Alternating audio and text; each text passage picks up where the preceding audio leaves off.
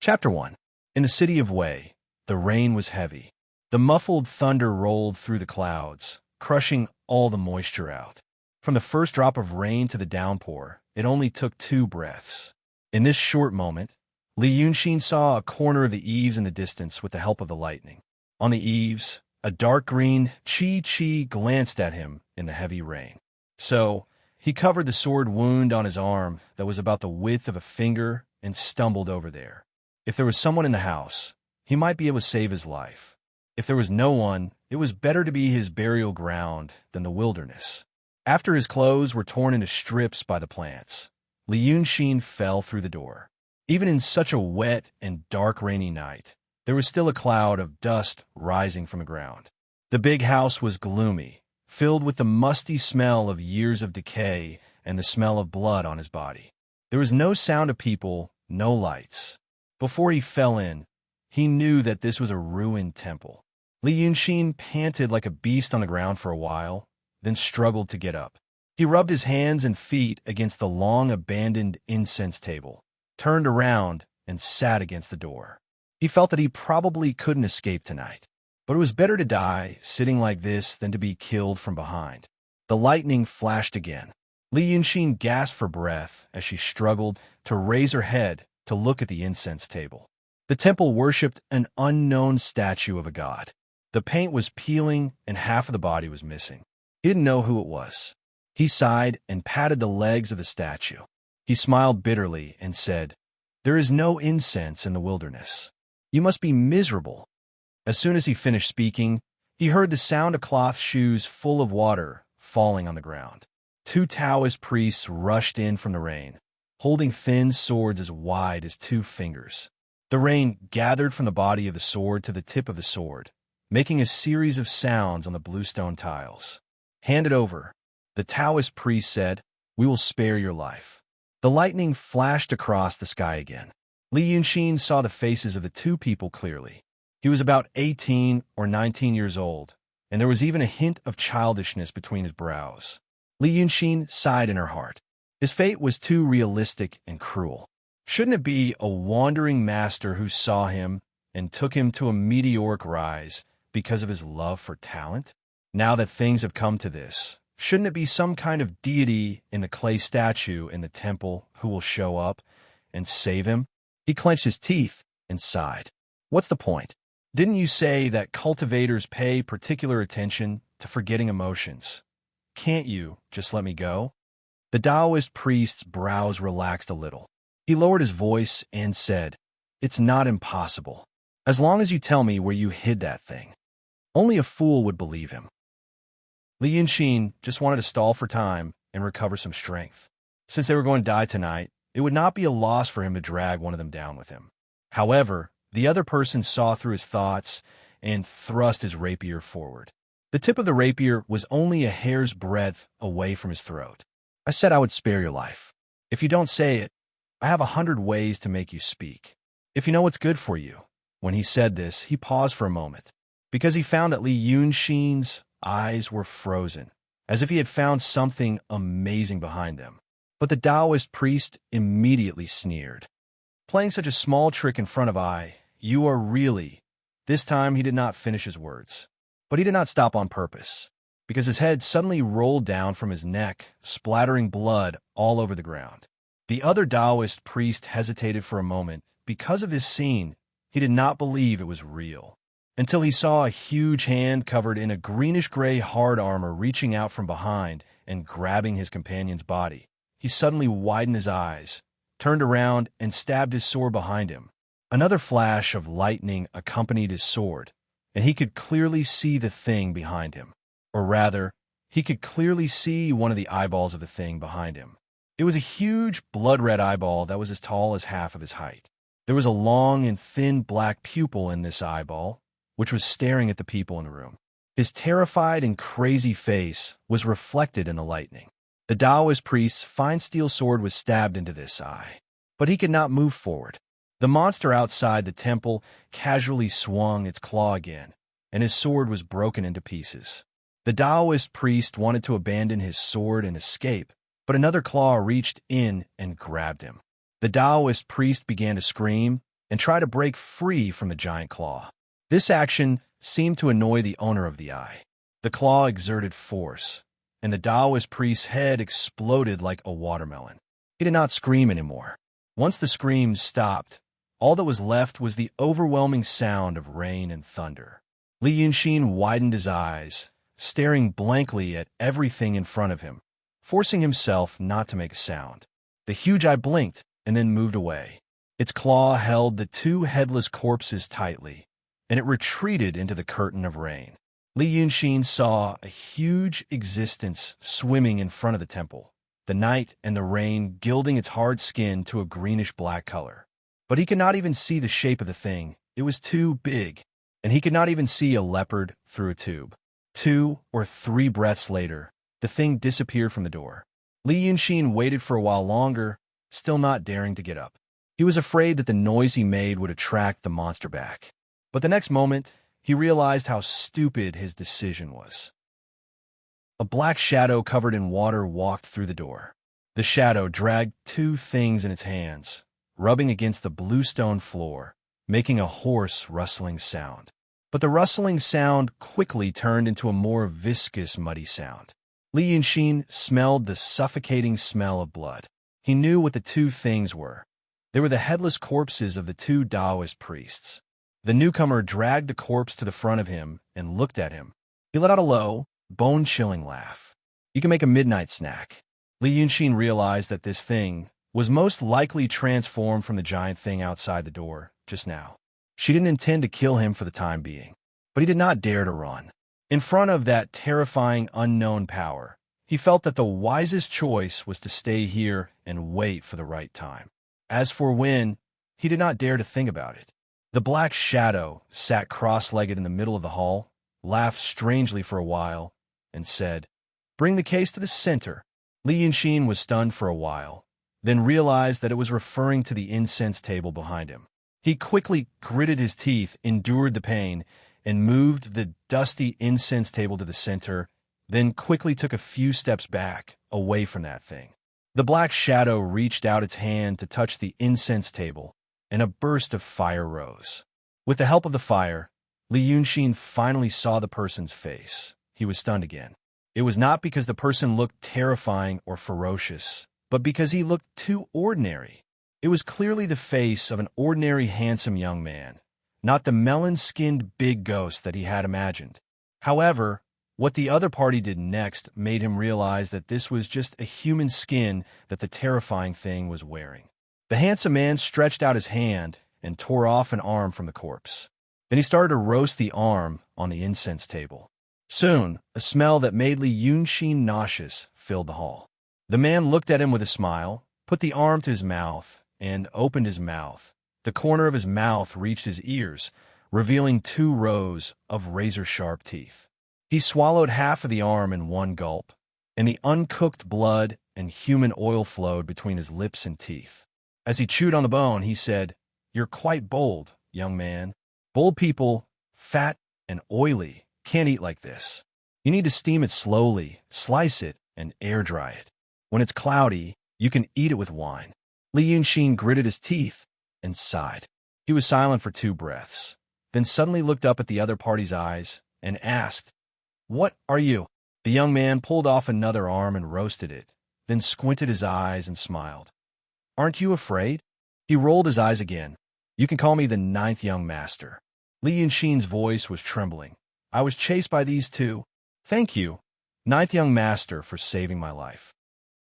The 9th young master grinned and laughed strangely. "No need to thank me. I will eat you tomorrow. You can thank me with your body." Li Yunxin gritted his teeth, took a deep breath, and said, "The 9th young master saved me tonight. It is fate between us. If you eat me tomorrow, it will be a pity." The young man laughed strangely. "You idiot! Do you think you are qualified to be fated with me? You are just a—" As he said this, he suddenly stopped laughing. Not only did he stop laughing, but he also frowned, as if Li Yunxin had suddenly become a monster, and he was immortal. The 9th young master stared at Li Yunxin for a while and blinked his eyes. "Strange, strange. You have an interesting fate." He shook his head, looked at Li Yunxin again, and said lazily, "Then I will spare your life for now." The cold wind outside blew in with the water vapor, making a whooshing sound, and the fire flickered. Li Yunshin's heart beat violently along with the fire. He survived for now. However, he knew that the reason why he was able to survive was perhaps because his life providence was truly interesting.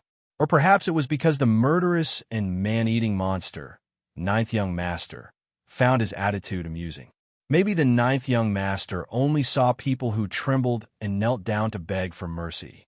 He was afraid that the horrible monster would change its mind, so he forced himself to move to the side of the fire and tore off a piece of cloth from a corpse. The Ninth Young Master looked at him in surprise, but didn't say anything. Li Yunshin used his fingers and teeth to wrap up the sword wound on his arm. Then he turned over the corpse and took out a few sorghum cakes from his waist bag. The cakes were wet and soft, soaked not only by rainwater, but also by blood. The Ninth Young Master stared at him with interest with his narrow and dangerous eyes. Li Yunshin picked up the Taoist priest's thin sword on the ground, skewered the cakes, and roasted them over the fire like the Ninth Young Master. When the biscuit was slightly charred, Li Yunshin plucked one from the sword and brought it to her mouth to take a bite. With a slight cracking sound, the burnt aroma and flatbread filled his mouth. But he tasted something else, something different. It was the taste of human blood. He chewed and swallowed it without changing his expression. The Ninth Young Master suddenly clapped his hands and laughed. "What a wonderful person! I've seen a human devil who liked to eat the flesh of his own kind, but not as interesting as you." Li Yunshin felt that he had figured out the Ninth Young Master's temperament, so he mustered up his courage and said, "I've never heard of a human devil. The Ninth Young Master is experienced and knowledgeable, I think." Before he could finish his words, a sudden clap of thunder sounded above his head, and the ground seemed to tremble. The clap of thunder seemed to have startled the Ninth Young Master. He put down the human meat in his hand, stood up, and looked up. After a while, he suddenly frowned, and immediately turned into a cloud of black wind, leaping out of the door. Seeing it go out, Li Yunshin did not hesitate this time. She picked up the thin sword in her hand and rushed into the curtain of rain with all her might. Then, she ran into the dense forest with all her might. Chapter 2. Li Yunshin ran non-stop in the forest for 6 hours before he finally fell to the ground. At this time, the sky was clear and the morning sun was shining in the east. He heard the sound of rushing water and knew that there was a river nearby. So he rested on the ground for a while and forced himself to look for the sound. He slowly walked towards the river and finally saw it. It rained heavily last night. The muddy water rolled down with dead branches and rotten leaves. It was not wide, but it was enough to make him lose the courage to cross the river. On the other side of the river, there was a building with green tiles and white walls. It must be a town. Li Yunshin wanted to go to that town to find some food and drink. But first, he was unable to cross the river. Second, he was worried about the demon-like Ninth Young Master. In fact, he was a man-eating demon. He thought it was better this way. If the demon wanted to chase him again, he would definitely go to the nearby town. Then he didn't stop and continued to walk down the river, going a little further. If an ordinary person fell into such a situation, he probably could not survive in this forest for more than a few days. But Li Yunshin had a treasure. It was the treasure that the 2 dead Taoists wanted him to hand over. He lied to the 2 Taoists that he hid the treasure somewhere. So they chased him all the way and did not really kill him. Now that he thought about it, he felt a little confused. The 2 seemed to be Taoists who lived in seclusion and did not understand the ways of the world. Why would they come to kill him and steal his treasure? Because the treasure was actually hidden under the soles of his shoes and stepped on it. It was funny that the 2 Taoists searched him after catching him, but did not pay attention to his shoes. Probably the 2 Taoists did not dare to think that the clear jade slip, which they regarded as a treasure, would be so casually hidden by Li Yunshin in such a place. That was simply blasphemy. The so-called translucent jade slip was in fact a translucent jade slip. It was the size of a palm, rectangular and transparent like a piece of glass. Maybe his parents really wanted him to live a stable life and never mention this thing to him when he was alive. It was by chance that he found some clues left behind by his parents and dug it out from a small mountain behind the village. After that, he was very disappointed. It looked ordinary, and in this world, it was at most a very pure glass that was rarely seen. As for how he knew about the translucent jade slip and more about his parents, he had to start from the time the two Taoist priests disguised themselves and found him. But now was not the time to reminisce about the past. Li Yunxin had to force himself to move forward. He did not want to be caught and eaten by the demon. He still wanted to live. This was the first time he had seen a living monster. At that time, he was so terrified that he couldn't even spare the time to be shocked. Only now did he start to feel the lingering fear, and it was getting stronger and stronger. It turned out that such a thing did exist in this world, and there was even a possibility that it was eyeing him from behind. This emotion and the desire to live stimulated the potential in his body, and he walked for 2 whole days. On the 3rd day, at noon, he saw a bridge. Moss grew on the piers of the stone arch bridge that spanned the river. The river was no longer as turbulent as before. It had become clear and shallow. An old man was fishing on the other side of the river. Water plants floated in the water, and transparent fish and shrimps played in the water. Further away, there was a small town with smoke curling up. Li Yunxin's heart relaxed, and he almost fell to the ground. But he still forced himself to take a breath, staggered on the stone bridge with his sword, and went into the town.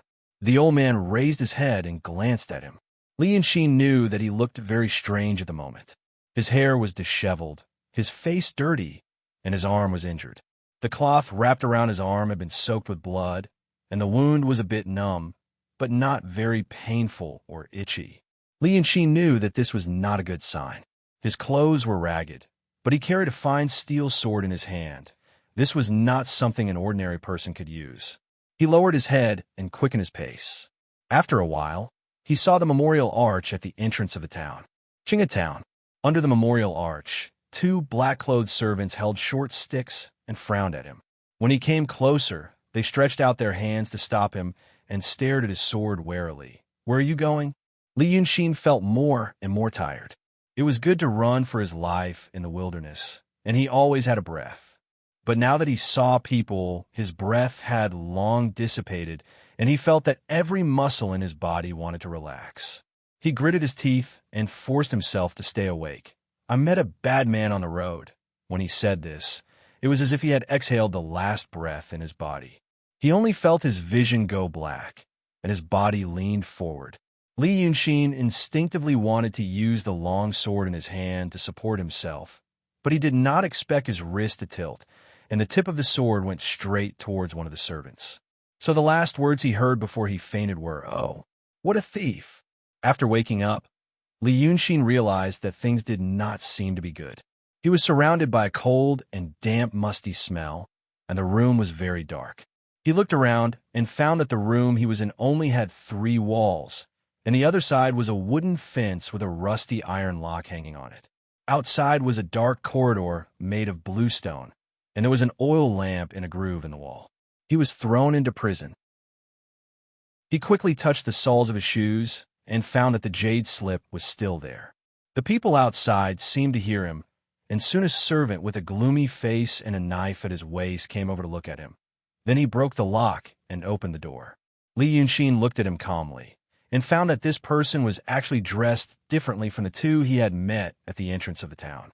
There was a green peacock feather on his black hat, and although it was a little bald, it still meant that this was the county's constable. At least in this town, he was a big shot. The constable's surname was Xing, and his first name was Li. Recently, because of a matter, he was in a bad mood. Last month, the county magistrate's son took people to the spring hunt and went into the wild forest on the other side of the Qinghe River. He did not come back that night, but 3 days later, Hunter Exen, who had accompanied him to the mountain, came back alone. The old man was covered in blood, and his hair was unkempt. He told everyone he met that the county magistrate's son and 2 servants had been caught and eaten by demons. When Constable Xing arrived with his men, the old man had already gone crazy and could not ask a second question except that one. He had heard of demons, But it was like hearing that someone suddenly had a photographic memory after a serious illness for 3 years. Who would believe that such a thing could happen to their own family? If someone died, they would say that they had been caught and eaten by demons. What was the point of law and discipline? Moreover, the person who died was his own son. The county magistrate was furious and threw Hunter Exine into prison and strictly ordered Constable Xing to arrest the murderer within a time limit. Constable Xing stared at Li Yunxin's arm and said, "That's a sword wound." Then he looked at Li Yunxin's eyes and said, "You killed someone. It was the sword in your hand that hurt you. That sword shouldn't be yours." Li Yunxin shook his head and said, "I didn't kill anyone. It was just self-defense. I met a demon." A strange expression appeared on Constable Xing's face, and he increasingly felt that his guess was correct. This youngster was too calm. Even if an adult woke up and found himself thrown into prison, he would panic for a while. But not only did this youngster not panic, he was also very calm. It could even be said that he felt somewhat at ease. In fact, 3 days had passed since Li Yunxin fell into a coma. The reason why he hadn't woken up earlier was that a terrible thing had happened in Gai County upstream of the Qing River. The remains of 2 Taoist priests were found in an abandoned temple. It seemed that they had been killed and then roasted and eaten. There was a broken fine steel sword at the scene, exactly the same as the sword the youngster was carrying. Some unusual things were found on the youngster's body: talismans, pen, and paper, as well as some strange bits and pieces. Constable Xing went to Gai County and felt that things were gradually becoming clearer. This youngster might be a painter, a crazed painter. He ate people. With this inference, many things seemed to be perfectly explained. Now, he only needed to prove that he had the ability to kill and eat people. Today was the last day of the county magistrate's deadline, as long as he had the ability. "You're a painter and know some evil magic," Constable Xing said. "We found some things on you. That's why you killed and ate people in Gai County. And even earlier, you killed the county magistrate's son." Li Yunxin sighed in the dim light, feeling that his hunger was about to destroy him. But he still felt a little at ease. At least here was much better than in the wilderness. He didn't have to worry about the 9th young master coming to eat him, nor did he have to worry about being hunted down. "I've lived in a mountain village in Dingzhou since I was a child. My parents taught me a few tricks. If you say I'm a painter, maybe I am. But I didn't kill or eat people." Saying this, he sighed again and didn't say anything else. He thought for a while and raised his head. "Actually, it's useless for me to say anything. I guess you might need a scapegoat. Well, no matter how you deal with this matter, I guess the execution will be after autumn. It's only spring. I need some medicine and something to eat. If I die, you won't be able to explain yourself." Xing Li's frown deepened. He stared at Li Yunxin for a while, then turned around and walked out of the door. After locking the door again, he couldn't help but ask, "Is what you said true?" Li Yunxin spread his hands. Xing Li didn't understand what this gesture meant, but he could guess that the other party was expressing his helplessness. "Where's the monster?" "You won't believe it either," Li Yunxin said. Xing Li walked out. In the corridor, a servant dressed in black came up to him. "Chief Xing, how is it? That young man isn't simple. He's quite a character." Xing Li hesitated for a while and said, "What a pity. Go and put up a notice that there are bandits nearby. Tell the townspeople not to go into the mountains." "Yes. Last month in Qinghe, 3 days ago in Gai County." Xing Li thought to himself that he must have slowly drifted away along the river. He probably wouldn't come back. Chapter 3. Qinghe County had 3 towns under its jurisdiction. The county government was located in the largest town, Qinghe Town. The county magistrate, Shun Zhima, had a son 20 years ago and had no son 20 years later.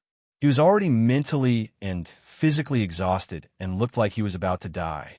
The only thing that kept him from falling ill was his desire to arrest the murderer who killed his son. Right now, his hair was in a mess. He stared at Xing Li for a while before asking faintly, "A painter." "A crazy painter," Xing Li said. "We found talismans on him, as well as a brush and paper used for painting.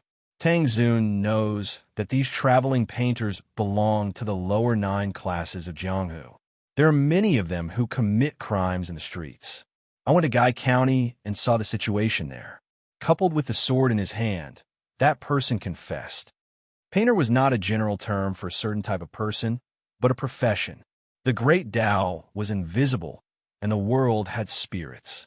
But people believed that invisible spirits could be solidified through certain means, through books or paintings. Books were like talismans. Most of the Taoist priests were proficient in the art of talismans, and their ancestors were known as the master of calligraphy. Together with the master of sword, they were known as the two sages of the world. As for paintings, they were just paintings. Those who knew a little about Taoism would use ink and painting as a medium to steal some of the spirits of the world and seal them in paintings, which more or less had some effect. But people in the secular world did not respect painters as much as they respected Taoist priests. In the eyes of today's knowledgeable people, there was not much difference between those guys and the swindlers peddling life-saving Jindan on the streets, or just slightly better.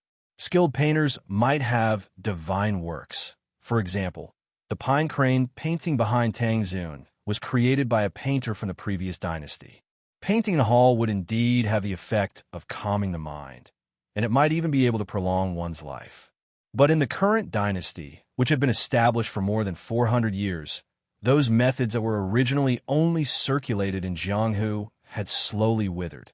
After all, painters were not like the Taoist priests under the master of calligraphy or the swordsman under the master of sword. They did not have the protection and inheritance of Dao Tong or Kenzo, so it began to become a mix of good and bad people. It was rare to see someone with real cultivation. Most of the rest were just swindlers who relied on foolish men and women to earn money. His son had died in the hands of such a lowly painter. Looking at his expression, Xingli added, "He's a young man with some cultivation. However, he had actually done such a heinous thing. My condolences, old lord." After a long while, the magistrate heaved a sigh of relief and said, "There's no need to go to court tomorrow." Xingli was taken aback for a moment before he understood. "Yes," said he, "and tonight he will break out of prison and run away." "My lord, are you going to watch it personally?"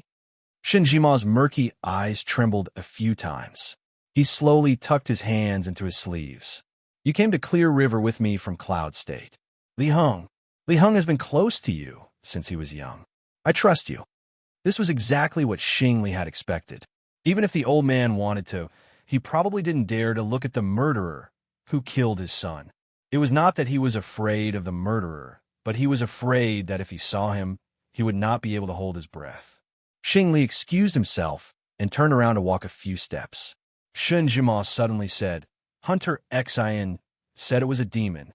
Xingli turned around and said in a low voice, "I think old Xian was so scared that he went crazy and spoke without thinking. What difference is there between cannibals and demons and beasts?" He paused and took a deep breath. "Li Heng always called me Big Brother Xing. I have always treated him like a brother. Li Heng's enmity, there is no need for Darren to say, even if I have to risk my life, I will avenge him. Fortunately, the heavens have eyes. Today." His voice choked up as he spoke. He took a deep breath to suppress his emotions and apologized. "I have been rude, my lord. Go. Shinjima's tears flowed down his face as he waved his hand. "Don't let him die too quickly."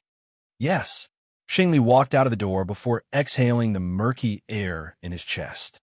A breath ago, he had appeared to be in so much pain that he could not control himself.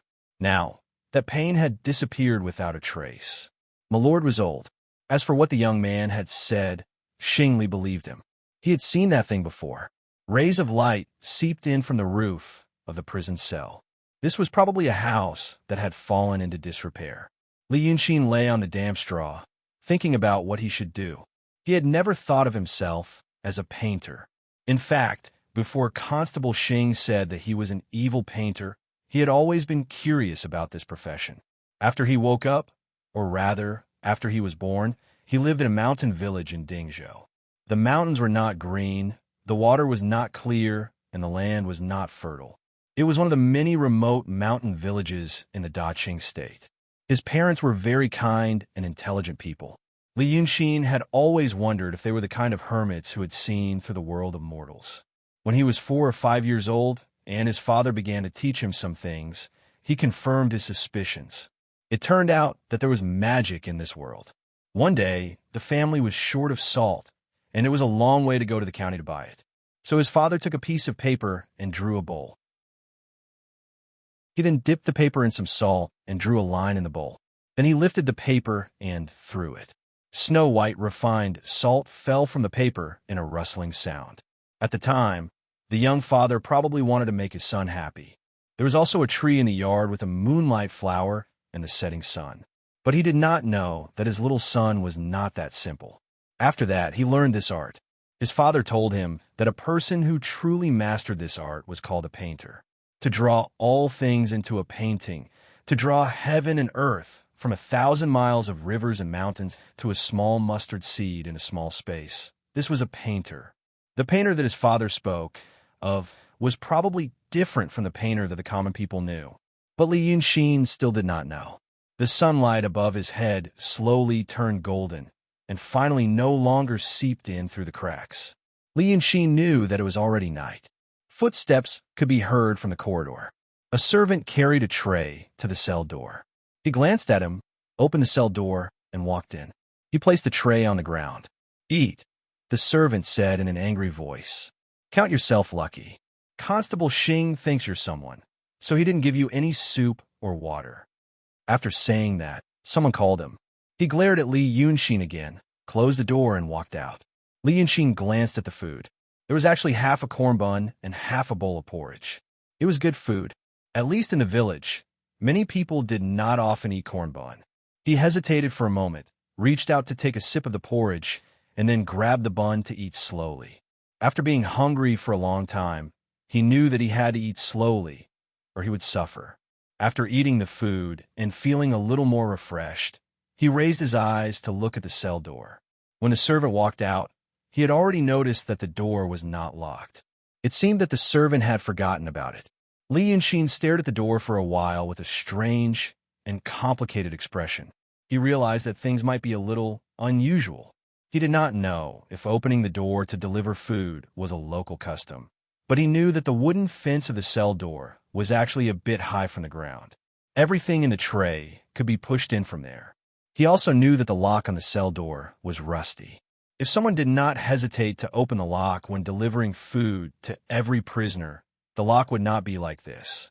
In other words, the servant deliberately opened the lock and came in, but deliberately forgot to lock it.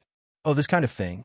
Perhaps a genuine 14-year-old boy would not be able to figure out the reason, but Li Yunxin was not a real 14-year-old boy. Constable Xing wanted a scapegoat. If it were him, he would do the same. The prisoner would escape and then be killed, and the case would be closed. No one would have to put in so much effort to catch a monster. He heaved a sigh of relief when he thought of this. At least from now until he walked out of the door and into the night, no one would disturb him. So, after eating and drinking his fill, Li Yunxin found a comfortable spot in the pile of straw and fell asleep. However, at this moment, the two officials hiding not far away could not be as comfortable as him. The two waited for a while, but did not hear the expected sound of the door being pushed open or footsteps. That kid didn't see? It's a teenager, probably. Damn it, silly goose. Say something. The servant in black sighed and shouted, "Watch the cell door. We'll go drink later. Let's go, what else can go wrong?" The other person said. The two finished their act and waited for a while. Finally, they heard sound. It was just snoring. Damn it, this silly goose. Chapter 4. Li Yunxin slept for 2 hours. After waking up, he felt more energetic, and the wound on his left arm seemed to have healed. It shouldn't be an illusion. After all, other than those things, he had learned many ways to strengthen his body when he was young. According to his father, only with a good body and enough qi and blood could he better control the Reiki of heaven and earth. Then it was time to go out. This was beating him at his own game. But even if he didn't go, someone would drive him away. 2 hours should be enough to wear out their patience. He felt that it was best not to refuse a toast to drink a forfeit. But after going out, he felt that he still had to adapt to the situation. Although he didn't know what was going on outside, Li Yunxin felt that it couldn't be more dangerous than being chased by the two Taoist priests and the ninth young master. Speaking of which, the two Taoist priests had real skills. Just a few talismans were enough to force him into a corner. If it hadn't rained for a few days, and he hadn't tried to destroy the talismans in their hands, he probably wouldn't have reached Qinghe County today. He got up, flexed his fingers, and made a few strange movements to loosen his muscles and bones. Then he pushed open the cell door and walked out. He didn't hide like an escaped prisoner. Instead, he walked out calmly. As he walked, he looked at the Qinghe prison. This was the first time he saw a prison. When he walked past a certain place, he purposely slowed down his footsteps and glanced at a door on the side with interest. After he walked past the door, the two servants hiding behind the door looked at each other. This person? What's going on? He walked so calmly. Didn't he know that he was escaping from prison? He took a look. Did he notice us? Strange. Let's act according to plan. We'll send him to Chief Xing later. The two were silent for a while. Suddenly, one of them said, "Did he really kill and eat people?" A faint chill crept up his spine. After leaving the prison, there was a field outside. In fact, there were lights not far away. This prison was probably built on the edge of the town. In front of him was a forest, and the night breeze blew away the damp, rotten smell of the prison. Li Yunxin stopped at the door and looked left and right. He found that there were people closing in on him from behind and in front of him. Blades flashed in the darkness. He could clearly see that Xing Li was walking at the very front. Including the two behind him, there were a total of 5 people. He reckoned that he probably wouldn't be able to escape with his skills.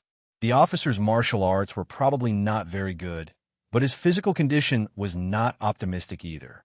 Then he said, "You didn't do it very well. You got me to take the blame, but how do you know that the monster won't appear again? When the time comes, you'll have to kill a few more people, and you'll be badly battered." If I were you, I would think of a way to solve this problem once and for all. But whether it's a monster or a strong person, you probably know that you can't beat them, so you don't want to take the risk. So, you want to see if your luck is good enough. Maybe that guy will go far away after killing a few people. What happens elsewhere is none of your business. Xing Li stopped a few steps in front of him, a blade in his hand. He frowned as he sized up Li Yunxin, not understanding why this youth was so calm. His tone of voice was more like that of an experienced and astute adult man. Because of the other party's actions and his own original intentions, he made some adjustments to his original plan. He couldn't help but say, "Solve it once and for all. Don't tell me you have any other way." He didn't expect the other party to answer. It was only because the other party was different that he couldn't help saying this. But he heard the youth say, "Yes, I might have some way." Xing Li sneered. He heard the youth say again, "You've seen that guy, haven't you? Otherwise, you wouldn't have looked for me so irresponsibly. You should at least try. Now you look like you're scared." Xing Li was silent in the darkness for a moment. He clenched the blade in his hand, and a complicated anger and sorrow appeared in his voice. "Who are you?"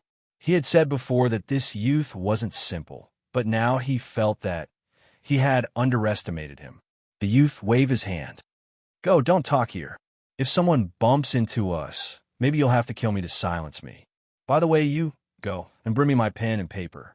He turned around and gave an order to a servant behind him. He took the lead and walked into the forest in the west. The servant looked at Xing Li in a daze. Xing Li frowned and thought for a moment. He said in a low voice, "Go and get it first." The momentum of the 5 people was taken away by him, but it was mainly because Xing Li had something on his mind. He followed behind Li Yunxin for a few steps, but he felt that it was really inappropriate, so he took big strides with his blade and walked side by side with him. Li Yunxin stopped in the forest. Xing Li couldn't help but ask again, "Who are you?" Li Yunxin smiled. "Didn't you say that I'm a painter now?" "Now? What about before?" Before." Li Yun thought for a moment. "Psychiatrist? But you don't understand. Now let's talk about this. I saw that thing. At that time, I was chased by 2 Taoist priests." As he spoke, Xing Li still held his blade and looked at him vigilantly. 3 servants surrounded him with sticks. He spoke with great emotion. When he talked about the ninth young master killing people and eating people, the four people's faces twitched. They looked quite uneasy.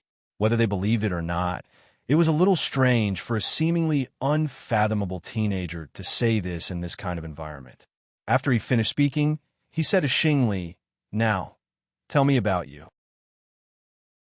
This time, Xingli thought for a long time and said in a low voice, "Do you really have a way? But you're just a painter." At this time, the servant brought Li Yunxin's pen and paper. Li Yunxin stretched out his hand. The servant was stunned and looked at Xingli. But Xingli seemed to be in some kind of mood and had no time to be distracted, so he didn't say anything. Thus, he sent someone to hand the item over to Li Yunxin for some strange reason. He came late and didn't hear what Li Yunxin said before, but he felt that there was no harm in giving the things in his hand to him. He was just a painter. He had dealt with this kind of people many times. Most of them were swindlers. Only a few of them had a little skill, but they were limited to spending a few days to draw a so-called calming and purifying painting. It looked good, but it was hard to say how effective it would be. So he didn't believe that this strange teenager could turn the sky upside down with these things. "I have a way," Li Yunxin said lightly. He reached out to take his things and looked at them. Everything that should be there was still there. This subtle tone made Xingli feel inexplicably at ease. He let out a long breath and waved his hand. "You guys step back."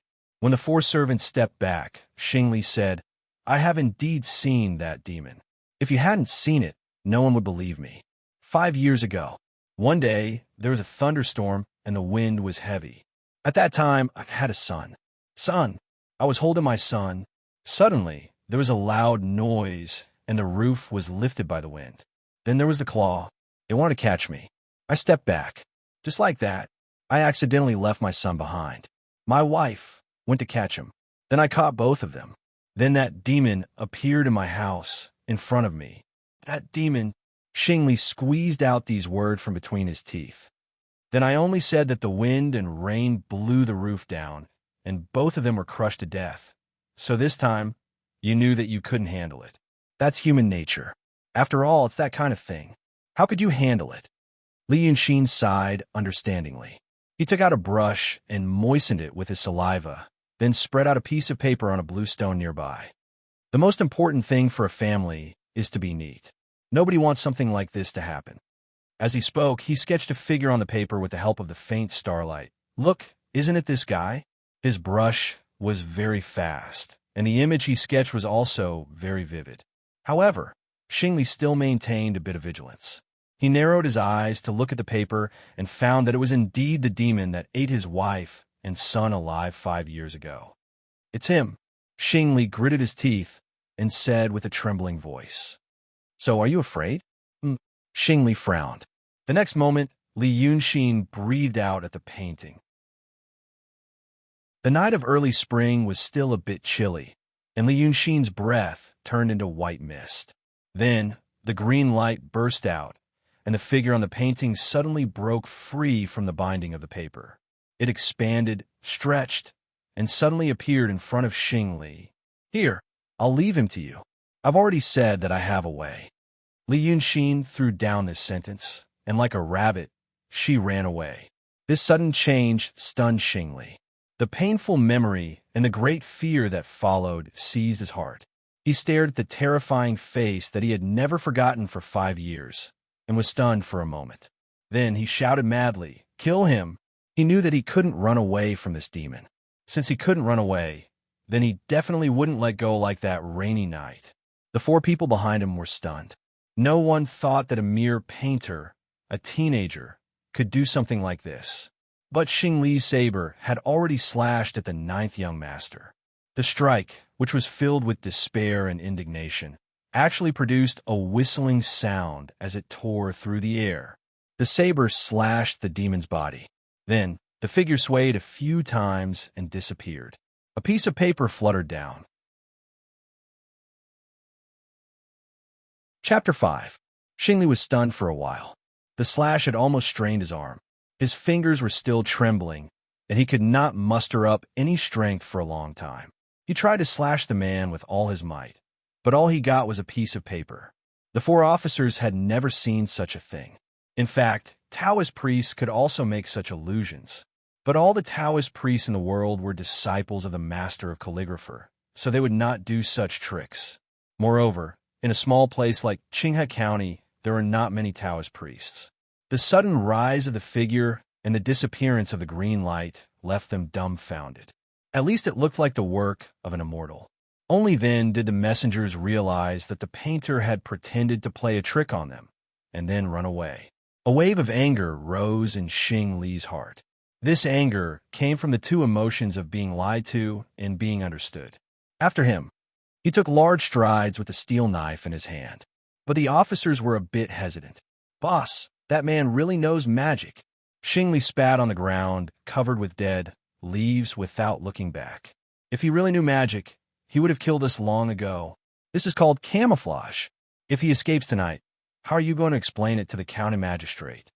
In fact, he was not thinking about the county magistrate. He wanted to catch the boy and break his arms and legs. How dare he?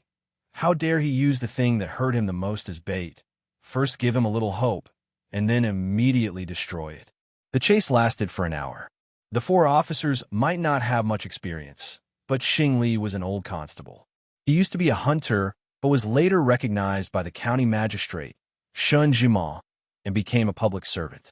Because of this, the traces left by Li Yunxin were very clear to him, and he knew that he was injured. He should have been able to catch him quickly. However, things were out of their expectations. Within an hour, the young man was actually leading them in circles. They were near the forest, and he did not run further. It looked like he was lost.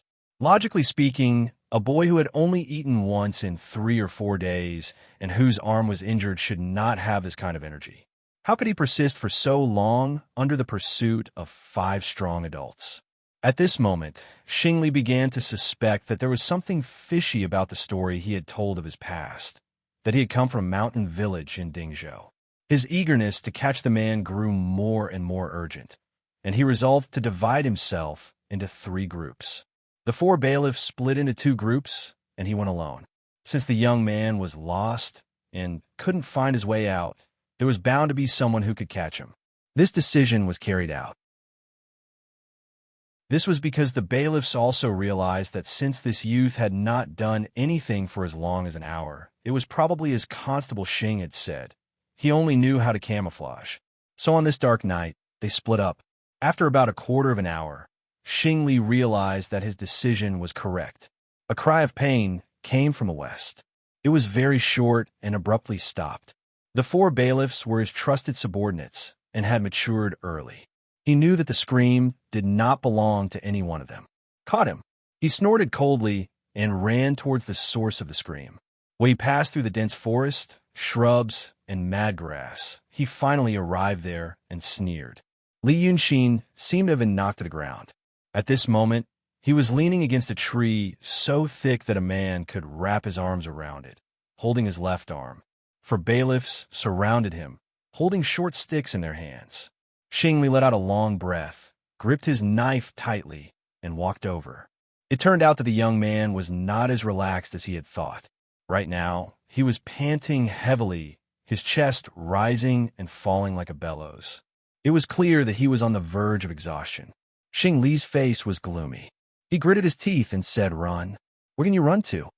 Li Yunxin held his arm and leaned against the tree trunk. He tilted his head and said weakly, "You look quite angry. You dare lie to me, you little bastard." Li Yunxin sneered, "You're crazy. I didn't provoke you, didn't offend you. I was just passing by your precious land when you caught me, and then you wanted to kill me. From start to finish, it had nothing to do with me. Now, because I didn't want to be killed by you, you have a heart of glass? Do you think everyone in the world is your mother?" Xing Li didn't understand some of the words he said, but he knew it wasn't anything good. But he didn't want to talk to him anymore, afraid that a long night would bring trouble. This young man might not have any other skills, but his real skills were probably in his mouth. So Xing Li silently held his knife horizontally, took a step forward, and raised his hand to chop down. At this time, the young man suddenly called out, "You're finally here." Xing Li noticed that his eyes were looking behind him. He was shocked, and immediately realized that the young man's clumsy methods were just a bluff to make him turn back. So he only hesitated for a moment and then continued to chop down. But this moment of hesitation gave Li Yunxin time to react. He tilted his head, and the knife chopped down on the tree trunk. Xing Li snorted coldly, pulled out his knife, and chopped again. Then he heard the sound of something tearing, like a heavy sack falling to the ground. A warning flashed through his mind. He immediately held his knife horizontally, turned around, and took a step to the side. He saw the scene behind him.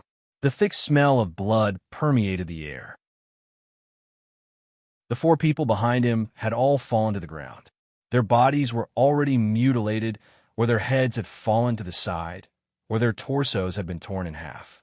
Blood flowed out like a spring, quickly soaking a large area of the ground. It was just the time of one breath. This wasn't something a human could do. A great fear gripped his heart. He had to force himself not to close his eyes, raise his head, and focus his mind. Only then would he have the courage to look at the figure standing not far away. In the darkness, he could see a handsome face, as smooth as jade, wearing a cloud-embroidered robe, standing with his hands behind his back. His clothes fluttered in the night wind, not tainted by the smell of blood. Xing Li recognized this face. He would never forget it for the rest of his life. 5 years ago, the owner of this face had eaten his wife and child in front of him, then with a wave of his sleeve, disappeared into the clouds. It was that demon. His nightmare had come true. He was sweating profusely. His undergarments were soaked through in an instant. The scenes of the past kept flashing through his mind in a state of chaos. Xing Li's eyes widened, and his throat gurgled. But his survival instinct prevailed. He immediately ducked to the side of Li Yunxin and put the knife on his neck. "Don't come closer," he said in a hoarse voice. "Don't come closer. If you come closer, I'll kill him. I'll kill him." The ninth young master stood there without moving. He looked at Xing Li and Li Yunxin with interest. Then he raised his hand and pointed at the young man. "Did you do this?" "I had no choice." Li Yun smiled bitterly and spread his hands. "Otherwise, I'd be dead. I don't even have the strength to move now. Besides, aren't we friends?" "Friends?" The ninth young master laughed strangely. "What's that?" "It's like, we met on a rainy night, you saved my life, and we had a good talk. Then tonight, I remembered you. Although we're not familiar with each other, I thought you might be able to help me, so I asked you to come." Li Yunxin didn't care about Xing Li's trembling hand. He smiled and said calmly, "Although I'm afraid you'll eat me, I'm still willing to believe you. That's a friend." The ninth young master thought for a while and laughed in the night wind. "Seems like not eating you is the right choice. You're such an interesting little thing." Li Yunxin grinned. He heaved a sigh of relief in his heart. It's finally here. The great Tao is formless, and all things have spirits. Painters put all things in the world into their paintings and integrated the little bit of spiritual qi into their paintings. Something like spiritual qi should be extremely sensitive to some beings. He had tried to put the ninth young master into his painting, so he lent him some spiritual qi. Whether he was a human or a demon, since he seemed to be omnipotent, he must be extremely sensitive. His father had told him about this, but tonight was the first time he did it, and he was right. As the two of them spoke, Xing Li was left to the side. He naturally felt that the situation wasn't good, and it was a little strange.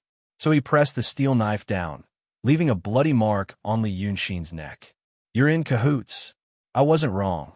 Li Yunxin frowned slightly and looked at him. "You're guilty. Tell me, are you ruthless or cowardly? The person who killed your wife and son is right in front of you, and you come to argue with me. You're so tolerant, but you're really ruthless to yourself. So you took it out on me, and your little heart couldn't take it anymore, so you flew into a rage." He slapped the ground and shouted, "Think of your wife and son, dead, right in front of you. Even if you continue to be a coward like a dog tonight, you won't be able to live. You killed me, and you'll still die. You watch your wife and son die, and you haven't learned anything yet. You want to drag someone to die with you. You're going to die today anyway. Do you want to die as a dog, or do you want to be a man and try to wield your knife? Your wife and son are watching. Xing Li's breathing became heavier, and the knife in his hand trembled. The ninth young master tilted his head, and he seemed to be more and more interested. Are you afraid now? Are you afraid? Are you very afraid? Are you more afraid when you think that you might die? Are you still thinking of running away to live? I'm telling you, there's no chance today. You're dead. If you have the guts, take a deep breath now. Yes, take a deep breath like this and don't think about standing up and rushing over to kill. Kill, kill, kill. Go now, 1, 2, 3. Go. I'll kill you. Xing Li jumped up from Li Yunxin's side like a red-eyed wolf. When Li Yunxin counted to 3, Xing Li swung his knife at the ninth young master. There was a puff sound. Xing Li's head flew up. Chapter 6. Interesting. How'd you do it? The ninth young master waved his hand to get rid of the blood between his fingers. I know every word you said was in the same rhythm as his breathing. You even counted 3 times accurately. But how did you do it? Li Yunxin touched his neck. The wound wasn't deep. He spread out his hands. I told you not to kill me. The ninth young master sneered. You little thing, you still want to negotiate with me. Don't you know I should be angry? I'm not negotiating with you. I'm begging you, Li Yunxin said. There are many people who want to eat people, but not many people are as interesting as me. It's actually quite simple. Everyone is afraid, but they also have courage. It's definitely scary for 1 person to kill a tiger. It's not so scary for 10 people to kill a tiger.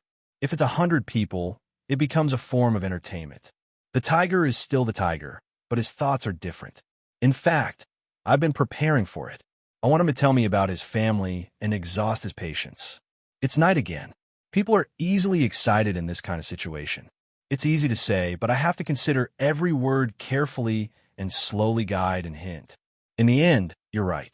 Every word I said was in the rhythm of his breathing. I gave him an order at the last 1, 2, 3, and I didn't give him a chance to think. He was hinted at by me before, and now he follows my rhythm. Everything will be done naturally. The ninth young master thought for a while. It sounds easy, but it's hard to do it, Li Yunxin said. Ordinary people can't do it without systematic training. So you see, I'm so interesting. Interesting, you are interesting. Ninth young master frowned and looked at him maliciously with his pale yellow eyes. So, I find you interesting and don't want to eat you because you did that? Li Yunxin spread out his hands and smiled honestly. Maybe, but it doesn't matter. You're so strong. You're so strong that killing is like playing. Even if I'm a scheming B***TCH, I can't hurt you. So, he said sincerely, don't eat me, okay? The ninth young master looked at him and thought for a while. Then he laughed and said, all right, but what is the scheming watch? Li Yunxin pondered for a moment. Something like a secret manual of martial arts. For example, it's a secret manual of my skill. I've heard of Chu Shi Biao and Zhou Biao. The ninth young master didn't seem to be interested in these things. He waved his hand and said, you owe me a life. Yes, you owe me your life. He repeated himself, as if this statement was very novel and interesting to him. He even laughed to himself. When I'm bored, I come to find you. If you make me feel bored, I'll eat you. After saying this, a cloud of mist suddenly appeared on the spot. His large sleeves spread out in the mist, and the scale's cold light suddenly appeared. The mist soared into the sky and disappeared into the night. After a quarter of an hour, Li Yunxin finally heaved a long sigh of relief. 1 day, 2 days, 3 days, 4 days, 9 days. Yes. He leaned against a tree and slowly recovered his strength as he talked to himself. That's what happened. I'm about to start a magnificent life. 9 days ago, he was still in Dingzhou, in a mountain village in Dingzhou. That day it was noon. He was sitting in a rattan chair under a tree in the courtyard, taking a nap. Sunlight shone through the gaps in the leaves and formed round spots of light on his body. His parents had passed away a year ago. He felt sad about this. Even if 2 strangers took good care of him and spent 12 years together, he would still have feelings that he couldn't let go. Furthermore, they were truly his birth parents. Thus, even though he felt that he shouldn't spend the rest of his life muddle-headed in this mountain village, he still stayed. The custom of the Daqing state was to mourn for the death of one's parents for 3 years. For him, this time was too long, but under the current circumstances, it didn't seem unacceptable. He was only 14 years old. Although he already looked like an 18 or 19-year-old youth because of his strong body from a young age, he still hadn't figured out what he was going to do. Just like in the history of the other world he was familiar with, the Da-Qing state had scholars. In the eyes of the secular world, studying and becoming an official was the highest rank. Everything else was a small path. However, his parents seemed to have an aloof sense of superiority towards studying and becoming an official. They never placed much importance on this path of advancement. Although their family of 3 was publicly recognized as the only scholarly family in this small mountain village, Li Yunxin knew from a young age that the path his parents had walked should be even more mysterious and unfathomable than studying and becoming an official. He had skimmed through the classics and history, but he didn't put much effort into it. He was more interested in the skill his father had once displayed when he was 2 years old, turning paper into salt. However, after his parents felt he needed to remember things, they never displayed that kind of ability again. They only dictated some things to him and taught him some things, but they never systematically introduced anything to him.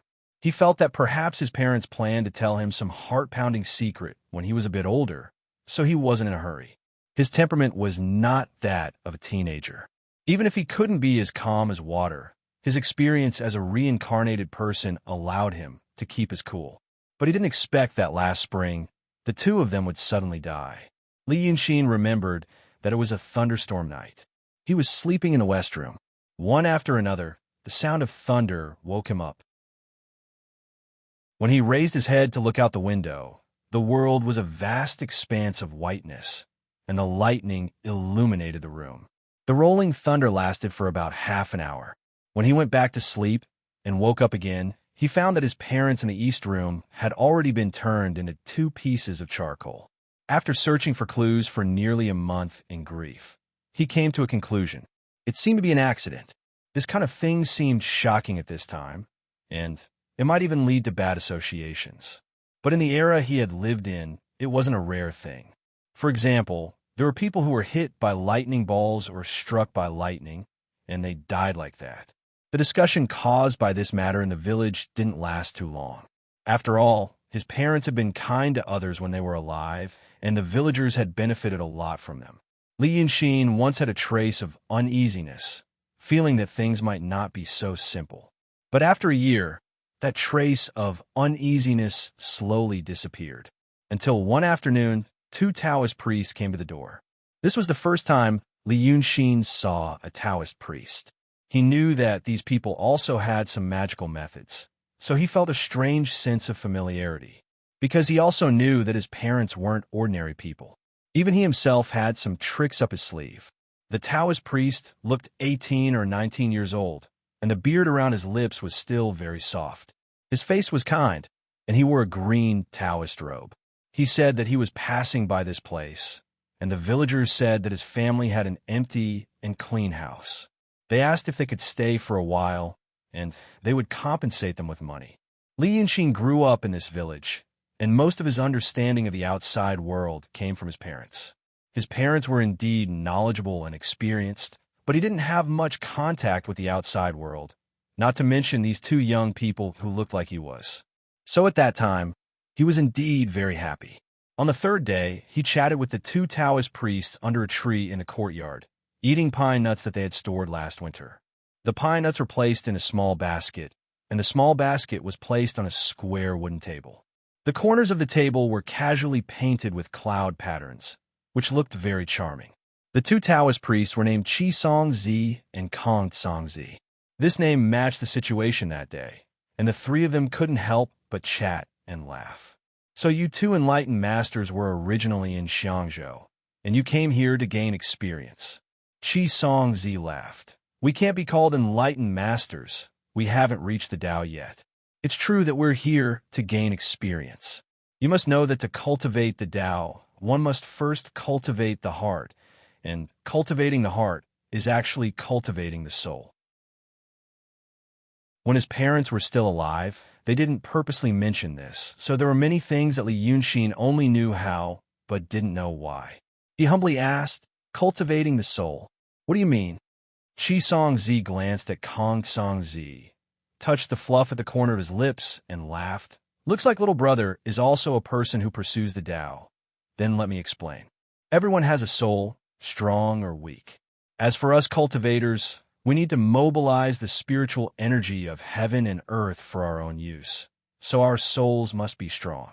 Only when our souls are strong enough can we use great magic power to extract the spiritual energy of heaven and earth. As for the method to cultivate the soul, actually sounds very simple. It's to pass the tribulation. Pass the tribulation. Li Yunxin was startled. Qi Songzi laughed. It's not as scary as it sounds. The great Tao is formless, and the Taishang forgets emotions. Actually, people in the secular world are also passing the tribulation, and most of them are passing the tribulation of love. Look at those brave and fierce people in the marketplace. They get angry, and their faces turn red at the slightest disagreement. Look at those scholars and beauties. They hate because of love. They get hurt because of love.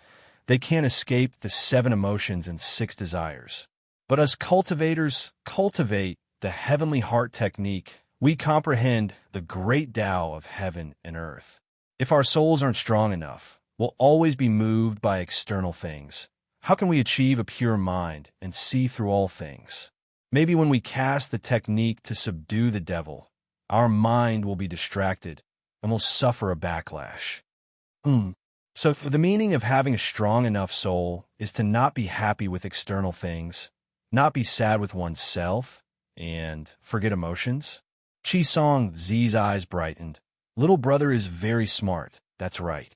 The state of absolute oblivion is the state that cultivators like us dream of. So, cultivating the soul, abandoning the 6 desires, you first have to know what the 7 emotions and 6 desires taste like. Most of them, right? Qi Songzi shook his head. Not really, not really. For example, love. There is love between men and women, either happy or sad. The happy ones are willing to sink into oblivion, not seeking to be freed. The sad ones, before the pain reaches the heart, there's always hope. These 2 kinds, even if they know what love tastes like, they still can't pass the tribulation. You have to wait until you feel happy and sad because of love, until you're tired of it. Then you'll understand that love is nothing more than this. From then on, your heart will be free, and you'll be at peace. Li Yunxin peeled a pine nut and nodded. Oh, it's eating until you want to vomit, and you don't want to eat anymore. But I feel that there are many kinds of love. For example, liking a cat or a dog is different from liking a woman. Feeling sad because you lost money is also different from feeling sad because you were slapped in the face. There are so many kinds. How long will you have to go through the tribulation? Sigh. That's why people say life is bitter and short.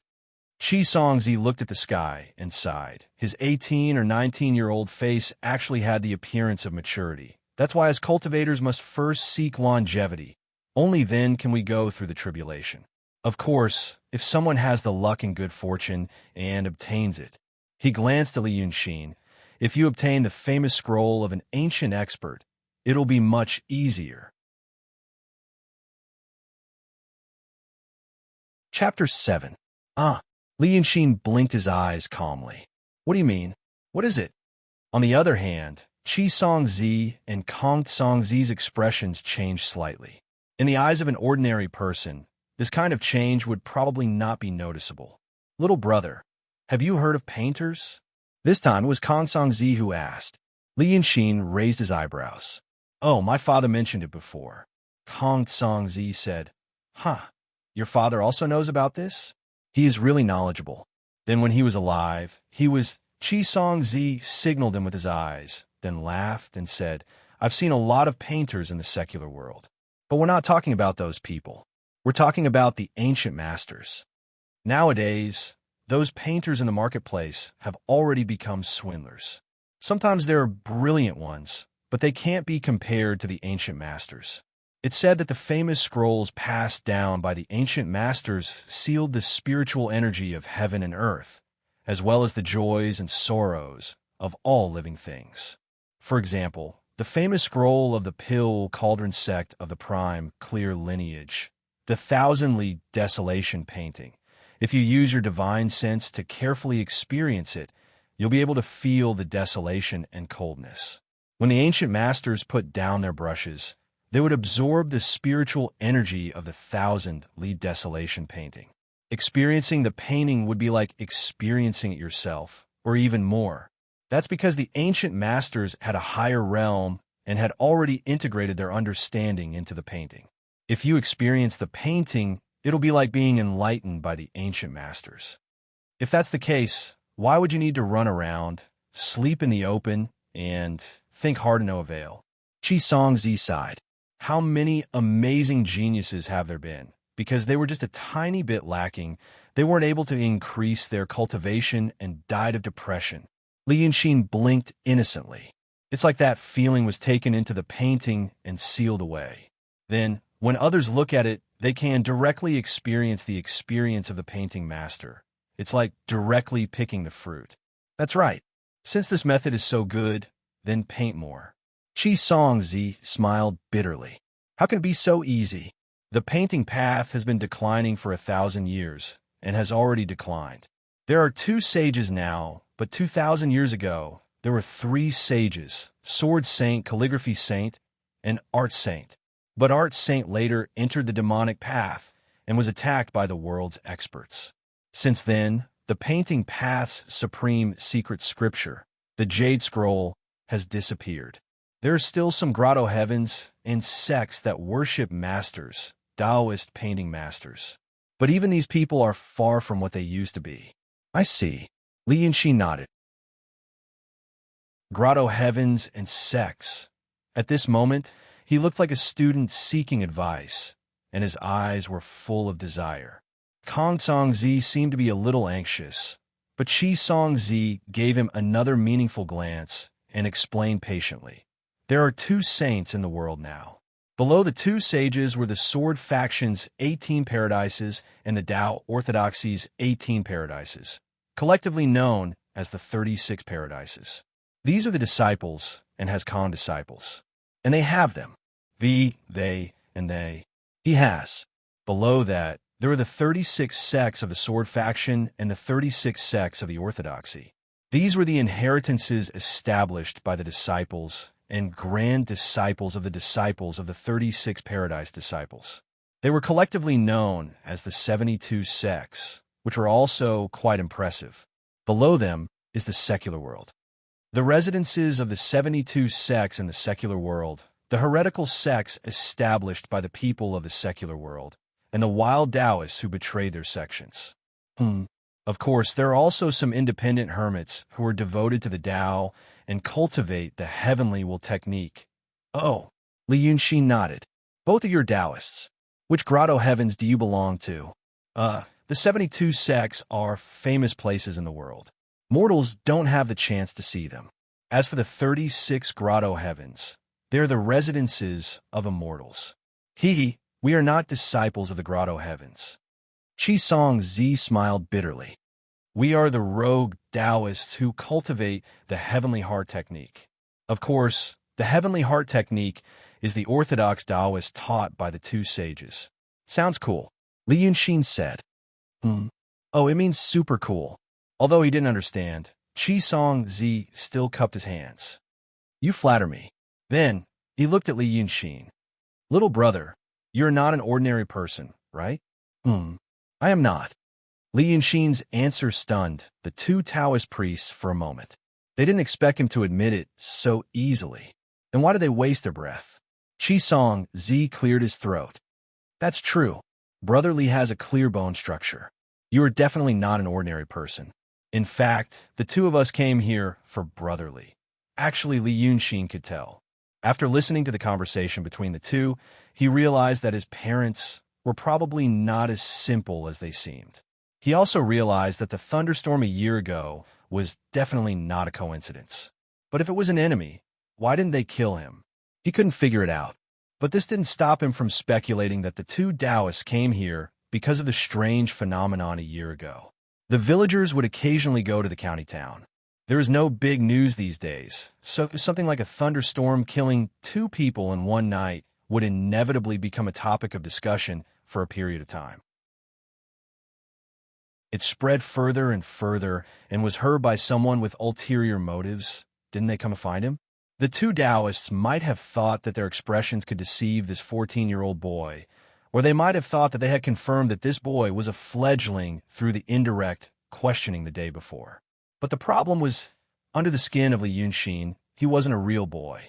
At this time, he felt that his parents probably thought that if the 3 of them could live peacefully in this mountain village for the rest of their lives, they wouldn't tell him too many things. They were teenagers, after all. If they knew too much, they would always cause trouble. If one day there was a sudden change and they couldn't live peacefully, then there was no harm in telling him in detail. But they didn't expect that they would meet such an ending and die. Thinking of the magical power his father had displayed, and then thinking of what the two Taoists had just said, a shocking and exciting speculation appeared in Li Yunxin's mind. Painting saint, painting Tao, painting master, the enlightened jade slip. That painting Tao manual, could it be with his parents? Ha! These 2 little Taoists, did they come to find treasures? Li Yunxin replied to Qi Song Zi. Came for me? Yes. Qi Song Zi said seriously. A year ago, there was a thunderstorm here. We heard about it, and knew that there might be a numinous treasure appearing. Brother Li's parents met with misfortune because of this. I was also very sad. But since it has come to this, and seeing that Brother Li is a person with a Tao bone, I will tell you the truth. Treasures are good things. If it's gold and silver, people in the secular world can enjoy wealth and splendor, and it can be considered as making the best use of it. But if it's something else, such as Daotong numinous treasure, Kinzo divine weapon, and so on, then it's not something ordinary people can afford. For example, if little brother obtains some Daotong numinous treasure, but you don't know the cultivation method, and you don't know the heavenly heart technique, then you're just like trash. Why don't you offer that numinous treasure to a certain sect, or even a grotto heaven? On one hand, you can make the best use of it, and on the other hand, maybe you could become a real disciple of the Taoist sect, a deity among immortals, and it will be of great benefit to you. The 2 of us came here because... Wait. Li Yunxin frowned and waved his hand. It means that you think that my parents and I are not ordinary. Then something happened, and you think that I have a treasure here. Qi Song Zi was slightly confused because of his attitude. He looked at Kong Song Zi and said, That's true, but the 2 of us just can't bear to see that numinous treasure fall into the secular world, and can't bear to see such a talented and intelligent person like little brother. Then here comes the problem. Li Yunxin grabbed the pine nuts in the small basket on the table and shook his head. Since you think that the treasure could be offered to a sect or a grotto heaven. Oh, you said before, wow, what a great sect. Then this thing must be very precious. Then, can you tell me what treasure you're looking for? I'll have an idea in my mind, and I'll go back to the house and look through it later.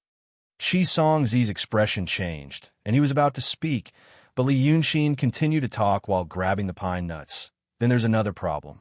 You see, you think that my parents aren't ordinary people, so according to normal logic, I shouldn't be an ordinary person either. Then you shouldn't have fooled me with the words you just said. But you still did it. This means that you got some information about me from somewhere, and you're sure that I really don't know anything? You're just a kid? First, you don't know my situation, and second, you don't know what treasure you're looking for. So, you killed the person who really knew and planned to deal with me? Haha, that's right. That's why you don't know what you're looking for. The 2 Taoist priests looked at each other, and suddenly felt that there was a trace of evil in this youngster in front of them. He didn't look like a 14-year-old boy, but more like an old monster. But what he said was the truth. How could he think of that? I also know that you 2 want to trick me into handing over the treasure and then kill me. Li Yunxin sat up straight and pointed at his own face. There are too many flaws on your faces. People say that your eyes reveal a fierce light, but your light can be used as a searchlight. Kong Song Zi suddenly sneered. Oh, you're right. You're right. We killed an old guy who was injured. It said that he came from the Daothong Grotto Heaven. That's amazing. But now you're just a kid from the mountains, no matter how much you know. Ha ha ha. Well, you think you have some tricks, but do you know the tricks of us brothers? Your parents are just two traitors of the true martial sect. They stole a treasure and fled here.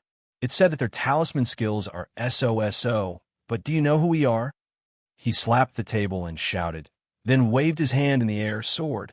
Out of nowhere, a 2-finger-wide fine steel sword pierced through the air and landed in his hand with a snap. Qisong Zi also stood up silently, and a steel sword appeared in his hand. The three of them were sitting around the table. At this moment, 2 swords were placed in front of Li Yunxin, blocking his way out. But when Qisong Zi stood up, he also slapped the table and suddenly stood up. Without showing any weakness, he shouted, "You want to know what's in my hand? Well, okay, I'll tell you, the treasure in my hand. Listen carefully. It's the secret book of painting, the translucent jade scroll. You two want this? Well, you want this? Okay, kill me, and take it.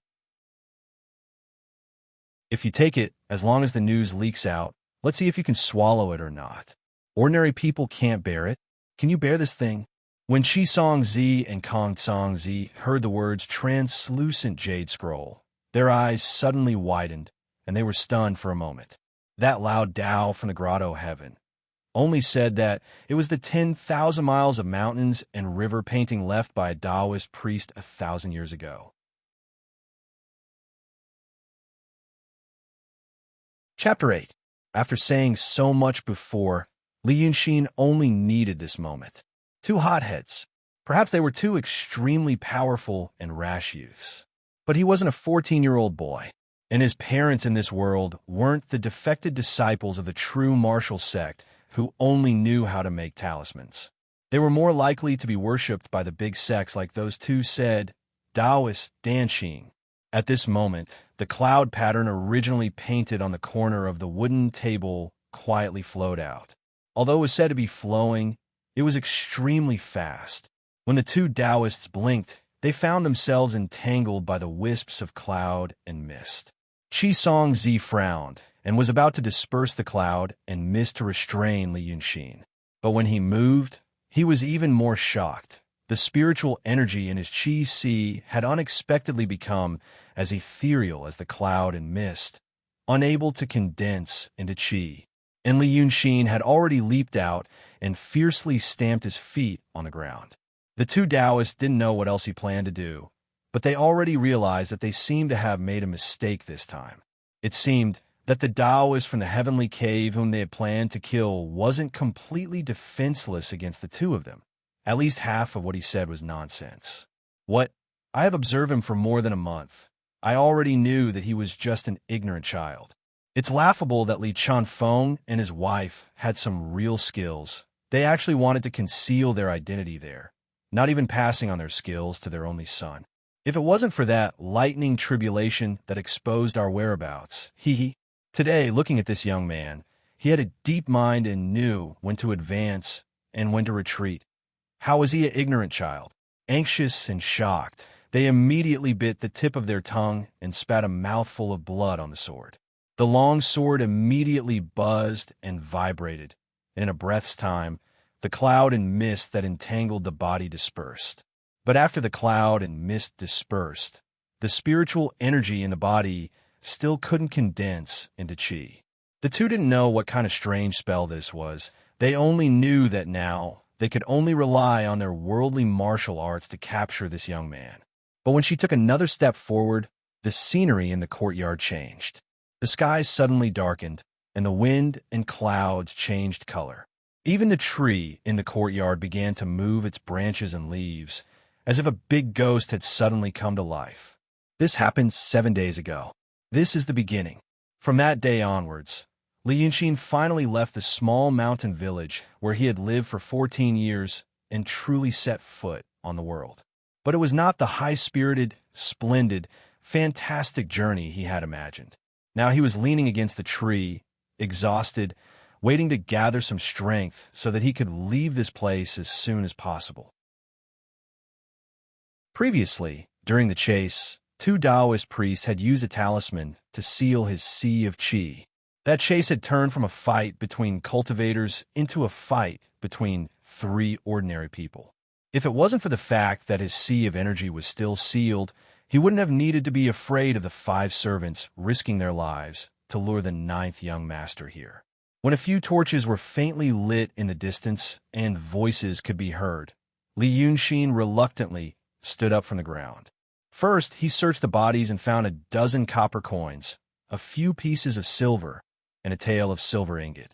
Then he stumbled down the river. Asterisk, asterisk, asterisk, weeping willows, white sand, beautiful scenery in spring. A group of people was walking along the river. 2 warriors on horseback led the way, followed by 4 young men with knives. Behind them were 3 large carriages with deep ruts, presumably carrying a lot of goods. There were also people on the 3 carriages, but the most eye-catching one was probably the girl in the last carriage. The girl was in her teens, wearing a short black dress. Her hair was tied into a ponytail, and a few strands of hair hung down from her forehead.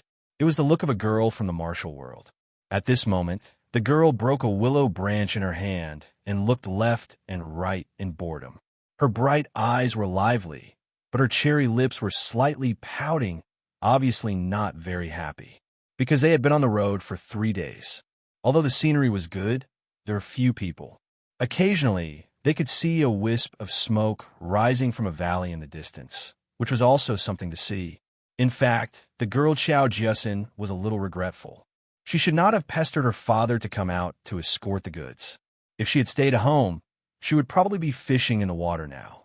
She would have found some transparent small fish and shrimp in the crock and watched them swim around every day.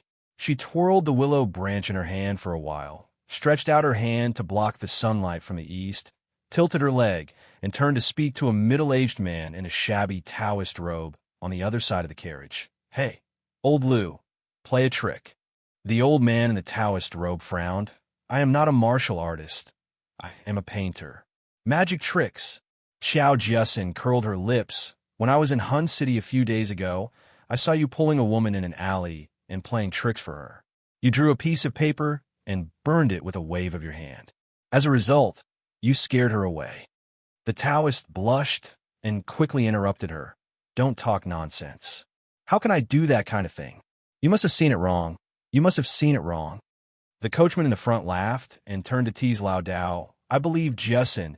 I also saw you enter the Jadeite house." Lao Dao's face turned blue again. I am the head of the Dongxian sect. How can I go to that kind of place?" The girl giggled again. I know. The Dongxian sect. Your Dongxian sect only has you." She was talking happily, but the carriage suddenly stopped. She looked forward and heard her father, Qiao Duanhong, who was riding on the horse, said in a low voice, "Who are you?" Qiao Jiasin's heart was thumping wildly. Was she being robbed? Was she being robbed? She quickly jumped out of the carriage and stretched her head to look, but only saw a teenager. A teenager dressed in green looked like a scholar, but there was a short knife hanging on his waist, which was a little strange. The teenager was standing on the side of the road, looking at them curiously. He even stretched out his hand and gave them a thumbs up, but no one knew what he meant. Qiao Jiasin was stunned for a moment, and her face slightly reddened, because she thought that the teenager was really good-looking. He was not like the people in the escort agency, whose skin was slightly dark and red because they live in the open all year round. The teenager's skin was very white, and even looked a little transparent under the sunlight. His clothes stuck to his body, and his whole body was slender, as if a gust of wind would sway. Blah, what nonsense! At this time, the teenager scratched his head and smiled embarrassedly. "That are you guys escorting goods?" Qiao Duanhong's eyes lingered on the short knife hanging on his waist for a moment, and then carefully looked at him. "Wei City's Hongfu Escort Agency." "Yes, we are escorting goods." The teenager seemed to be relieved and raised his hand to salute. "It's an honor to meet you. Nice to meet you. I'm Li Yunxin, and I'm going to City of Wei. Can I hitch a ride with you?" Qiao Jiasin couldn't help laughing. Although it was her first time escorting goods, she was used to seeing Jianghu people at home, so she could immediately see that this teenager, was a virgin. Of course, this was what her uncles called him. Every time they talked about those young masters who ran in front of them and pretended to be Jianghu people, she would also laugh. As for the word hitch, it was the first time she heard it, but she roughly knew what it meant. Of course, it was dangerous for a person to travel alone in the wild. Even if he didn't meet bandits, there would be jackals, wolves, tigers, and leopards. That old Taoist surnamed Liu was a hitchhiker. Xiao Duanhong slightly frowned and hesitated for a moment. In fact, he was a little worried that this teenager was a spy. Generally speaking, large groups of bandits would send out spies to blend in with the convoy before doing anything. Or they would use sleeping gas or laxatives. After the deed was done, they would send out a secret signal, and a group of people would come from somewhere. Of course, this was just hearsay. In fact, Hongfu Escort Agency only traveled from city of Luo to city of Han. Although they had been in danger for more than 10 years, they had never encountered that kind of situation. After all, this area was the hinterland of the Daqing state, and there was no place for large groups of bandits. After thinking for a while, Xiao Duanhong slowed down and said, "I'm Xiao Duanhong. I can hitch a ride with you." But he felt that this teenager was either a spy of bandits or a young master who sneaked out to have fun. Looking at his long and slender hands, it was obvious that he wasn't someone who built up his strength. His clothes were not luxurious, but he didn't look like someone from a poor family. He also looked relaxed and casual, so he probably had seen a lot of the world. If he was a child from a poor family, most of them would only be yes men and wouldn't have such a bearing. So he had to ask, hitching a ride cost money. He was afraid that this young master didn't understand. Unexpectedly, the teenager didn't wait for him to finish and took out a tael of silver from his sleeve and threw it to Xiao Duanhong. I understand. Is this enough?" Oh, he was generous. A tael of silver was enough for a middle-class family in the countryside to live for a month. At this time, Xiao Duanhong was more and more relieved. He grabbed the tael of silver and put it in his pocket. "It's enough. Young Master Li, go to the back. Choose a car." Li Yanxin cupped his hands and smiled, then walked over. Xiao Jiasin had already jumped back into the car and looked at him curiously. People in Jianghu were full of ups and downs, and the people who came and went in her house were all martial artists, so she didn't have the rules of a noble family. Usually, when she looked at teenagers of the same age like this, the thin-skinned ones would blush, and the calmer ones would look embarrassed. After all, she was a beautiful girl, and teenagers were at the age when they were most sensitive to certain emotions. But this one was different. He didn't blush, and he didn't look embarrassed. Instead, he looked at them with interest, as if it was something new. That was true. He had lived in a small mountain village for 14 years, and this was the first time he came out. Of course, he was more curious about the larger ancient world, the different world, and what kind of people and customs there were. When his eyes met Xiao Jiasin's eyes, he even smiled and nodded. Xiao Jiasin softly exclaimed in her heart and subconsciously lowered her head. But then she realized that her shyness was even more embarrassing, so she raised her head again. But the teenager had already jumped into the car. Xiao Jiasin felt the car sink slightly. He sat next to Lu Laodao. She felt a little lucky, but also a little disappointed.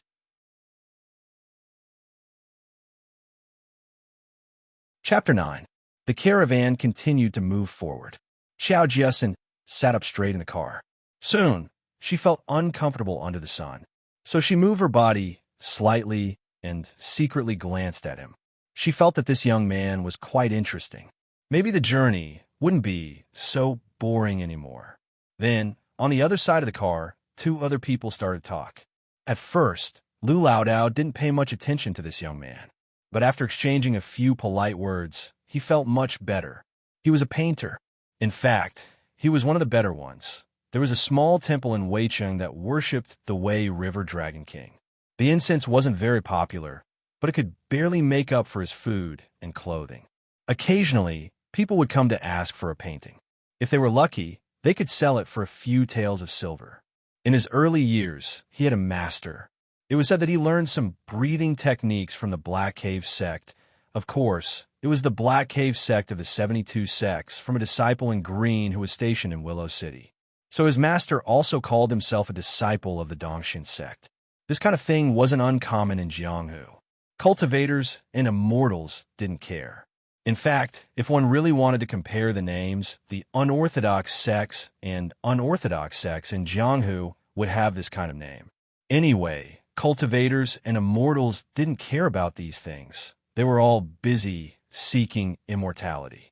Besides, there were only so many good and impressive names. There was no reason not to let others use them. So Lu Laodao called himself the leader of the Dongshin sect. Of course, his Dongshin sect was just a small temple. Although this noble identity wasn't very popular in Luo City, it was still enough to scare people and earn a surprised look. But the people from the Hongfu escort agency were also from Luo City. They already knew his background.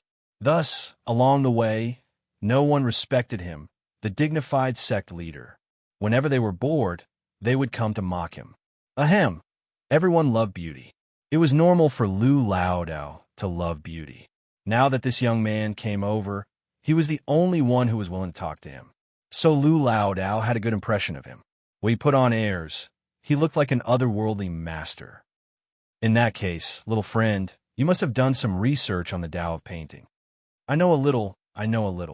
You are the senior expert. I am not talented, but after 36 years of teaching, I can be considered to have gained some insight. In Luoyang City, there are probably less than a handful of people who have cultivated to the state of consciousness. I is one of them. It sounds very powerful. Was an artistic conception.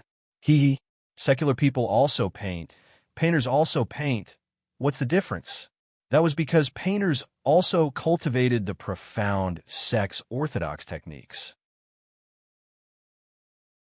Those who cultivate the proper dharma, gather spiritual energy, and cultivate to the point where they can mobilize the spiritual energy of heaven and earth with their thoughts are different from those of the secular world.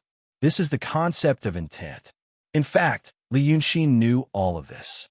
Although his parents did not tell him much, they had mentioned the 5 realms of profound truth void transformation. It was hard to imagine what kind of thoughts they had in the past. On one hand, they taught him to cultivate his body and qi, but on the other hand, they were afraid that he would know more. Probably at that time, they were also conflicted. Should they let their only son learn these things? Just like how people who practice martial arts could easily solve problems with their fists and attract trouble, they were probably also afraid that their son would learn well and not be able to stay in the mountain village. But although he did not know what level of cultivation they had, one thing was certain: no one would be willing to let their skills be buried. Perhaps it was because of this conflicted feeling that they had not decided how much to let him know. Unfortunately, it would probably be very difficult for them to have another chance. Just like what Lu Laodao had said, the state of consciousness could mobilize the spiritual energy of heaven and earth. It sounded great, but according to what Li Yunxin knew, it was useless, at least for painters. Painters in this realm could integrate spiritual energy into their paintings. Those paintings that could calm the heart and calm the house were all like this. Some small uses were better than nothing. Perhaps experts in the state of consciousness could do better. After all, there is a difference between looking at it makes one feel somewhat comfortable and looking at it makes one feel completely comfortable. But looking at Lu Laodao's clothes, he probably did not belong to the ranks of experts. It would be better when he reached the state of emptiness. At least he could shake the painting and create some illusion to scare people. The move he used to scare Constable Xing was the ability of this realm. When he reached the state of the outer fringe, it was no longer an illusion. He could actually summon something, but it would not last long. The reason why he asked Lu Laodao about this was because after these days of traveling, he realized that the painters in the secular world seemed to be different from the painters his parents spoke of. Yes, they were a little weak. Or rather, they were not just a little weak. Sometimes, Li Yunxin even suspected that his parents had made a mistake. Therefore, he wanted to find out how weak these people were. After listening to Lu Laodao's long-winded and respectful explanation of the 5 realms, mostly using the words "it is said," and perhaps with many mistakes, he realized that Qi Songzi was right. The art of painting had really declined, Luo City was considered a big city. There were 5 painters of artistic conception. Even though Lu Laodao managed to occupy a spot, there were still only 5 painters. As for the state of emptiness, according to Lu Laodao, it could only be seen in the capital city. Only high officials and nobles could see it. When they reached the state of the outer fringe, according to him, who knows if there is? Although painters are no longer people of the secular world, perhaps some of the predecessors also applied the 5 realms of Kinzo and Daotong, hoping that one day there will be such a connoisseur among our generation. Sigh, I am ashamed. It turned out that what Qi Songzi told him, what his parents told him, was not known by everyone. Perhaps there was an inside story to the decline of the art of painting. Otherwise, it would not be like this, as if the history of the past had been erased from the secular world. However, Lu Laodao felt that Li Yunxin was a person who pursued Dao with all his heart. Seeing that he listened to him so patiently, Lu Laodao's love for talent grew in him.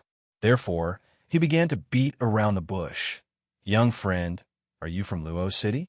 Where do you live? Li Yunxin pretended to sigh. It's a long story. My family has met with some unforeseen events, and now I am alone. I can be considered to have no parents. Xiao Jiasin listened attentively. She felt a little sad when she heard this, but she also felt slightly relieved. Lu Laodao was delighted, but his expression did not change. Oh? Then, what are your plans when you go to Luo City? Li Yunxin shook his head. Tell me as I go. Oh, my Taoist temple of the Dongxian sect is a peaceful place. Lu Laodao stroked his beard. Master, your cultivation base is profound. Naturally, it is a blessed place. Xiao Jiasin was a little anxious. She felt that the good-looking young man probably did not know what kind of place Lu Laodao's Taoist temple of the Dongxian sect was, and might be tricked into going there. Actually, the house was spacious. Her father always said that he did not have enough manpower and wanted to recruit more people. Lu Laodao was also a little anxious. The young man was smart, respectful, and devoted to Taoism. How could he not understand the meaning of his question? Xiao Jiasin could not help but want to expose Lu Laodao's background. But Lu Laodao was already on guard. He was afraid that when he spoke to the young man, the people from the escort agency would laugh at him again. Seeing Xiao Jiasin's eager look, he simply shouted, "Hey, idiot! Haven't you understood? Do you want to seek Taoism?" Such a shout shocked Xiao Jiasin and Xiao Sifu, who was driving. After drinking it, Lu Laodao felt proud. He felt that the words he shouted out in the nick of time. He had the demeanor of a master. Li Yunxin also seemed to be shocked, but after a moment of surprise, his face lit up. Can I really? Then, sitting in the car, he raised his hand and bowed deeply. Master, please accept a bow from your disciple. Xiao Jiasin and Xiao Sifu were stunned. Lao Dao was proud. He stroked his beard for a while and quickly pulled Li Yunxin's hand. He was afraid that his disciple would go back on his words. This young man admired and respected him, and his words were pleasant to hear. Most importantly, he was good-looking. In the future, when he went out, he would be able to make a scene. At least he would earn more money.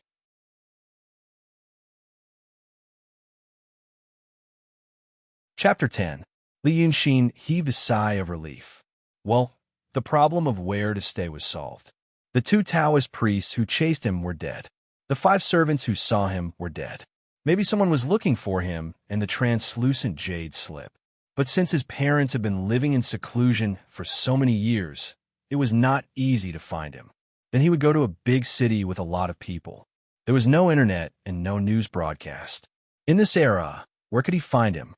He had to figure out what the translucent jade slip was, and then he could get rid of the shackles in his ocean of Reiki. Then, he could investigate some things. He could accept running away for a while. But how could he be worthy of this second life if he had to be restrained for the rest of his life? Xiao Sifu, who was driving the car, laughed. "Haha, little brother, let me tell you." Xiao Jiasin knew what he was going to say. He was going to say what kind of person Lu Laodao was. But she was a smart girl and was afraid that Li Yunxin would be embarrassed and annoyed if he knew the inside story. So she hurriedly said, "Fourth brother, Why do you care so much? Xiao Jiasin was fearless in the escort agency. Xiao Sifu was slightly stunned by her words, and then seemed to understand something. He winked at Jiasin, smiled, and turned to drive the car. Jiasin blushed and looked at the young man, but found that Li Yunxin was smiling and nodding at her. He hurriedly turned his head away as if he was possessed. What the hell? Miss Qiao thought, what's wrong with me? In fact, she wanted to tell Li Yunxin secretly at night when they settled down. That way, the young man wouldn't be too embarrassed. She thought of this good-looking young man's gentle and calm appearance, and she didn't want to see him embarrassed. So the convoy traveled for another half a day. When the sun began to set, they stopped to make a fire and cook. The road from Hun City to Luo City had always been peaceful, so there was no need to rush. Xiao Duanhong was always kind and generous to his family, and he ate 3 meals a day when he was outside. At this time, they set up camp on a gentle slope. The grass was like a carpet, and the stream was clear and slow. It made people feel as if the fatigue of the day had been swept away. Xiao Jiasin kept glancing at Li Yunxin, trying to find a chance to talk to him. However, Lu Laodao acted as if he had picked up a treasure and was afraid that it would be snatched away. He pulled Li Yunxin aside and told him about his family's affairs. Unexpectedly, Li Yunxin listened with great interest. The more Lao Dao felt that this cheap disciple of his was respectful and well-behaved, the more Big Miss Qiao felt that this good-looking youth was going to be cheated miserably. Xiao Sifu slowly walked to Xiao Jiasin's side and winked. Hey, look, you're so good-looking, but you're so stupid. Xiao Jiasin glared at him. You're the stupid one. Xiao Sifu smirked. After waiting for another quarter of an hour, Big Miss Qiao saw that the youth took the gourd on Lu Laodao's waist and walked to the river behind the slope to fetch water. She thought for a moment and blushed. She immediately kicked the grass in front of her and followed him, swaying left and right with her hands behind her back. The youth was half-squatting by the river to fetch water. Under the slanting sunlight, his hair was slightly red. Xiao Jiasin looked behind her. Xiao Sifu had been called by her father to tie a rope for another cart. Her heart calmed down. When she looked at the youth again, she suddenly felt a strange sense of tranquility in her heart. It was as if they were the only 2 people left in this small world.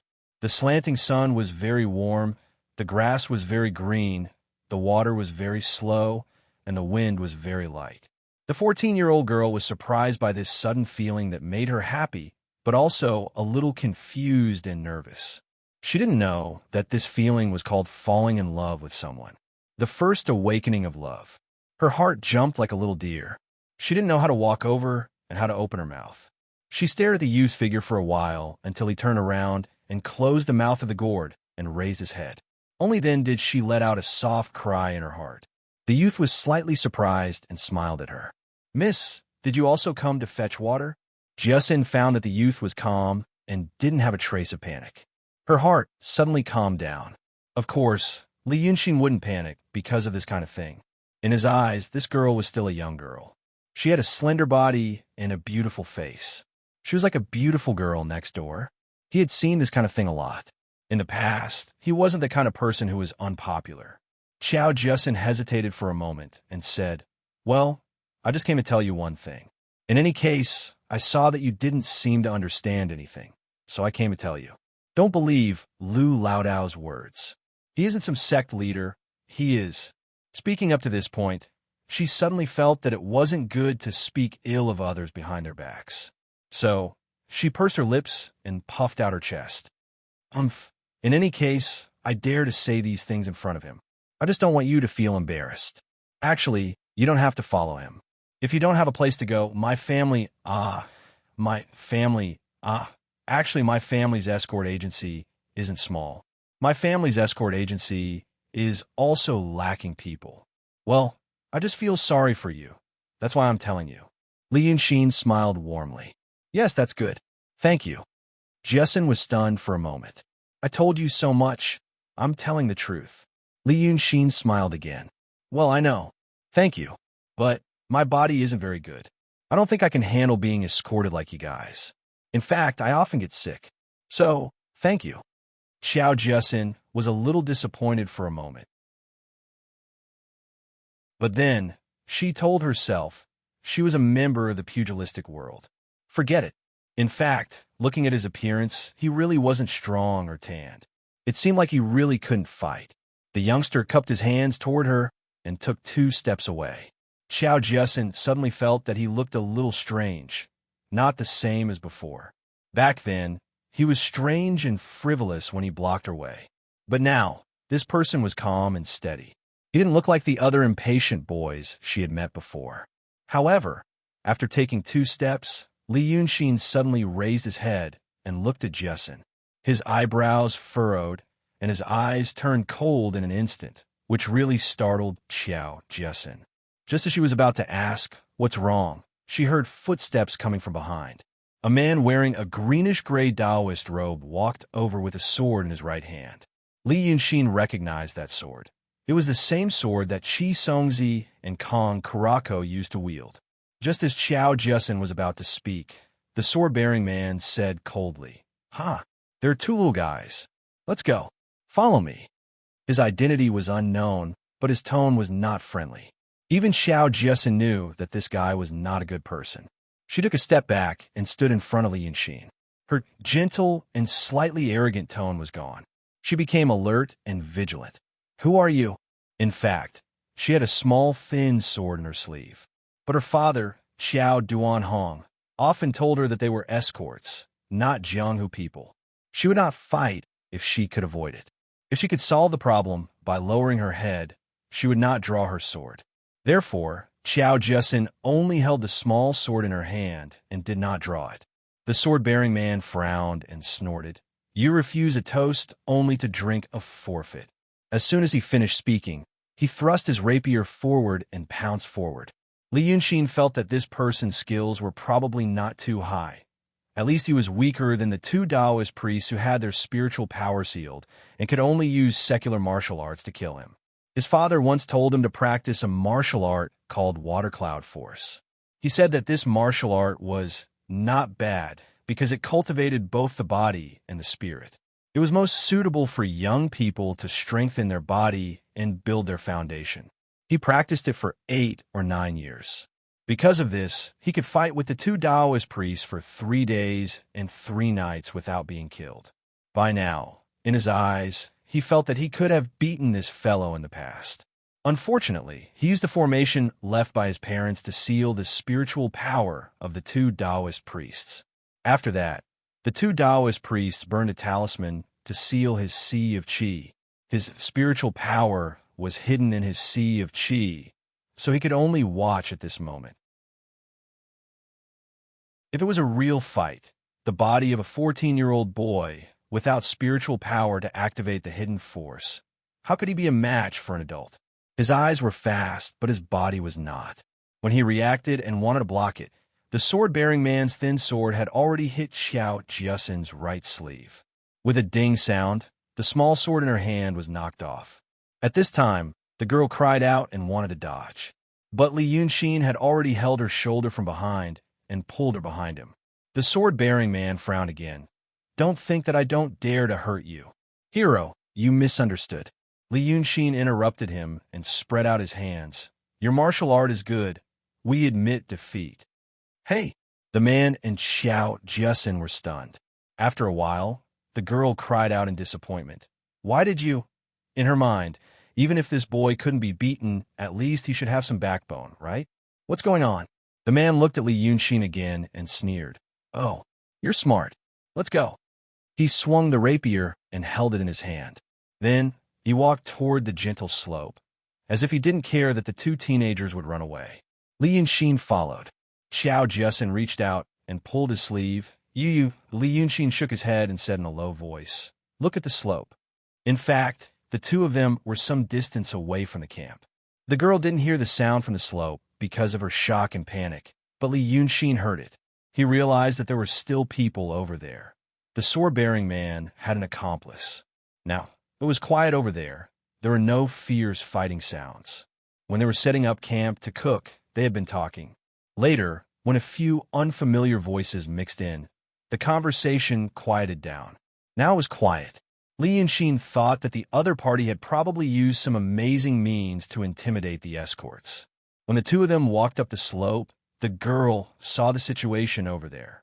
5 men in coarse Taoist robes surrounded the people of the escort agency.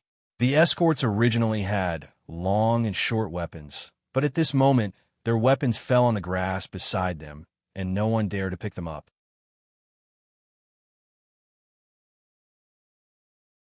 Chapter 11.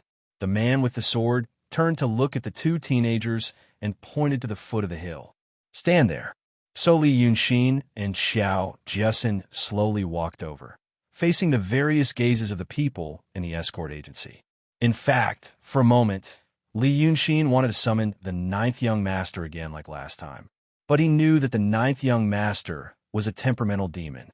He definitely wouldn't like people to disturb him all the time. He had narrowly escaped death the previous 2 times, but he wasn't sure if the 9th young master would find him boring this time and eat him as well. But even if he let him go this time, at least the girl beside him, Xiao Jiasin, Li Yunxin didn't hate her. In fact, he even liked her a little. No one would hate someone who liked them for no reason. They might also be killed by the 9th young master. Of course, there was another more important reason. The swords in their hands were surprisingly similar to the swords in the hands of the 2 Taoist priests. Although the weapons of the Daqing state always had a fixed shape, their swords were special. The ridge of the sword was very thin, almost invisible. The body of the sword was like a flat piece of iron. Although this kind of weapon was much lighter, it was much less sturdy. It was a typical case of losing more than the gain. Li Yunxin thought that these people probably had some kind of subtle connection with the 2 Taoist priests. He wanted to try to find some clues. Moreover, the sword bearers didn't act like they wanted to kill him at first. They also didn't show any special attention to him, so he could wait and see for now. When the 2 groups met, the 6 sword bearers wearing Taoist robes began to give orders. It was strange that they wanted the people of the escort agency to burn the carriages and the red goods. So the escorts became restless. It was normal for the escorts to meet strong people. Generally speaking, the escorts in Jianghu were popular both in the underworld and in the underworld. If they passed by a mountain and offered a gift, the leader wouldn't be too embarrassed. There were so many escort agencies in Jianghu, and there were so many strong people. If they met him, they would kill him and rob him. The rules would be messed up, and no one would dare to do business. Moreover, the government might even encircle and suppress him. Occasionally, there would be people who didn't follow the rules and intended to leave after making a quick buck. Their goal was probably to get some pretty goods. No one liked to kill people. Not only would he have to pay with his life, but he might also have to go to court and be beheaded if he was caught. Thus, the 6 strongmen's demands became inconceivable. They didn't want the goods. Qiao Sifu stood beside Qiao Duanhong and said in a low voice, "Uncle, this is strange. I say, should we?" As he spoke, he glanced at the saber that had fallen by his feet. Qiao Duanhong gritted his teeth and sighed, shaking his head slightly. "I'm not his match." Strange. These people's martial arts were extremely high. From the moment the 5 of them appeared on the side of the road, fought, and were forced to remain motionless, only 3 breaths of time had passed. They didn't even have time to send out a warning. Although the thin swords in their hands were only weapons, Qiao Duanhong knew that if they really had the intention to kill, everyone in the escort agency would have a bloody hole in their throat and would be lying on the ground. In Jianghu, these 6 people could already be considered second-rate experts. In any small gang, they would all be hall masters or incense masters. Why would they gather together to do this kind of thing? Thinking of this, he couldn't help but glance at Li Yunxin. Everyone else in the convoy was well aware of their background. Only this youth's background was unknown. But he immediately dispelled this thought. When the youth walked over, the 6 strong men didn't have any particular reaction. After so many years of escorting, this was the first time Qiao Duanhong was completely at a loss. In the end, he sighed and steeled his heart. Burn. It wasn't that they didn't have courage, but that they were afraid of death. Who wasn't afraid of death? Especially since most of these people were related to each other. He himself could probably contend with one of them, and if he was lucky, he could even escape. But with so many people, if they fought, not a single one of them would be able to escape. It would be a situation of certain death. After saying this, Xiao Duanhong took a step forward. I am Xiao Duanhong of Luoqing's Hongfu Escort Agency. Friends of Jianghu think highly of me and call me Water-Dispelling Saber. Friends, we admit defeat at the opening ceremony today. If this thing wants to be burned, then so be it. But friends, if you want to find something, you can say it clearly. If I can be of any help. Shut up. A sword-wielding man with high cheekbones and narrow eyes said, If you say another word, you'll die. Xiao Duanhong's face immediately turned red, and he almost rushed forward. In all his years of escorting, this was the first time he had received such treatment. But in the end, he suppressed the anger that rushed to his heart, cupped his hands, and said no more. Burn. Xiao Duanhong repeated himself and glared fiercely at the man. But the man only revealed a fleeting sneer at the corner of his mouth. Li Yanxin's heart skipped a beat. The man wanted to kill. No matter how good a person's disguise was, there would always be some subtle expressions that would faithfully reflect their inner thoughts. He looked at the man with high cheekbones and narrow eyes, and realized that although he looked cold and calm, the way he looked at these people was indeed as if he was looking at dead people. That man felt that they would die sooner or later. This was one of the skills that he had relied on to make a living in his previous life. Not to say that he had reached the point of perfection, but in this world, there was probably no one who could match him. In the end, the fire still burned. Then, the 6 sword-wielding men herded the dozen people in the convoy together, and they walked towards the wilderness by the side of the road. Li Yanxin walked in the middle of the group, and beside him was Lu Laodao. At this time, the old Taoist was a little panicked. He kept muttering nonstop. He was probably saying why he was so unlucky to be on this bus. Xiao Sifu listened for a while and couldn't help but turn around and glare at him. What are you talking about? Didn't you say that you're the leader of the Black Cave sect? You don't even dare to fart at this time. Lu Laodao sighed and ignored him. He was probably really worried about his own life, so he didn't have the mood to care about him. Xiao Sifu scolded angrily and then glared at Li Yanxin. Embroidered pillow. A man can't protect my little sister. I'm your woman, and I'm going to risk my life to protect her. Bah! Li Yanxin smiled. Yes. His attitude made Xiao Sifu even more angry, but he didn't know what to say. He could only spit again and turned his head away. Xiao Jiasin, who was beside Xiao Sifu, glanced at Li Yanxin and also turned her head away. Actually, the girl was a little disappointed. She knew that this young man looked like a scholar, and his body was frail and weak, but how come he didn't have a heart? She felt that if Li Yanxin had argued with her 4th brother, she would have felt much better. The 6 people who were hurting them did not interfere with their conversation, and only maintained their arrogant expressions, like a few dignified shepherds. Xiao Duanhong lowered his voice so that the few people beside him could hear him. Depends on the situation. If the situation isn't right, we can't just wait to be slaughtered. He glanced at his daughter, Xiao Jiasin, and gritted his teeth. If they make a move, then listen to me and fight for your life. Xiao Jiasin also pursed her lips and nodded. They walked for a full hour. They went deep into the forest, and the surrounding trees grew taller and taller. In the end, the canopy of the trees blocked out the sun, and the sky turned dark early. The more they walked, the more panicked they became. When Xiao Duanhong could not bear it any longer and wanted to see if he could risk his life and break out with a few people, the swordsman with high cheekbones and narrow eyes said in a deep voice, "Stay. Take a break for now." This sentence was a bit strange, but everyone knew what it meant. Li Yanxin frowned slightly and felt that he seemed to have thought of something. The word stay should not be used here. It should be stop. The word take a break for now was not bad, but he was being too polite to say that to this group of captives. Li Yanxin could see that after the man said that, he seemed to be somewhat pleased with himself. This was a feeling that he probably did not feel. These few fellows, and in the words of his era, they wanted to show off. Or perhaps they wanted to act cool. Thus, they did not intend to speak properly and wanted to use words. Unfortunately, their standards were limited, so they were neither fish nor fowl. As the only calm observer among the group of captives, Li Yunxin felt that he had grasped some clues. These 6 people were now proud of their status, but they could not very well adapt to their current roles. This meant that the reason or condition that made them proud had only recently appeared. In fact, there were some clues.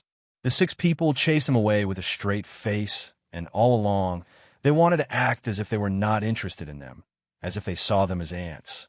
But their eyes betrayed them. When they saw the internal strife among the captives, there were actually a few of them who appeared to be gloating. This was not the performance that a heart as still as water should have. They even wore Taoist robes. In Li Yunxin's understanding of this world, if there was a force that could make the strong people of Jianghu revere and even deliberately imitate it, it was probably Daotong and Kenzo. He felt that he had guessed correctly. These 6 people might really have some connection with the 2 Taoist priests. No one knew that one sentence had made the youth come up with so many inferences. They were all trying to come up with their own conclusions. When the 6 people said that they wanted to rest, Qiao Duanhong waved his hand. Rest for a while. No matter what, he was still the backbone of this escort agency. He tried to make himself look calmer and more at ease. He thought that this way, the 6 people might understand his role and weight, and perhaps they could have a good talk later. The sky was slowly darkening, and a light breeze was blowing through the forest. After a quarter of an hour, they built 2 bonfires. The people of the escort agency were gathered under a towering ancient tree. The 6 powerhouses were a little further away from them and were also sitting around the fire. Occasionally, they would converse and occasionally glance at the captives with cold, disdainful eyes. It was as if they were looking at pigs and dogs. They seemed to be waiting for something.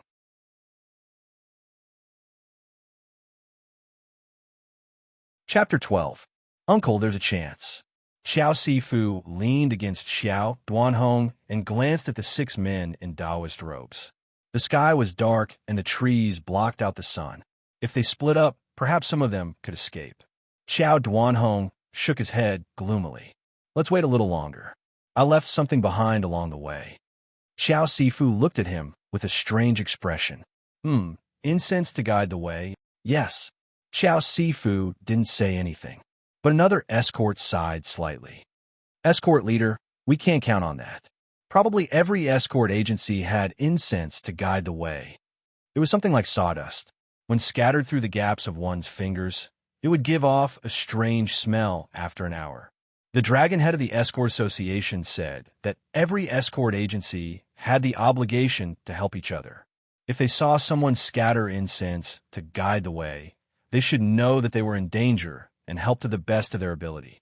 But the dragon head's intentions were good. Unfortunately, no one would really count on unrelated people to help at the risk of death or injury. They were all just trying to make a living. They weren't the kind of Jianghu heroes who could entrust their lives to each other. They probably don't want to hurt anyone for the time being. Qiao Duanhong said after some consideration. Their kung fu is unnaturally high. Let's wait a little longer. If they really start fighting Sai, Xiao Sifu and the other escorts moved their lips but didn't say anything. How could they not know what Xiao Duanhong was worried about? If they fought now, they would probably die. Let's wait a little longer. People always believed in hope. Xiao Sifu turned to look at Xiao Jiesin. The girl stared at the bonfire in a daze and didn't say anything. Occasionally, she would glance at Li Yunxin, who was sitting further away from Lao Dao. He wanted to fight the 6 men, but he did not dare to do so. He didn't dare, but he was unwilling. Thus, he became even more irritated. He lowered his voice. I think there's something wrong with that kid. Jiesin said that when they saw that strong man, he was very calm. He looked like a fledgling when he tried to stop the car, but now he doesn't look like one at all. Qiao Duanhong followed his gaze and saw that Li Yunxin was looking at the 6 people and then writing and drawing on the ground. He seemed to be bored to death, much more relaxed than they were. He shook his head. Probably a merchant family. That kind of child had seen a lot of things when they were young, so this kind of reaction was expected. She thought that everything in this world could be negotiated and changed, so she wasn't so afraid anymore. She was calm and composed. If it were an ordinary person, this would be a good idea. Seeing how generous he was, he probably had some family background. But looking at the current situation, The other party probably didn't want money. After all, this child is still young. Xiao Sifu pursed his lips and glanced at Li Yunxin. Even though he was reluctant, he felt that his uncle's words made sense. It wasn't like he hadn't seen that kind of thing before. The people in the escort agency had to go through many trials and tribulations before they could accomplish something, but when it came to the rich merchants in Luoyang City, they just needed to move their lips and spend money to settle it. He didn't like that kind of slickness and ease. So when he saw Li Yunxin throw out an ingot of silver, he didn't feel happy. Eldest Miss Xiao also looked at Li Yunxin faintly, but she felt that he wasn't the kind of person her father and fourth brother described.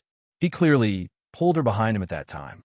Now that she thought about it, even if he didn't have any guts, he still knew how to protect her. Even her father couldn't do anything, so what could he do? But at this time, Li Yunxin suddenly stood up. The eyes of the people around the fire were focused on him, not knowing what this unknown youngster was planning to do. The next moment, they saw him striding towards the 6 people. Lu Laodao winked behind him, but he didn't dare to speak loudly. Xiao Jiasin widened her eyes, stunned by his actions.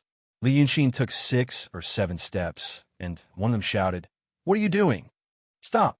He hurriedly stopped and spread his hands. Okay, I won't go. The fire in the forest swayed, and the surroundings quieted down. Everyone's eyes fell on him. But this youngster really looked like a newborn calf, as if he didn't understand how strange the situation in front of him was in the eyes of an experienced person like Xiao Duanhong. This one is Li Yunxin from Luochen. He cupped his hands and said seriously, "Heroes, please listen to me first. I see that all of you are highly skilled in martial arts, and definitely not from the countryside. This time, you were forced to act and only destroyed the goods, but didn't hurt anyone. This is already the model of a great hero. Yan Xian guessed that all of you are short of money, so you had no choice but to do this. Speaking of money, Yan Xian is quite rich recently, if you don't mind. A great hero." A swordsman sneered and turned to look at Li Yunxin. "You brat, aren't you afraid of death?" This phrase is a bit interesting. Another person also looked at Li Yunxin with interest. "Did you think of it yourself?" At this time, the faces of these people finally showed some clear, vivid expressions. "I am ashamed. Although this one has traveled extensively with my father, I have also read some books. Great hero for the country and the people. All of you are skilled in martial arts, but you are unknown in the Jianghu. You are definitely just temporarily lying low, waiting to amaze the world with a single brilliant feat since we have this opportunity. So what if Yan Xian loses all of her wealth? Being acquainted with all of you in the countryside, I believe that in the future, is there something wrong with that kid's head?" Xiao Sifu was dumbfounded. He felt that Li Yunxin was bullshitting. Even an idiot wouldn't think, as he said.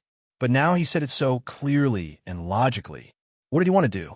Did he think that those people would let him go like this? Xiao Duanhong frowned. This person, he thought for a moment, and looked at Li Yunxin again under the light of the fire. He didn't take this youth seriously before, but now he vaguely felt that there seemed to be some other meaning in his words that he couldn't understand. Xiao Jiasin looked at him in a daze and felt that he was confused by him. Li Yunxin said a lot without changing his expression. Xiao Duanhong listened to him with a frown and lightly shook his head. He knew what this youth was planning to do. For a youth in his teens to be able to remain so calm in such a situation, and even try to use such overflowing words to try and convince those 6 experts, it could be considered as quick-witted. That youth was trying to make himself appear brainless. He probably wouldn't believe what he said, and those experts definitely wouldn't believe it. But if the other side really felt that this youth wasn't a threat and was greedy for his gold and silver, and because of the courage and slyness he displayed, they had a slightly favorable impression of him, then it was possible that they would let him go.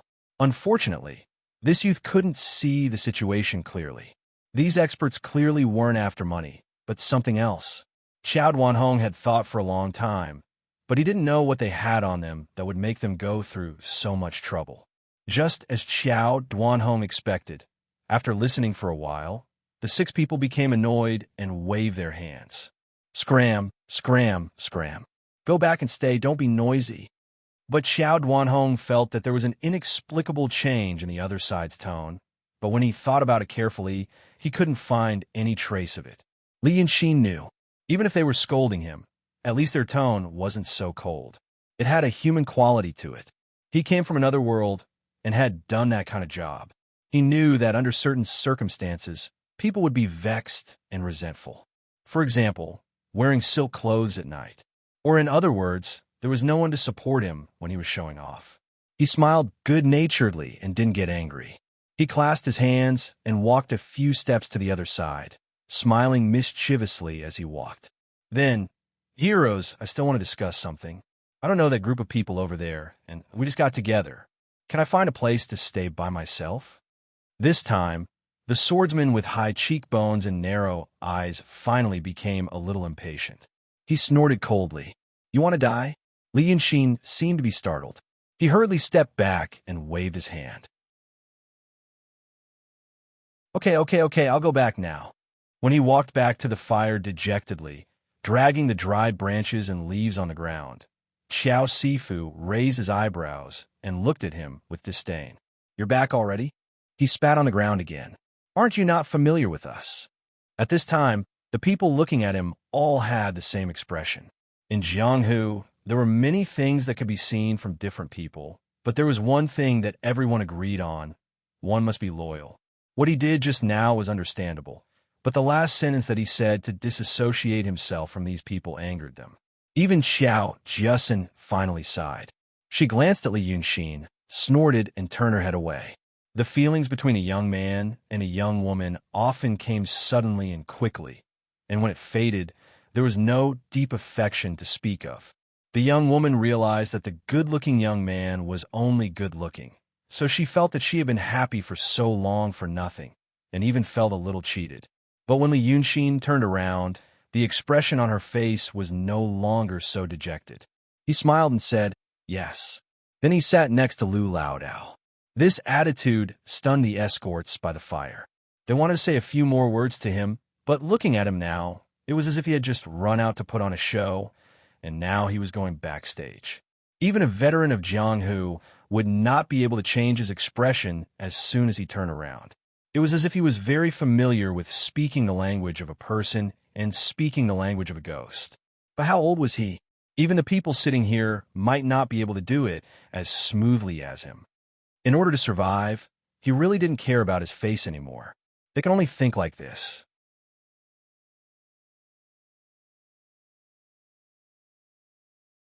Chapter 13. Lu Laodao didn't really care what this cheap disciple of his had done. Right now, he was busy chanting what to do like chanting a sutra. Li Yunxin leaned close to him and poked him lightly with his finger. "Master!" Lu Laodao glanced at him with a distressed expression. "Hey, disciple, I can't even take care of myself right now. If you have any other ideas. Do you know the embroidered clothes walking in the night painting? Embroidered clothes walking in the night. Xiang Yu, the mighty emperor of the Great Chu, was defeated at Gaixia in his early years and lost his beloved wife. After 12 years of hard work, he led the army to break through the enemy's capital and conquered the world. Unfortunately, everyone he cared about at that time was already dead. He had no one to share his 1,000-year hegemony. So, on a snowy night, he rode alone for 300 miles to Gaixia to pay his respects to his deceased wife. Later, a master painter painted this painting. You should know about it, right? Li Yunxin spoke very clearly, as if they were having a quiet chat by a clear stream on a sunny afternoon. But this kind of situation was too strange at this time. Lu Laodao stared at him blankly for a long time before he opened his mouth. You, how did you know? I told you before that I quite like the profession of a painter with a bright future. So, I know this painting is not a big deal. Now look over there. Yes, it's over there. Squint your eyes and use the firelight to look. Just now, when I walked back, I left a mark with my foot. Lu Laodao was full of astonishment. He didn't understand how this young man suddenly became a different person at this moment. But he still subconsciously squinted his eyes in the direction that Li Yunxin quietly pointed at. Although he wasn't a cultivator with profound magic power, Since he claimed to be one of the top 5 experts in Luo City's painting world, he still knew what he should know. So after looking for a while with the firelight, Lu Laodao slightly widened his eyes. He turned to look at Li Yunxin and stammered, This, who are you? Well, you all like to ask me who I am. Li Yunxin patted his arm, signaling him to relax. But let's not talk about this for now. So you saw that I was painting the night walk in brocade clothes. But it was not finished yet. The night procession in brocade is a form of meticulous brushwork. I used a freehand brushwork method to draw out the charm of the painting. Yes. Lu Laodao snapped out of his daze and realized that he might have hit the jackpot. Of course, being kidnapped by 6 strong people wasn't considered a stroke of luck, but compared to this young man in front of him, it was simply insignificant. Painters were divided into meticulous brushwork and freehand brushwork. The meticulous brushwork was meticulous and exquisite, and the scenery in the painting was vivid and lifelike.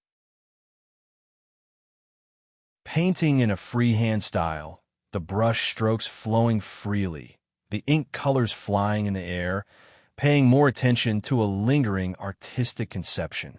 If it was a painting in the secular world, there was no difference between the meticulous brushwork and freehand brushwork.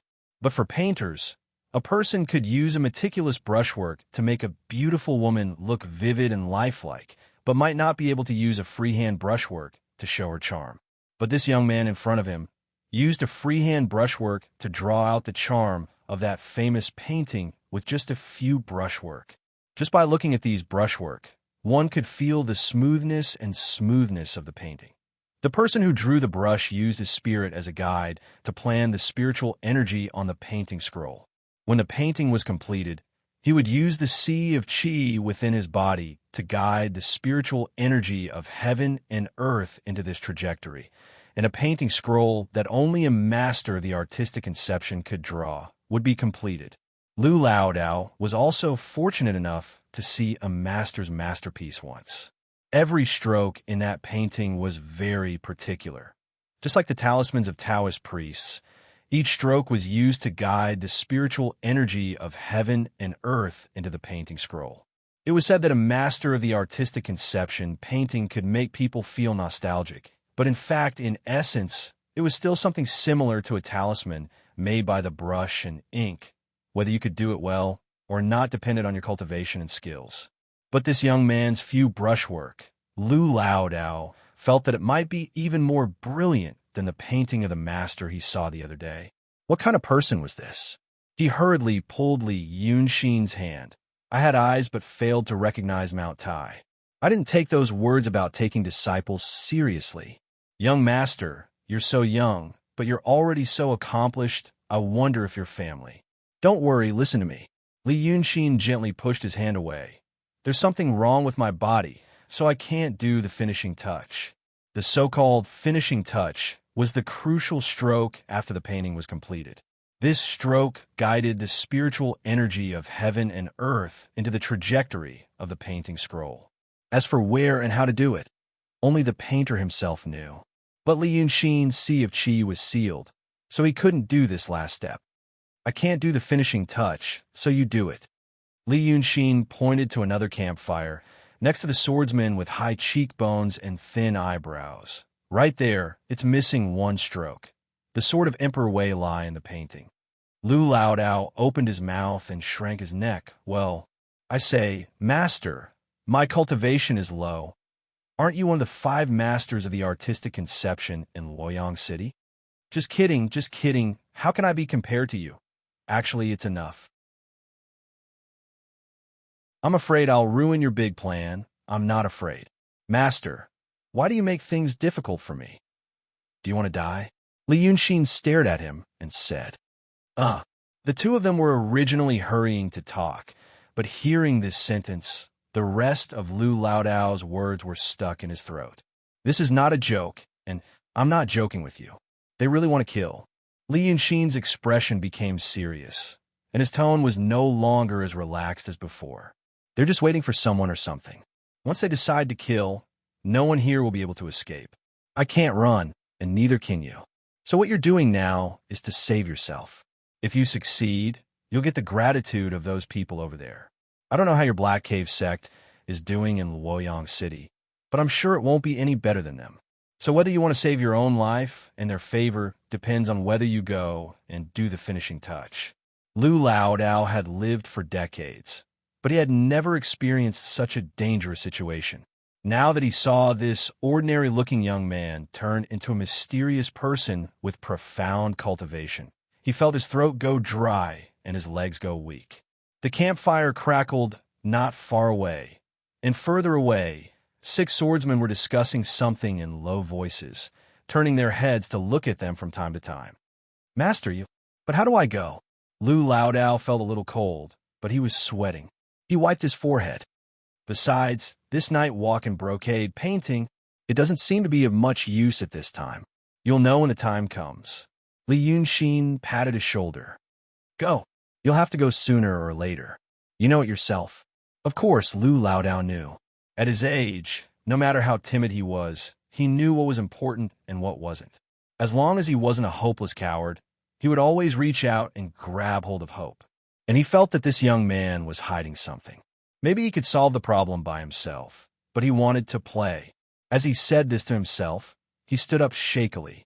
After taking 3 deep breaths, he was completely in the zone. This was the state he was in when he fooled the rich people in Luoyang City. The night wind blew, and his tattered robe fluttered. The 2 campfires dimmed slightly. Lu Laodao's face was not bad to begin with. Although he wasn't exactly noble or heroic, he still had some bearing. At this moment, because of his nervousness, he silently took a few steps toward the swordsman. The 6 people became alert. "What are you doing? Go back." "Heroes, please listen to me," Lu Laodao said. "I'm Han Yuanzi of the Dongxin sect." After saying this, he took 2 steps forward. "I'm quite famous in this Jianghu. Let me, Laodao, talk to you about today's matter." The swordsman with high cheekbones and narrow eyes frowned slightly. "Dongxin sect?" He looked at Lu Laodao carefully. "Daodong Dongxin sect?" Lu Laodao stroked his beard and smiled. "Haha, although not the right one, it's not far from it. I's Dongxin sect is the Dongxin sect in Luoyang City. They also practice the Xianmin orthodox method passed down by the supreme celestial being." When the swordsman heard this, he snorted, annoyed and amused. "So it's this kind of Jianghu scum. If you take a step further, I'll break your leg."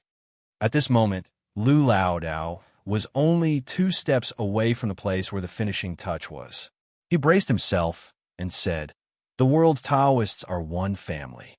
Back then, as he said this, there was suddenly a whistling sound that broke through the air. The forest was originally dark, with only 2 bonfires giving off a dim yellow light. However, in such a dense forest, it seemed to be absorbed by the surrounding fog. At this moment, along with this whistling sound, a bright light appeared. A thin sword was inserted into the ground beside Lu Laodao. The hilt of the sword was still trembling, giving off a buzzing sound. Large amounts of soil and dead leaves flew up. Lu Laodao was so frightened that he shivered and sat on the ground. This time, he happened to sit at the place where the finishing touch was.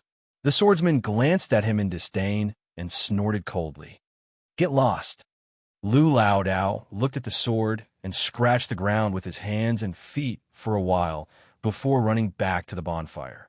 The people in the escort agency were not in the mood to ridicule this pair of master and disciple. Their eyes were focused on the sword that flew out of nowhere. The shape of the sword was exactly the same as the swordsman's. Obviously, it was not reinforcement. There was a piece of paper pierced through the body of the sword.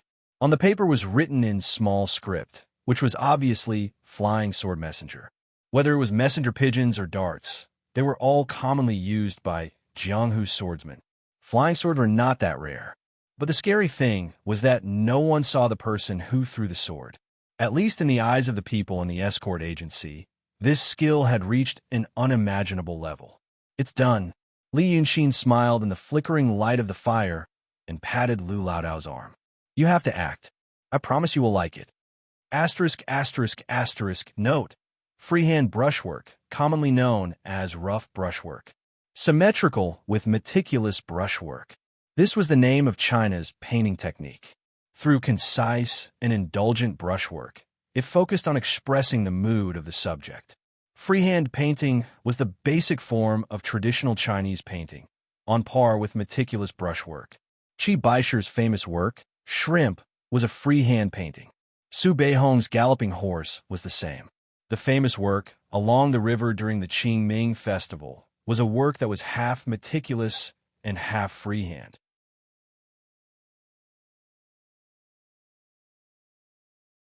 Chapter 14. The swordsman in the Taoist robe stood up and pulled out the sword carefully. He took down the letter and opened it. After a quick glance, he passed it to another person. It seemed that this person was illiterate. The other person took the letter and read it carefully for a while before raising his head. "No need," he said. "Kill them all." "Oh." The swordsman with narrow eyes and high cheekbones shook his head slightly and sighed. "What a troublesome matter. There are quite a lot of people here." Then he stood up with his sword and turned to the people of the escort agency who were a dozen steps away. The 5 people behind him also stood up. A formless aura and killing intent suddenly spread out in the dark night.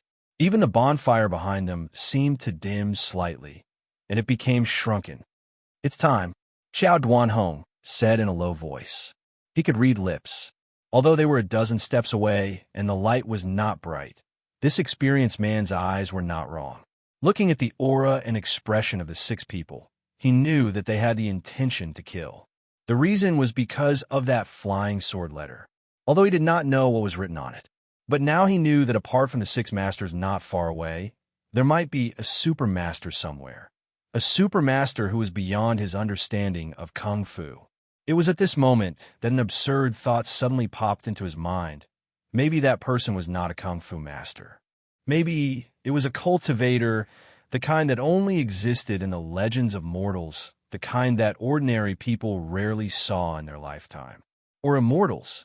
But in the face of life and death, all he could do was to increase his courage. At least he could not be killed obediently. So he repeated, "It's time. Get ready." Then he looked at his daughter and said in a decisive tone, "Jiasin, later you'll follow Sifu. Old man, old 6, we have to keep them busy. The forest is dense, let the children run out." Xiao Jiasin and Xiao Sifu wanted to say something, but Xiao Duanhong shouted in a low voice, "Shut up. Now is not the time for you to be willful. If anyone escapes, take a detour back to the city of Wei. Tell the people in the escort agency to take the money and leave immediately. Don't ever show your face in public again." He looked at the 6 people and then glanced at the dark and gloomy shadows of the trees. This might be related to those people. This rare sternness stunned everyone. Xiao Sifu could sense the fear in his tone, but he still had some doubts. "Uncle, who are they?" "Cultivators." Xiao Duanhong glanced at Lu Lao Dao, who was whispering to Li Yunxin without knowing that a disaster was coming. A real cultivator. The 2 groups of people faced each other in the dim firelight, separated by 15 steps. The swordsman with narrow eyes and high cheekbones revealed a mocking smile. "Why bother?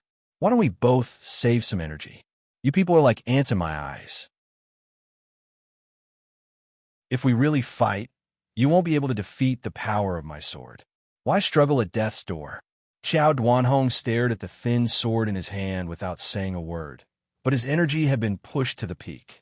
He knew that this was probably the last battle of his life, but he didn't even know why there was this battle. Why did he kidnap them? Why did he kill people? This was a question that everyone wanted to understand, but no one asked it, until they heard the young man say in a light and puzzled tone, "But everyone, why do you want to kill us?"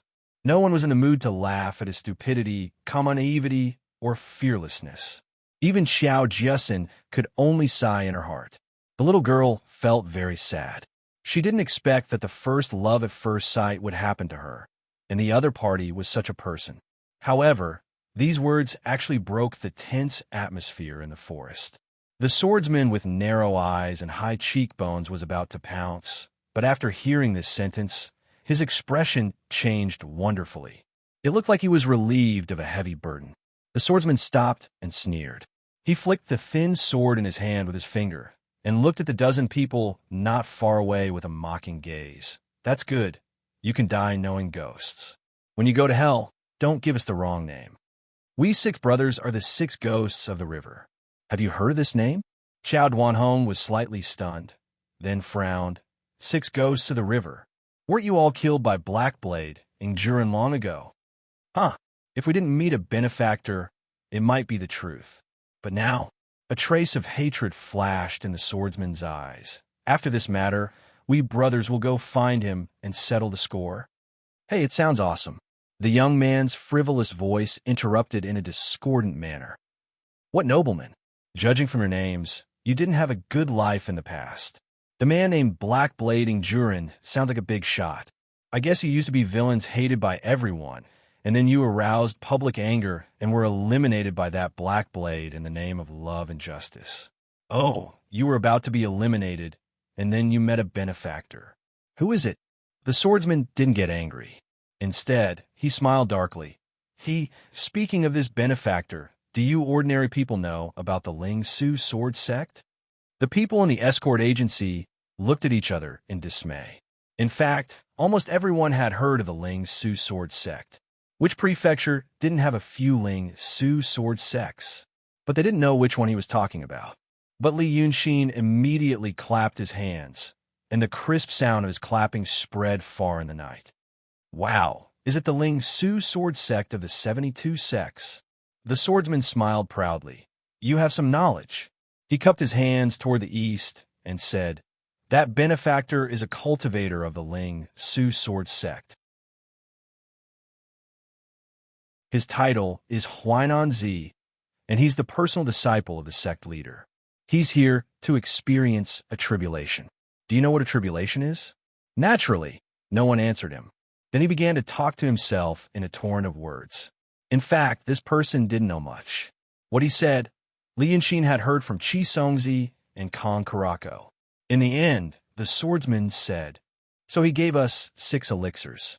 After eating one, our power increased greatly. If you're lucky today, you might be able to see Sendo. Unfortunately, Sendo has other important things to do today and can't come. You people are useless. Then it's a killing tribulation. After listening to him, Li Yunxin said, so you kidnapped us and chased us here like pigs and sheep, waiting for your Sendo to come. When he comes, he kills people. I think he must have killed a lot of people. He probably has more than the 6 of you under him. There must be other puppets somewhere else. People like you find people for him, and when he comes, he kills them one by one. When he gets tired of killing people and thinks, wow, killing people is really boring. I'd better be a quiet, handsome man. Then, he'll forget about this tribulation. Am I right? Li Yunxin's tone became serious. The swordsman looked at him in surprise and sneered, boy, you know a lot. What's your background?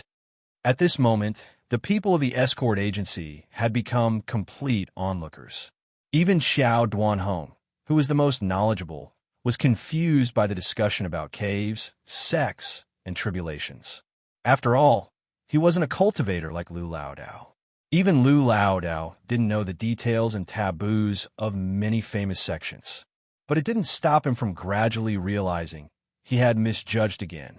Li Yunxin, whom he once thought was a merchant's son who didn't understand the ways of the world and pretended to be experienced and calm, had actually displayed a skill that surprised him. He didn't know how the youngster did it. He was obviously in a life and death situation, but with just a few words, he made the 6 murderous stars reveal all the secrets they knew in a strange and crazy manner. Something was wrong. The youngster must have used some trick. Xiao Duanhong thought, otherwise, it wouldn't be like this. Who is this youngster? Does that mean we're saved tonight? Xiao Duanhong looked at Li Yunxin again. Then his eyes fell on Lu Laodao behind him. His heart skipped a beat. Lu Laodao looked like a different person. He was no longer timid. Instead, he looked calm and steady. He sat cross-legged on the ground with his eyes slightly closed. He was mumbling something. It looked like yes. It was him. Xiao Duanhong immediately felt his heart truly and thoroughly settle down. If that was the case, then everything could be explained. Old Master Lu was really hiding his strength. But as far as he knew, There were some Jianghu masters who liked to pretend to be wild and crazy. Just now, the swordsman said something about cultivators going through tribulations. Maybe this Lu Lao Dao was really a cultivator and was also going through tribulations. This explanation was much more reasonable than that the young man was actually a shocking genius. How could there be so many mutants in the world? How could he have coincidentally met one? At this time, he saw Lu Lao Dao's right hand stretch out from his sleeve and make a sign. Almost at the same time, the swordsman's voice suddenly became loud. Do you know how much we 6 brothers have suffered to have the skills we have today? Back then, the Black Blade wanted to kill us, treating us like ants. Today, who is an ant? Who dares to look down on us? After we take care of this matter, we will return to the river. We must let those people know. Ha ha ha. Today, we have made a name for ourselves in the Jianghu. At this time, not only Qiao Duanhong, but even the slowest person also noticed the abnormality of the 6 swordsmen. They were no longer arrogant and cold like before. Instead, they had become crazy. It was like they had lost their minds and were talking to themselves with swords in their hands. They didn't care about the people around them or what kind of situation they were in. From how the 6 of them met each other, how they learned their skills, how they became known as the 6 River Ghosts, to what they did, how many people they killed, how they met Huai Nanzi of the Ling Su sword sect, how they took the pills, and where they went after that. Everything was revealed. Li Yunxin already knew everything he wanted to know. Then he realized that this matter might be a little troublesome, because now he knew the identity of Qi Song, Zi, and Kong Kanzi.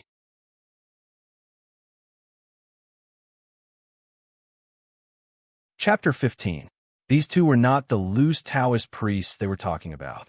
They were also from the Ling Su sword sect, the 3rd and 4th direct disciples of the sect leader. Li Yunxin was not in the mood to consider whether the direct disciples of the sect leader were too weak or the formation left by his parents was too powerful. He only knew that the matter that he had thought was over was now full of twists and turns. The 2 junior brothers were still alive, and it sounded like they were quite powerful. Once that person found out that the 2 senior brothers were missing and wanted to investigate, would he really find out that it was him? He didn't know the means of the immortals very well, so he didn't dare to speculate. But he already suspected that the reason why that person didn't have time to come here tonight to transcend the tribulation was that he was investigating that matter. What a pity. He had planned to escape after learning the details. But now that he knew these things, it was possible that the master behind these 6 swordsmen, Huainan Zi, would notice something was wrong. It was a matter of life and death. He couldn't be too careful. Then, he couldn't keep these 6 swordsmen alive. The effect of the traveling in brocade at night had been maximized. Lu Lao Dao, who was guiding the spiritual energy of heaven and earth, felt more and more frightened. He could be considered an expert who could draw works with artistic conception, but compared with this thing in front of him, it was like garbage. The 6 swordsmen in the formation had completely lost themselves and were controlled by some powerful emotion. But Li Yunxin still felt that it was not enough. After all, he had created it in a hurry. According to his father, after the traveling and brocade at night was completed, the person in the formation should lose himself. Even if he stabbed him, he would still be immersed in the illusory glory and be unable to extricate himself, not like what he was doing now. So, he had to think of another way. If he had to kill them, Qiao Duanhong pushed aside the people around him and walked to Li Yunxin and Lu Lao Dao. He first made a deep bow to Lu Lao Dao, then turned to Li Yunxin and nodded solemnly. Then he said, "I have eyes but failed to recognize Mount Tai. I have been rude to Sendo. Please forgive me, Sendo." He didn't even look at the excited and eloquent 6 people over there. His expression was calm and collected, as if he had already entrusted his life to these 2 masters. Everyone in the escort agency looked at each other, but soon even the slowest among them realized why their escorts were doing this. The old man and the young man whom they had looked down on and ridiculed before were actually hiding their strength. Everything they did had a deeper meaning. "Dare I ask, Sendo, what should we do now? Have the 6 of them been restrained?" Qiao Duanhong asked Lu Lao Dao. Of course, Lu Laodao couldn't answer this question. Fortunately, his acting skills were excellent. He only raised his eyes slightly and stroked his beard. I'm casting a spell, so it's not convenient for me to speak. Ask that disciple of mine. I have already explained the crux of this array to him. Not all, Li Yunxin said. He spoke very quickly, his brows slightly furrowed as if he was thinking about something. In fact, he didn't want to give Qiao Duanhong a chance to get to the bottom of things. For example, why a young man they met on the road could help a Sendo cast a spell. Don't act rashly now. You can talk and move around a little, but don't think about running. If you move too much, the 6 of them will be agitated and will have to wake up. Right now, they feel that everything is under their control, so they're putting on a show. Li Yunxin turned to look at Xiao Duanhong, then at the people behind him. Then, Mr. Qiao, if you and your people launch a surprise attack the moment they wake up, what are the chances of you killing the 6 of them? Xiao Duanhong was slightly stunned. This young man's tone was very familiar. He didn't sound like someone he was familiar with, but he sounded like someone who was used to giving orders and instructing others to do things. He realized that his previous conjecture about this young man's identity was completely wrong. This was probably not a child from a simple merchant family. Perhaps he was the young master of some wealthy family. But what was his relationship with Lu Laodao? From the looks of it, the two seemed to have a tacit understanding. He hurriedly cupped his hands. I dare not. I am a crude person and dare not call myself mister. If you want to talk about a surprise attack. Xiao Duanhong's face reddened slightly. I'm afraid none of them will succeed. Probably 2 or 3 of them will be injured. But young master might not be clear about these things. These 6 people are second-rate experts in the pugilistic world. They are also 1 in 1,000 characters. Although the rest of us... Got it. Li Yunxin interrupted him. Then we have to think of another way. His face was expressionless, which made Xiao Duanhong feel hurt. Of course, he didn't expect this young man to understand what a second-rate expert meant. The swordsmen in the legends were often high and mighty, and a first-rate expert was only a supporting character in the stories that circulated on the streets. As for a second-rate expert, it was a derogatory term in the eyes of laymen. But the reality was that a person with mediocre aptitude who started practicing martial arts at a young age, had special people taking care of the herbs and food, and was apprenticed to a famous teacher, and learned the best techniques, could only touch the boundary of a third-rate expert when they were in their prime. To become a second-rate expert, in addition to having a good environment and opportunities, talent was also required. As for a first-rate expert, they were really a 1 in a million dragon or phoenix. Qiao Duanhong felt that his aptitude was passable. He had worked hard in his childhood, and his family was well off. At this age, he could barely touch the boundary of a second-rate expert. He was already quite proud of himself. At least among the few bodyguard firms in Luoyang City, his skills were ranked among the top. But he felt that this young man probably didn't know about these things. Perhaps the young man was born into a noble family and practiced magic since he was young, so he wouldn't be interested in practicing martial arts. Most of the wealthy families in the city were like this. Mu Xian pursued the Tao and liked to learn from cultivators to meditate and breathe. Although it wasn't proper and could only be considered to be part of the cultured, he had never been interested in techniques that strengthened his strength. He had no choice but to cup his fists again and observe Lu Laodao's reaction from the corner of his eyes. He asked tentatively, then, is there anything else we can help with? Lu Laodao was unfathomable and didn't say anything. Li Yunxin thought for a moment and said, I have an idea. He didn't finish his sentence. The wind in the forest suddenly became stronger. It was windy to begin with.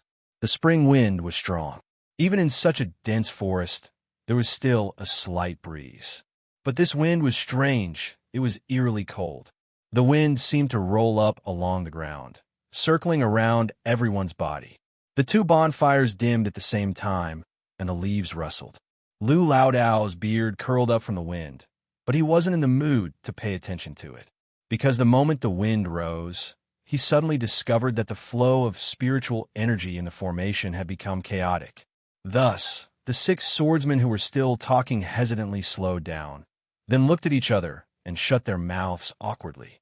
In the next moment, the 6 murderous stars who had escaped the control of the formation finally realized that something was wrong.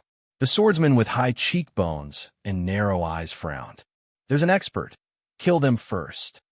Almost at the same time, a shrill yet indistinct voice accompanied the gust of cold wind, sounded in everyone's ears. "I died so tragically." The swordsmen who were about to launch their attacks stopped again because of this voice.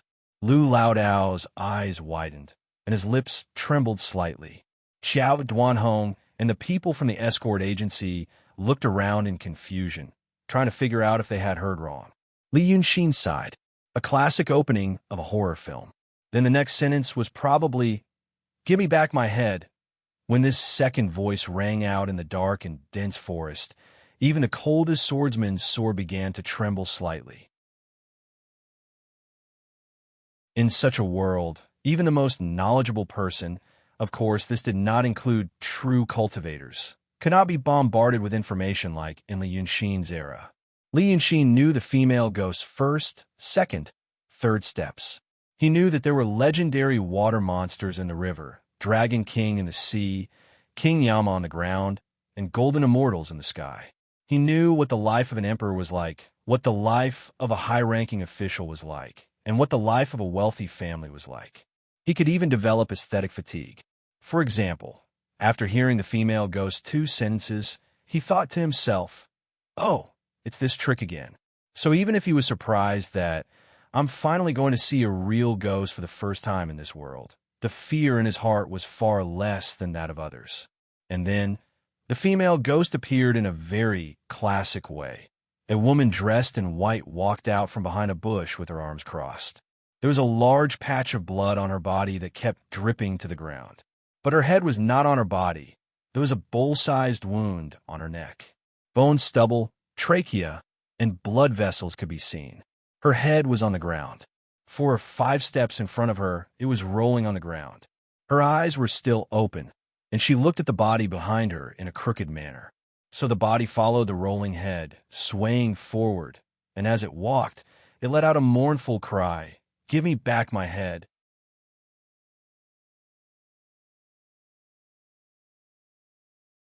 Chapter 16. In the darkness of the night, a small black donkey walked along the road. On the back of the donkey sat a pretty girl. In front of the donkey was a maid with 2 buns on her head. She was carrying a small blue bundle with white flowers on it and a lantern in her hand.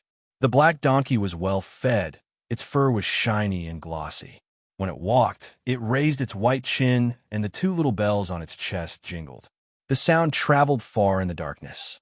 When they reached the bottom of a gentle slope, the maid kicked something. She frowned and let out a soft cry. She was wearing a pair of thin cloth shoes, but the thing she kicked was sharp and hard. It hurt her foot. The maidservant furrowed her delicate brows and lowered the lantern to illuminate it. She discovered that it was a saber. She looked into the distance and turned to the person sitting on the donkey. "Oh, miss, look." The light from the lantern lit up the surrounding area. She saw the scattered weapons on the ground and the burnt skeletons of the carriages. A few cars leaned crookedly against the gentle slope, and the grass on the ground had already been scorched. The girl sitting on the donkey tilted her head and looked at the ground. She covered her mouth with her hand and said, "Oh." She had a pair of bright black eyes and a white face. In the darkness of the night, it seemed to emit light. She had a pair of slender hands. They were the hands of a young lady who had never left her room. But her black hair was combed to the back of her head. There was only a small wooden hairpin in her hair. She did not look like a young lady from a rich family. This is, the young lady on the donkey said softly. "Did they encounter bandits?" The maid pursed her lips and thought for a moment. She nodded with certainty. "I think so." The young lady on the donkey covered her chest with her other slender hand. She frowned and said, "Then a lot of people died." The maid waved her hand. No. Miss, look, there are only weapons on the ground. There is no blood. Maybe they are still alive. I have never encountered such a thing. I want to go and take a look." The young lady glanced at the forest in the distance. The tall trees were connected together in the night, like countless hazy, tall demons, making a rustling sound in the night wind. The young maidservant sighed in distress. She raised her head to look at the girl on the donkey's back and counted her fingers. Mississippi. A few days ago, you said you had never seen a monkey show before, so we ran around for 2 days to watch it. You said you've never heard of storytelling. We listened to them talk about the legend of the Dragon King for a day and a half at the tea house. The day before yesterday, you said you wanted to eat Hu biscuits, so we waited for the Hu merchants in the city of Hui for another day. But miss, you still want to go to the city of Wei to watch the Lantern Festival. We can't make it. The young lady thought for a moment and sighed, but it smells good. The maid's eyes widened. Let's go there. There's a very fragrant smell. The young lady patted the donkey's butt lightly, and the little black donkey trotted a few steps into the wilderness by the roadside. Thus, the young lady sniffled and raised her slender hand to point to the forest in the distance. It's over there. The fragrance is heading there. The maid rubbed the bun on her head in distress. Miss, let's go and have a look. The young lady smiled slightly, revealing her fine snow-white teeth. The young maid couldn't dissuade the young master, so she carried the lantern and walked into the wild grass. 2 people and a donkey walked in the dark wilderness. There was a bean-like light in front of them. A slender figure walked through the wild grass that was almost as tall as a person. The young maid complained, "If I knew this earlier, I would have told the master." She pulled the wild grass while nagging. I thought there would be delicious food and fun things to do when I sneaked out with the young lady. But the things that the young lady likes are all things that I'm tired of. In my opinion, young lady, you can't be like this, running here and there. There are many fun things in the capital. Otherwise, let's go to the vast ocean. I heard that there. The young lady was neither angry nor annoyed. In fact, it seemed that she didn't listen to the maid's words. She stared at the forest with her big eyes. After walking for half an hour, the maidservant suddenly tripped and stumbled. This time, she glanced at the ground and jumped up like a cat. Oh, my shoes! Under the light, the blue embroidered satin shoes had a big stain. The blackened blood, which was not dry yet, stuck to the surface of the shoe. A man's body fell in the grass, holding half a branch in his hand. Blood flowed out from his neck. There was a finger-wide wound on his throat, and it was neatly cut. Seeing this scene, the young lady was also shocked. She gently covered her mouth. I just bought the shoes yesterday. Then she looked at the body. You see, I told you people would die. The young maid's face was bitter, and her voice was almost crying. Miss, let's go back. There must be a lot more ahead. The girl on the back of the donkey peered into the forest and smiled. I can almost smell him. Let's look again. So the master and the servant followed the slight smell of blood and continued to walk into the forest in the waist-high wild grass. The bell on the little black donkey's chest tinkled, and the sound traveled far in the night. Li Yunshin held his breath and pushed aside a clump of leaves in front of him. He saw a swordsman with a sword. This swordsman was not as skillful as the last 2. It was not only about swordsmanship, but also the use of talismans. Both Chi Song Zi and Kong Kanzi could use talismans after their Sea of Qi was sealed. Before those things were destroyed by his design, they played a great role, including but not limited to tracking, hiding, and restoring strength. The swordsman was not as skillful as the last 2. The 6 of them were very confident in themselves when they killed people in 6 different directions. But Li Yunshin was also very confident. He thought that with someone to distract the pursuers, he could escape easily. But at this moment, the people from the escort agency seemed to have brought him some trouble. A man and a woman fled in this direction in a panic. It seemed that they were Qiao Jiasin and Qiao Sifu. It was very dark in the forest, and only the fine moonlight shone through the gaps between the branches and leaves, which was almost negligible. But Qiao Jiasin's unique girlish smell and slender figure made Li Yunshin recognize her. The 2 of them had tried their best to slow down their movements and breathe lightly, so as not to attract attention. But the pursuers seemed to be better at this than them. The swordsman was now only 1 step away from Li Yunshin, and his footsteps were firm and light as he approached the 2 of them. Li Yunshin estimated that the swordsman would attack when they were only 5 steps away, He had seen the swordsman kill people like that a quarter of an hour ago. Within 5 steps, the slender sword was as fast as lightning. He could clearly see the opponent's intentions and movements, but without the support of spiritual power, he could not deal with it. Fortunately, he had practiced the water cloud force since he was a child.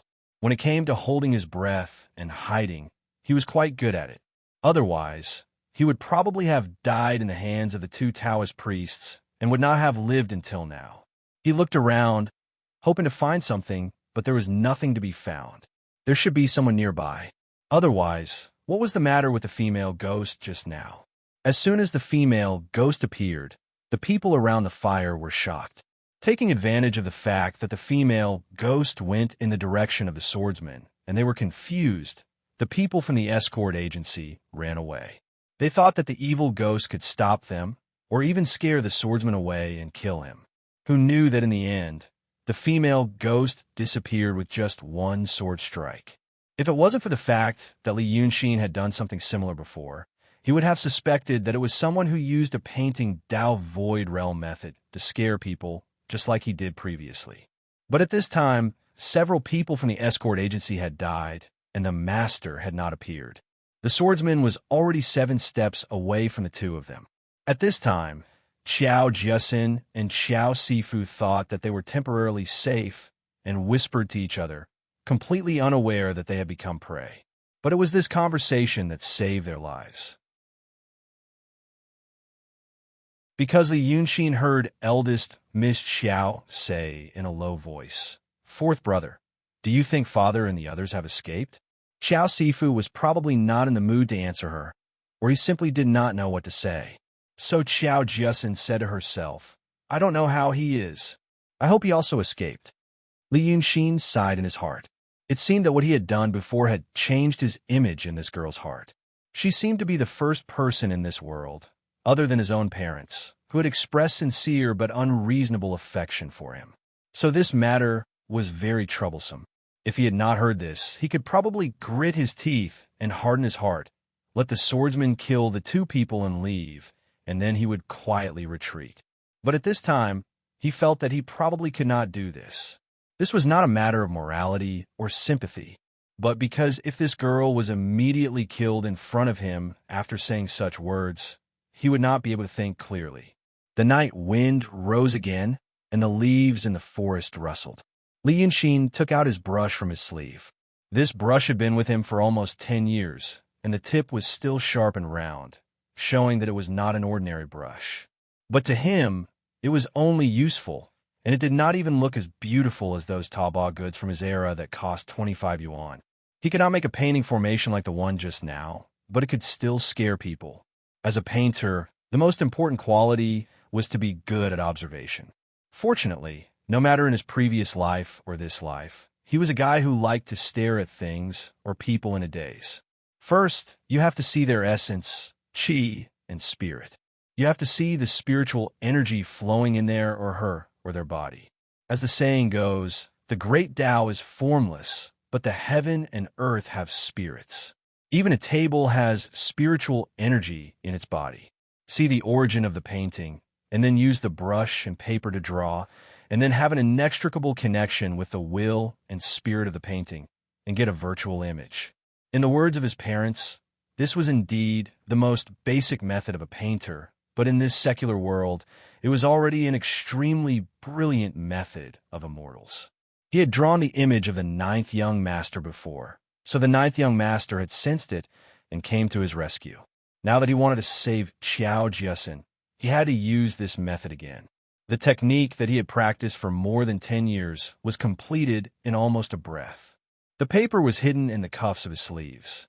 With a twist of his wrist, his fingers flicked, and a small person appeared on the paper. The swordsman took another step and was only 6 steps away from Qiao Jiaxin and Qiao Sifu.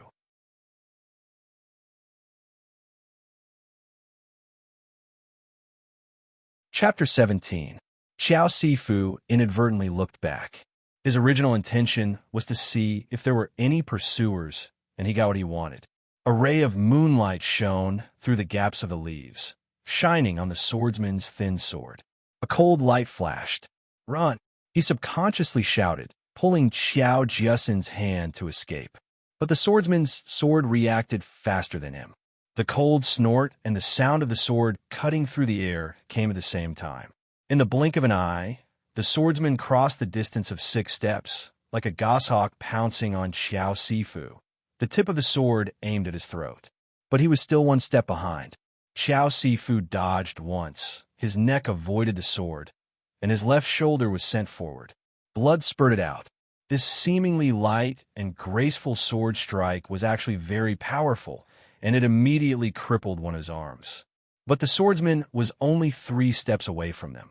The thin sword moved like a snake, aiming for his throat again.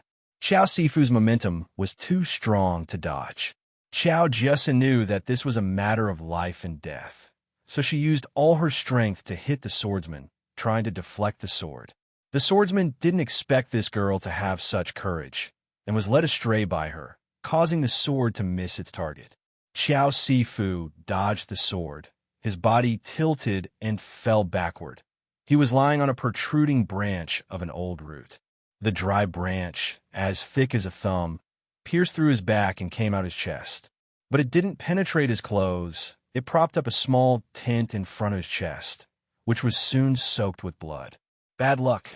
The swordsman snorted, as if he was very unhappy about this failure. But it didn't matter. He had already used 1 hand to clamp Xiao Jiaxin's arm.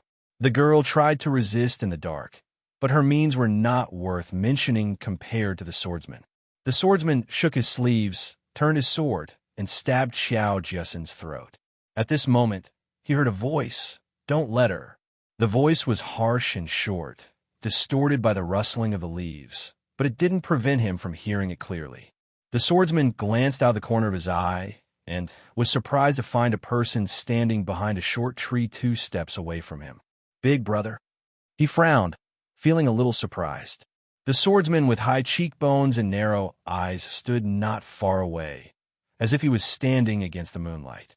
Because he looked a little hazy, it added a bit of a mortal air to him. His voice sounded a little strange, but the swordsman didn't think much of it. After all, that was the person he had been most familiar with for more than 10 years. Moreover, it did look very familiar. The swordsman with high cheekbones and narrow eyes said something, but I couldn't hear it clearly.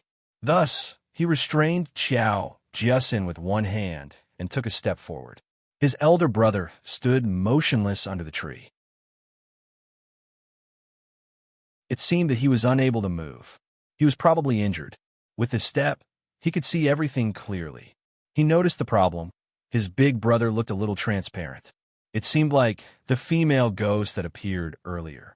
A sense of foreboding rose in his heart, and he subconsciously retreated and brandished his sword in defense. This vigilance saved him once. He saw the person hiding in the bushes beside him. A young man in white was holding a branch as thick as a child's arm and was about to stab him. The angle chosen was very tricky, and it was close enough to him. If he took another step forward, he would almost be hit. But his movement was too slow, so slow that it seemed to be motionless. The swordsman sneered, "You're just a firefly. You overestimate yourself." He took another step back and stabbed with his sword. At this moment, he suddenly realized that there was something wrong with this young man. No matter how he looked at it, he was still hazy, like a shadow. He took a step back. At the moment when the sole of his shoe touched the ground, he suddenly felt a heart-wrenching pain coming from his anus. Something, maybe it was a branch that was still branching, pierced into his anus. Maybe he could endure the pain and fight back if he was stabbed in the leg, arm, or back. But this kind of injury, such a big injury, followed by a huge psychological impact. The complicated emotions and severe pain broke the swordsman's will in an instant. He was like the most panicked person, shaking off Xiao Jiaxin. He tried to step forward to get rid of that thing while waving the thin sword in his hand behind him. He didn't even dare to turn around to see where the attacker was, because it was too painful. But Li Yunxin had already stood up behind him. His arms clamped the thick branch tightly, and he thrust it forward and rushed 2 steps forward. Because of his movement, the swordsman lost his balance and fell to the ground. The heart-wrenching scream stopped abruptly. The 5-feet-long branch pierced 2 feet into his body, and the swordsman was completely dead. Li Yunxin let go of the branch in his hand and clapped his hands. Not far away, the 2 shadows slowly dissipated in the wind. 2 pieces of rice paper fluttered down and quickly turned into ashes. Hurry up, someone might be coming. Li Yunxin reached out to Qiao Jiasen, who was sitting on the ground. Miss Qiao stared at the corpse on the ground and then at Li Yunxin. She felt as if there were 2 more balls of fire on her face. You, how did you? She had a lot of questions to ask. For example, why were you here? How did you create 2 shadows? How did you kill him?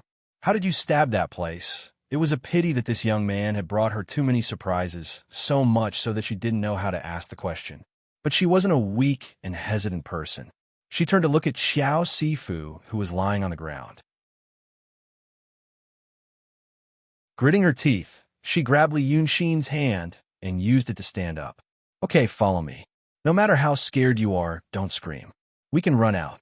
Li Yunxin lowered his body and went into the dense forest. Qiao Jiasen pursed her lips and followed. The youngster's voice wasn't loud, but made her feel at ease. Especially after experiencing the life and death situation just now, she felt even more at ease. Li Yunxin knew that someone would catch up, and it might be the one who was more difficult to deal with. He already knew the feeling of being drawn by someone. That feeling was quite strange. It was something he had never experienced in his previous life. 6th sense? An abnormally strong 6th sense. That was probably what it felt like. It was like hearing a soft voice call out to you in a quiet room. Then you felt some kind of call in your heart. Something had happened somewhere and you had to find it. If you were far away, this feeling might disappear before you found the place. But tonight, at such a distance, Li Yunxin knew that Big Brother would soon arrive at the scene of his brother's anus being pierced. He would angrily start a chase after it. The 2 of them ran in the darkness and the night wind. Their ears were filled with the rustling of leaves. It was as if there was endless darkness in front and beyond. As long as they plunged into it, there would be nowhere to hide, and they would never have to come out again. This feeling, something's wrong. Li Yunxin stopped and said. Qiao Jiasen didn't stop and bumped into Li Yunxin's back. The youngster reached out to support her. He felt the softness and wetness of the girl's body. She was sweating a lot, and her body was trembling slightly. He didn't know if it was because of fatigue or fear. She was gasping for air, and the hot air blew on his chest. What's wrong? Qiao Jiasen asked with a trembling voice. Li Yunxin was slightly stunned. He realized something. He wasn't a real youngster, but this girl was a real girl. He could think and speak like a weather-beaten adult, but this young girl, she was only a teenager. In her previous world, she was still chasing stars and reading books. She was indeed afraid. Even when she was afraid, she tried her best to run away with him without saying a word. She wasn't Shinibu, nor was she a saint. When he said something's wrong with his adult mind, she would restrain her fear and ask him, what's wrong? She didn't act coquettishly, and she didn't cause trouble. This was rare. He sighed slightly and held her arm tightly. He only let go after she stood firm and asked in a low voice, are you afraid? The girl panted and put her hand on the tree trunk beside her, as if holding on to something would make her feel more at ease. I know you're afraid. Li Yunxin untied the water bag from his waist and handed it to her. Drink some water. There are some things you may not understand. Most fear comes from the unknown, so it's normal for you to be afraid. The people who chased us tonight didn't have any grudge against us. They were just working for someone else. They didn't have any grudge against us either. They just wanted to kill someone, so they were looking for someone, and they happened to find us.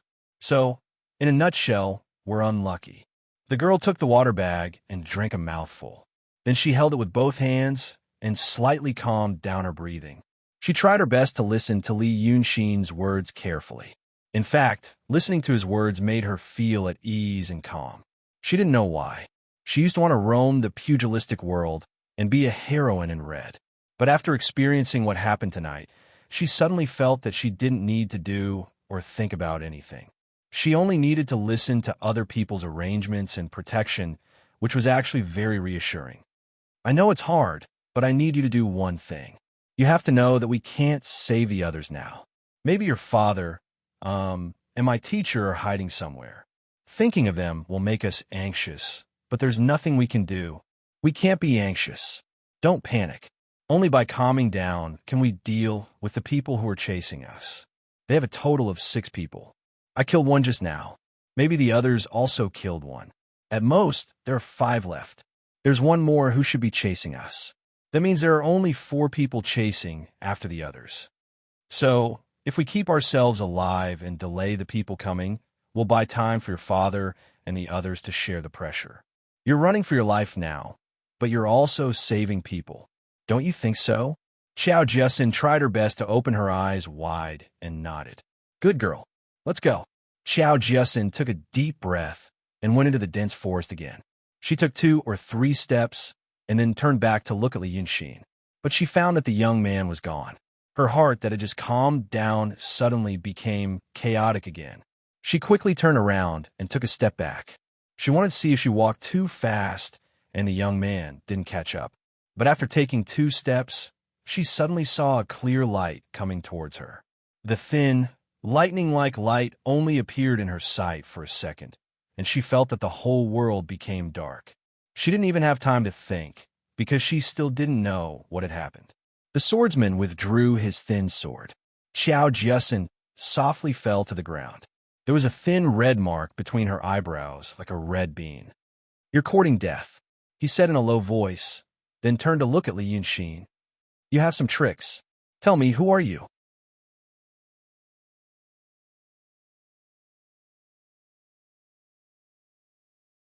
Chapter 18. Li Yunxin glanced at Xiao Jiasin to make sure that she was really dead. The girl was lying on the grass. Her death was not beautiful, and her eyes were not closed. He sighed and shook his head slightly. Girls in ancient times were not as pretty as girls in his time, at least in general.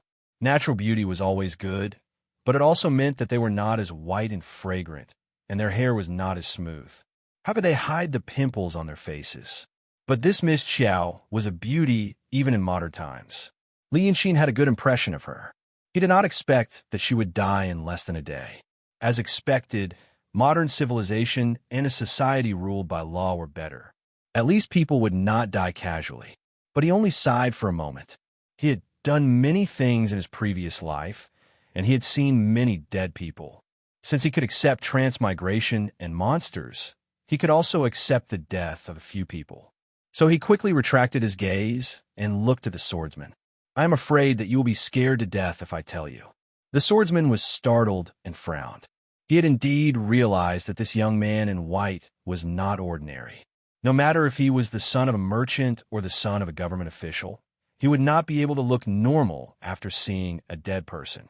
He did not even look sad or sad, not to mention that he had displayed unusual abilities. He was not a simple person of a secular world. Then maybe he really had something to do with those immortals. The 6 ghosts in the river had been chased by the Black Knife, Ingjurin, like stray dogs. It was only after they met that immortal that they managed to turn the tables. Thus, they knew very well what kind of people they couldn't afford to provoke. The 36 paradises and the 72 sects were like clouds in the sky to them in the past. But now they knew how terrifying anyone who was related to those people was. And this young man's previous actions, his current reaction, and his extremely arrogant words made the swordsman realize that he might have encountered a troublesome person. He could not kill him, but if he did not kill him, he would have already offended him.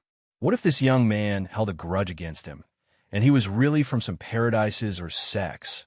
How could small characters like them bear this? They were just randomly robbing some people by the road. How did they get into such an undeserved disaster?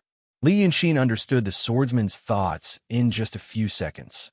Thus, he decided to make another risky move.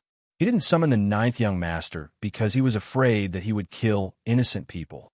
Now that Xiao Jiasin was dead and those innocent people might have been slaughtered by the other swordsmen, he had nothing to worry about. Before the swordsman could change his mind and make up his mind, Li Yunxin used his fingers to clamp the portrait of the 9th young master in his sleeve. With just a light touch, the illusion of the ninth young master would suddenly appear, and the ferocious demon would soon arrive. But at this moment, an angry rebuke resounded in the forest. The sound seemed to come from all directions, startling the birds that were resting in the branches and leaves and causing them to fly up into the sky. "Where did you come from? How dare you behave atrociously in my temporary imperial residence?" Li Yunxin and the swordsman were stunned at the same time. 1 second later, Li Yunxin ran wildly toward a bush in the north. According to his parents, painters were the group of people who were most sensitive to Reiki among all the cultivators in the world. Li Yunxin couldn't agree more. For example, when a sound rang out, he felt a kind of familiar Reiki at the same time. This spiritual qi had also appeared when the female ghost appeared before. The female ghost appeared and disturbed the simple painting array that he and Lao Dao had set up, but Li Yunxin believed that the owner of the Reiki had no evil intentions and wanted to save him. Last time, it scared the sick swordsman, and this time, it bought him some time. The source of the Reiki was behind the bush in the north. He didn't know whether the existence was human, ghost, demon, or immortal, but he knew that at least for now, it didn't want to kill him. When he stopped and said to Qiao Jiasen that something was wrong, he was referring to this matter. At that time, he was sure that he saw the same tree twice in a row. Ghosts hit a wall. It was probably also this existence that didn't want him to leave the forest. It might need him to do something for it. Li Yunxin could guess. He rushed into the bush, and after running for a dozen steps, he found that the front suddenly opened up. Behind a forest was an open space, and in the middle of the open space stood a small, dilapidated temple. Half of the temple had collapsed, and the reason why it didn't turn into a pile of rubble was that the other half was supported by an old tree. This tree probably grew out of the temple, and after so many years, it had become half a beam. A long, long time ago, there were probably people living in this forest, and the incense in this temple was also quite strong, because even after so many years, this open space was still wide. Probably before the stone slabs were laid, some other treatment was done on the ground, so there was less vegetation, and the sky was surrounded by towering trees. The clear moonlight shone down from the sky, and Li Yunxin saw the broken plaque hanging on the lintel. Mrs. Sanhua Temple. What kind of name was this? It didn't sound like a real god. It was more like a long, long time ago, the foolish people built a temple for a spirit with some magical power, and worshipped it as a real god. But Li Yunxin only took a glance at it before she rushed into the hole where the door had long since disappeared. The altar in the temple was still there, and the clay statue on it was still there. But the surface had been weathered and eroded, and the face couldn't be seen clearly. But just by looking at the vague silhouette, the clay sculpture that was originally worshipped on the altar seemed to be a humanoid figure of the mountain god. Another temple. Li Yunxin stopped and sighed. To ordinary people, he was already in a dead end. But Li Yunxin knew that this was probably the only chance to save him, except for the ninth young master. This was because this seemingly dilapidated clay statue had an astonishingly active spiritual qi. He was no longer worried about the swordsman and calmed down. He walked around the clay statue with his hands behind his back and shook his head slightly. "What are you? Why are you helping me?" Thus, the ethereal female voice from before rang out in the dilapidated temple again. "Because I am fated to meet you. Why don't you kneel when you see me? Did you bring 3 animals? Huh? Oh, you didn't bring 3 animals. I didn't bring 3 animals. Huh? Nothing at all. Huh? Oh, my oomph. Why don't you kneel when you see me? Huh? Are you a Taoist? Huh? Taoist, Danxing?" Li Yunxin frowned slightly. He felt that this thing was not as simple as he thought. This thing knew the term Taoist, Danxing. He knew this phrase, his parents knew it, and the rest of the people probably didn't remember it. Kan Karako and Akamatsu Z knew it, but they seemed to be Kinzo people, and this one was probably a spirit.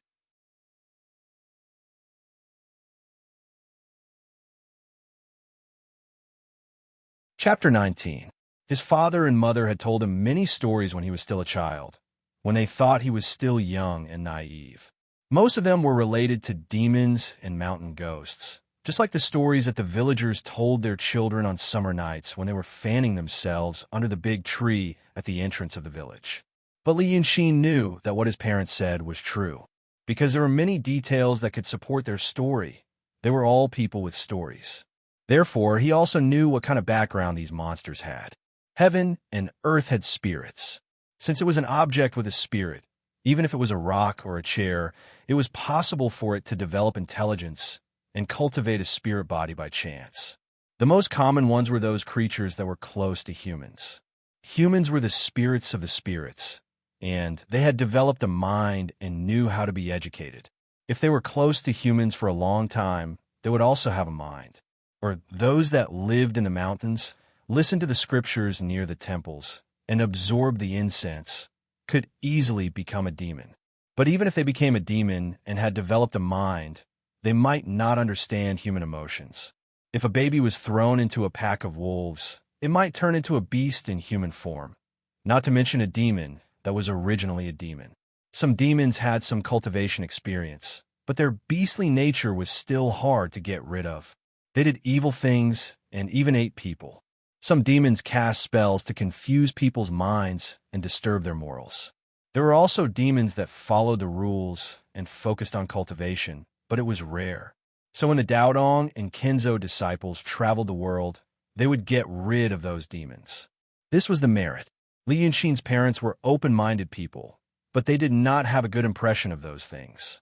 It was rare to see them ask if they had harmed the villagers before killing them. But Li Yunxin was actually very interested in these things. In his era, everyone had fantasized about the love between a scholar and a fox immortal. Many scholars were fascinated by Hong Xiu's reading at night.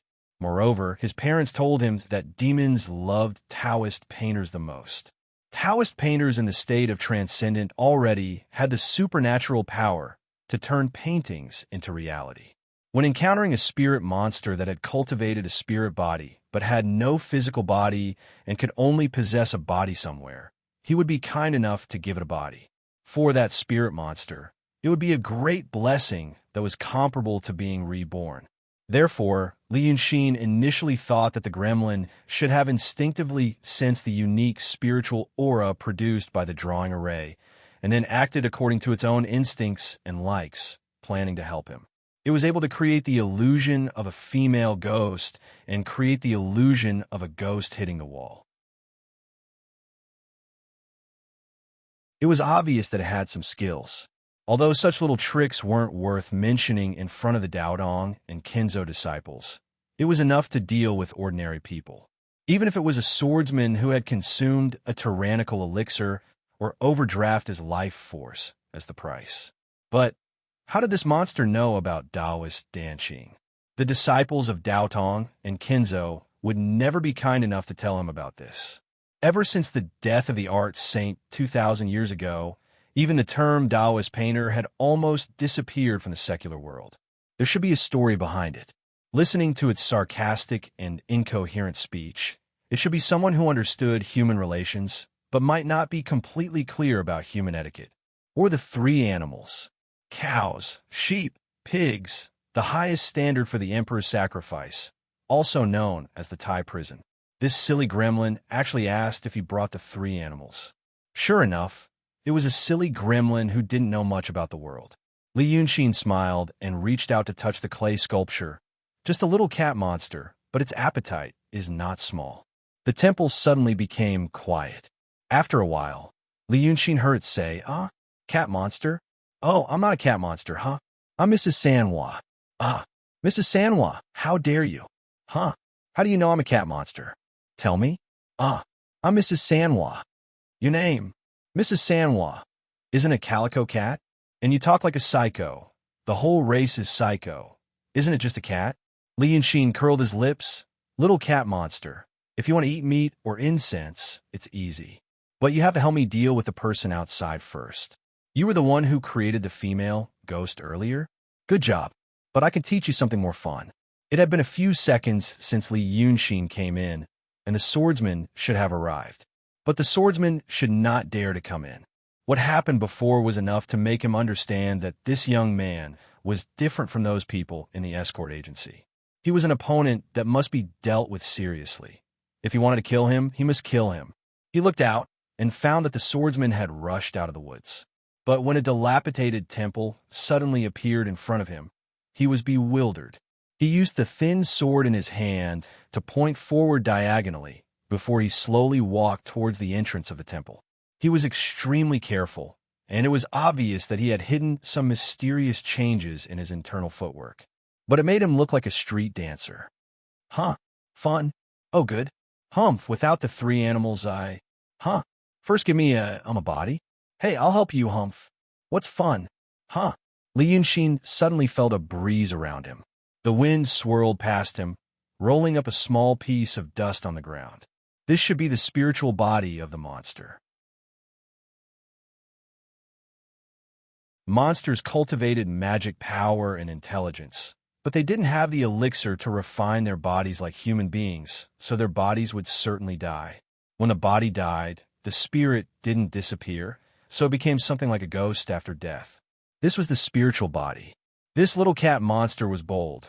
It didn't attach itself to something with abundant Reiki and ran out to wander. If a bolt of heavenly lightning were to strike it nearby, it would be dead. Silly cat. That person wanted to kill me. If you don't help me solve the problem in front of me, how can I help you solve the problem after death? Li Yunxin stared at the swordsman behind the dilapidated door. This idiot just killed a girl. I'm very unhappy, so I want to kill him. If you help me kill him, I'll draw a portrait for you later and let you attach it. Find a temple to worship, and you'll be worthy of incense. Whether you can cultivate in the future depends on you. The cat monster grunted. Huh? Incense? Oh, good. Huh? No. Humph. First, give me a body, Humph. You stupid thing. Li Yunxin frowned and shouted in a low voice. You're just a monster. How dare you negotiate with me? Don't you know I'm a Taoist painter? The blessing is right in front of you, but you don't know how to cherish it? Huh? The cat monster was silent for a while. Oh, then tell me. It's fun. Her voice was aggrieved, like a kitten whose ears were pressed down by a slap. She also sounded like a child who begged for candy, but was beaten. But monsters were like this, and they were different from humans. Li Yunxin frowned again and said in a low voice, Let me ask you, will you?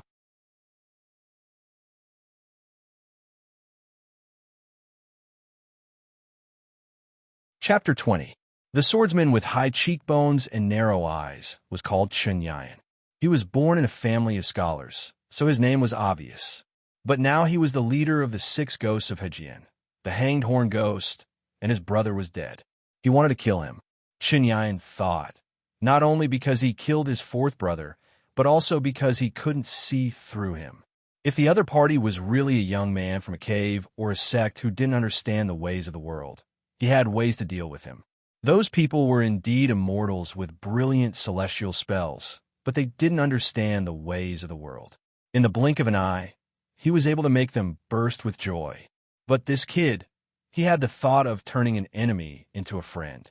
But it was only for a moment. He didn't know where this kid came from, but he was terrifyingly smart. He pretended to be courteous with him, but in the end, he didn't know who was playing who. Since that was the case, he could only kill. After killing, he burned their clothes and dismembered their bodies. In such a dense forest, they were quickly divided and eaten. After that, he divided the corpses of the others and scattered them around the area. No matter how clever he was, he couldn't find the whereabouts of the kid. He could only blame himself for being too smart and born into a good family, but not strong enough. It was rare that he wasn't strong enough. Chen Yan felt his body was slightly hot. Actually, that young man, he was very handsome. Those disciples of the cave sect were high up, and he had to flatter them. Humph! One day, he would think that one of them was trapped in that broken temple by me. When that time comes, he would be stepped on by me. When he was under me, how could he be so arrogant? How could he be arrogant? When he thought of this, he was only 4 or 5 steps away from the door. In fact, such a short distance, he could rush over in the blink of an eye. But the kid was too evil and scheming, so he had to be careful. There was something strange about this forest. It seemed to be haunted. They used to be called the 6 ghosts of Hejian, and they had seen ghosts before. Although they were shocked before, they weren't very worried. For one, he had seen immortals, and he knew that some ghosts couldn't harm people, but could only scare people. Earlier, the female ghost had vanished into thin air after being pierced by his sword, so it was obvious that she was just bluffing. He had killed countless people, but he was afraid of ghosts? What a joke. Taking another step, he saw Li Yunxin walk out of the temple with his hands behind his back. He was wearing a white robe. When he was running in the forest, his sleeves were torn by tree branches. But now, those white strips of cloth were hanging on the cuffs, fluttering in the night wind, adding a bit of dust to the air. Li Yunxin held a piece of paper in his hand. The swordsman frowned slightly.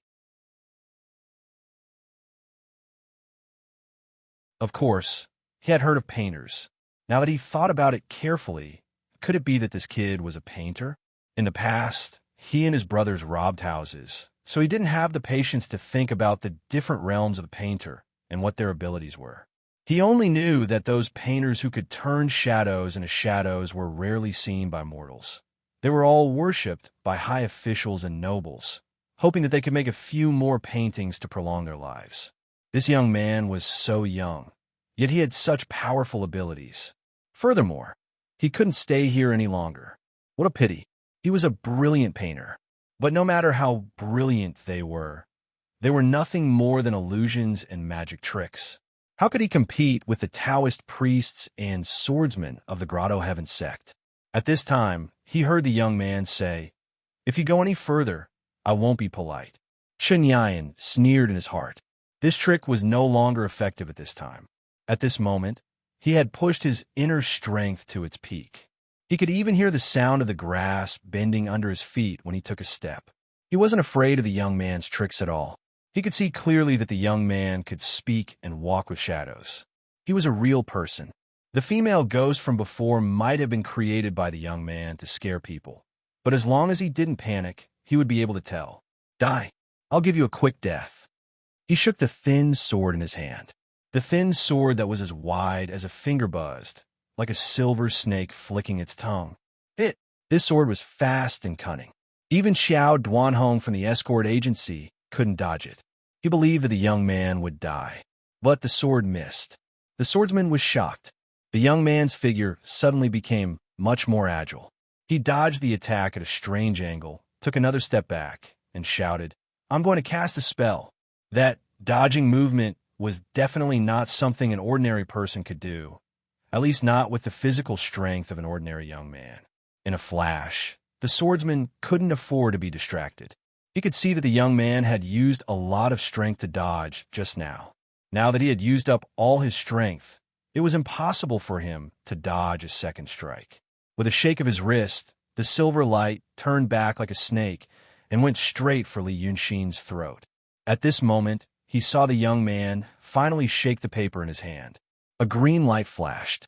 The swordsman found that a dark green figure suddenly appeared between him and the young man. At first glance, the swordsman found that the figure was a little strange. It was a general in green armor, holding a light green broadsword and wearing a strange helmet. It was inlaid with green gems, making it look like a fly. What kind of person would dress like that? But the swordsman knew that this was just an illusion. He couldn't be distracted and let the young man take advantage of it. He focused his mind and ignored the sword slash from the swordsman's illusion. He wanted to pierce through the illusion and stab at Li Yunxin's throat. But there was a splat. The head of the swordsman, Chen Yan, flew into the air. The sword of the general in green armor was almost hit by the swordsman himself. This was not an illusion. It was a real entity that was materialized by a transcendent master. After killing the swordsman, Chen Yan, and being stained by the blood of a living person, the figure of the general in green armor suddenly became blurry. He sheathed his sword, turned around, and nodded at Li Yunxin. He said solemnly, "My sword is your sword." Then it turned into a light spot and disappeared. The headless body of the 6 ghosts of Hajian, the swordsman Chen Yan, fell to the ground. Li Yunxin let out a sigh of relief. It still couldn't last long. His ocean of qi was sealed, so he couldn't use his spiritual energy. So he asked the cat monster to take over his body. The cat monster's spiritual body provided him with some spiritual energy, so he could use it to turn illusion into reality. But after all, the cat monster's spiritual energy was weak, and it was not his own. It was summoned and killed only one person before it was washed away by the yang energy of a living person. But the cat monster didn't feel the thrill of life and death. It asked in a strange tone, dead. What is that? What is the green general? Li Yuanxin heaved a sigh. There was a hint of nostalgia and melancholy in his voice. But the cat monster wouldn't understand. His name is Yi. Wuji Sword Sage, Yi.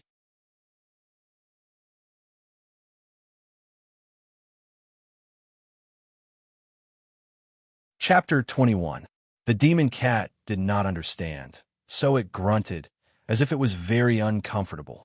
Li Yuanxin knew that it was because she had attached herself to his body. Taoist priests, swordsmen, and painting Taoist priests all practiced the divine heart technique, which was a profound inner force. Their bodies had their own noble spirit, which was different from the people of the secular world. Therefore, when a demon spirit attached itself to such people, its spirit would be rejected and it would be very uncomfortable. He took a few steps back. Go back. You helped me, and I will owe you a favor. But now that my sea of qi is sealed, I can't make a painting that will allow you to attach yourself comfortably.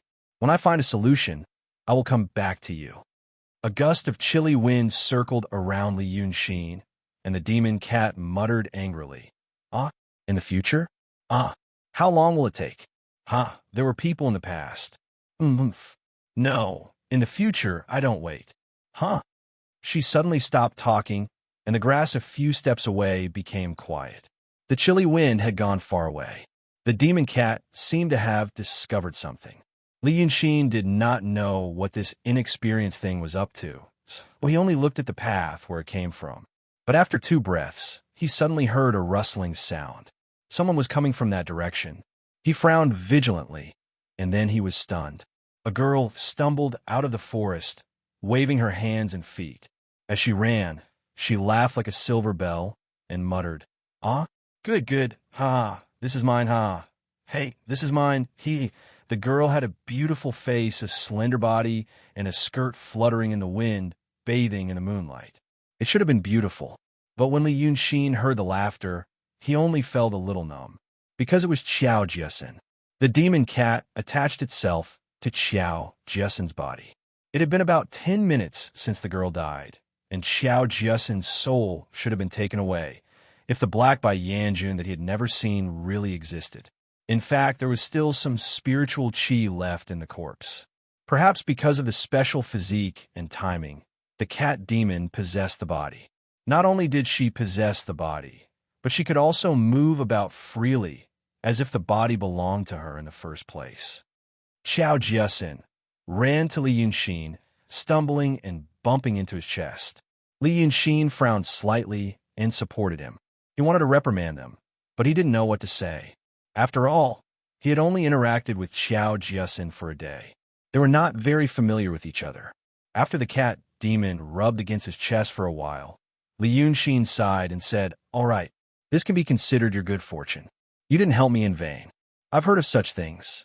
In the past, there were also demons who possessed corpses, and there were also righteous masters who did it. After all, corpses were bound to rot. Making the best use of them was already a heavenly Tao.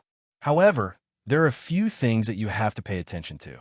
His parents had told him these things, and he remembered them all. He just didn't expect that they would really come in handy today. There were some rules and regulations for such things. They might not be as strict as the laws and regulations of the future, but there were always some rules. In the past, he didn't understand and only thought that it might be pedantry. But now that he saw the cat demon and the 9th young master, he felt that he understood. The 9th young master almost looked like a human. He looked like a human, dressed like a human, and spoke like a human. But he picked up a human and ate them, just like how a human picked up a chicken leg and ate it. In the eyes of a great demon like him, human etiquette and education were all bullshit. Human beings were meant to be eaten. There was no possibility of communication, just like how humans in this era did not know how to communicate with pigs and dogs. Moreover, there was no animal protection nowadays. This cat demon did not have divine power like the ninth young master. She possessed a statue and had a temple. She probably did not do as evil as the ninth young master in the past, but from the way she spoke and acted, she did not seem to understand the ways of the world. These beasts were not humans after all. Cultivators often said, those who are not of the same race must have a different heart. In fact, there was some truth to it. Therefore, there were some rules. You are a demon. Someone would not build a temple for you for no reason. You must have received help from an expert. In that case, that expert should have told you about some rules. I was afraid that you would forget it after a long time, so I will tell you again. Li Yunxin looked at the familiar yet strange Qiao Jiasin and said, you knew that I could help you, so you helped me. This is a life-saving grace to me, so there's a connection between us. Maybe the person who helped you before had a similar identity as me. Just now, you possess my body and saw my divine power. So I can help you, but I can also harm you. It all depends on whether you can be a good person. Now, I want to tell you that once you possess a human body and enter the human world, you must abide by human etiquette and education. You are a demon, so you may be wild and hard to tame. But when you encounter something that angers you, you have to think deeply for 3 breaths before deciding what to do. First, you must not kill. Second, you must not marry. Third, at this point, Qiao Jiasin suddenly knelt down in front of him and looked up at him. A pair of big black eyes shone brightly in the moonlight. Her face was pious and serious, and there was even a timid expression. Li Yunxin was stunned for a moment, then realized that this little cat demon was listening. For the animals and spirits, many things that people take for granted are laws for them. People think that filial piety to parents is a matter of course, that not eating one's own kind is a matter of course, and that etiquette is the most common thing. But for the animals and spirits, it is a law evolved from the great Tao of human relations. It seems that this little cat demon has really been enlightened before. Otherwise, she would not show such an expression now. Li Yunxin suddenly felt a little better and smiled slightly. Third, you must have a correct view of the world. Qiao Jiasin blinked and tried to speak like a normal person. 3 views? Is it a big temple? Are you going to build 3 big temples for me? Li Yunxin smiled. 3 views of the outlook on life, the world, and values. You don't need to understand them, just understand them. You will understand them later. But if you want to follow me, we still have to go to the city of Wei. Your body. Let's say that you are scared to the point of losing your mind. After all, we have a place to stay there, so we have to take care of the other people in the escort agency. Well, it doesn't matter if you don't understand, just follow me. When I tell you to get on top of me, you get on top of me. Let's go and save them. What a big tone, young man. As soon as Li Yunxin's voice fell, another voice sounded. This voice probably belonged to a young man, about 22 or 23 years old. It was pleasant and magnetic, and the ending tone was high, with a hint of unruliness. Then a young man in a brocade white robe came out of the woods. Li Yunxin frowned, and his heart skipped a beat. When this person came out, there seemed to be a gentle force around him that pushed away all the grass and trees, and none of them could touch his clothes. His steps were light, and it seemed that even the grass would not bend under his steps. Wherever he went, even the chirping of the insects became gentle. Under the moonlight, there was even a faint layer of brilliance on his body, as if he was a celestial being. Li Yunxin knew that this unfriendly young man in front of him practiced the divine heart technique, a profound inner force skill, just like his parents. But he should be from Daodong or Kinzhou. Considering what happened tonight, he should be the head disciple of the Lingshu sword sect, one of the 72 sects, and a fellow disciple of Kong Kanzi and Qi Songzi. He should be the one who sent the flying sword message to the 6 ghosts of Hejian, asking them to kill all of them. He should have come before, but he didn't. Now he was here. Li Yunxin took a deep breath and smiled. Good evening. Thank you for coming in person. Where are those people? By the way, what's your name? The man walked to a place a dozen steps away from Li Yunxin, glanced at the headless body of the swordsman on the ground, and shook his head slightly. A mortal. Then he looked up at Li Yunxin and smiled absent-mindedly. My Taoist name is Huainanzi. I saw some on my way here, and I killed some of them. It's getting boring. Tribulation is always troublesome. You're also a cultivator, right? Well, you practice the divine heart technique. Which spiritual master? Ha! Definitely not. You had a conflict with my 2 junior brothers, and your ocean of qi and mountain of snow was sealed by the Lingshu sword sect. A few days ago, I found out that my 2 junior brothers were dead, but I don't think you did it. It should be some big demon. But since you're involved, and I can't take revenge on that big demon, I'll just kill you. First, it's a memorial for my 2 junior brothers, and second, it's a tribulation. Don't take it too hard. You're actually going through a tribulation, but it's a death tribulation. Well, have a good journey.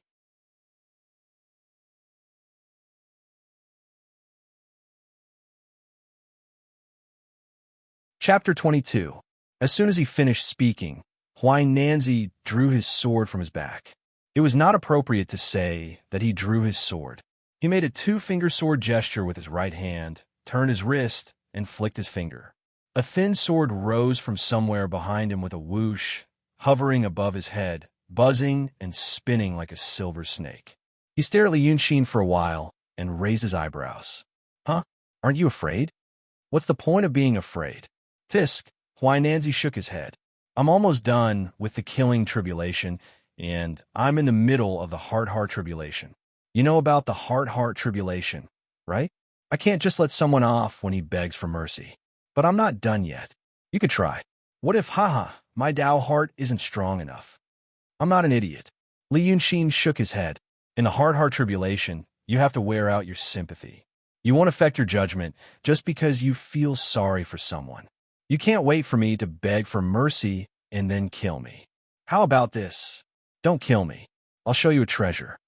I can't be bothered. Huainanzi curled his lips and moved his finger. A thin sword shot out from his head like a bolt of lightning. Fast, Li Yunxin thought. He knew that flying swords were fast, and he also knew that bullets were fast. But he couldn't understand how fast it was unless he saw it with his own eyes. Just as this thought appeared in his mind, the sword light flashed before his eyes. Then there was a continuous sound. When he turned around, he found that Xiao Jiasin had fallen to the ground.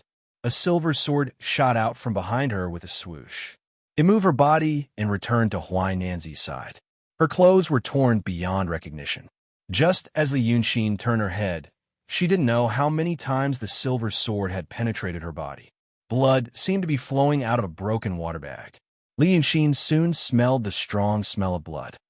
Xiao Jiasin's belly was already in a mess. It was not an exaggeration to say that it was rotten. He shuddered. The cat demon climbed onto his body. However, his aura was weak, and his spiritual body was almost destroyed.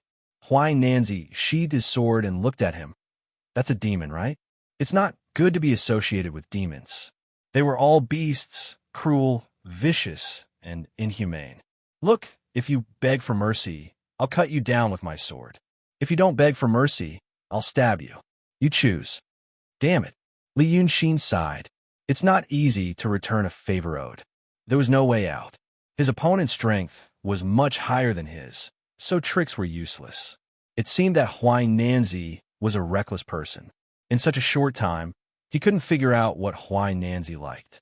He could only invite the 9th young master. He took the paper out of his sleeve with 2 fingers. But just as he moved, he felt a chill on his arm. With a crash, half of his sleeve fell to the ground. His forearm was itchy. He looked down and saw a finger-long gash on his forearm.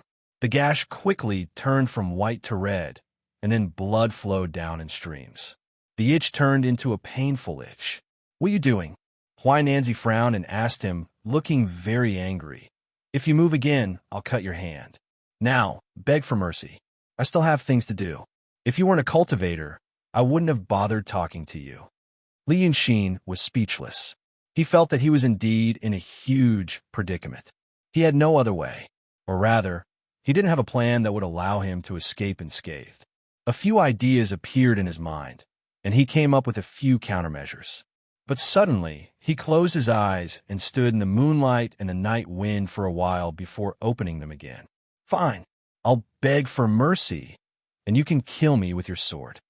After a pause, he added, you really have to kill me with your sword.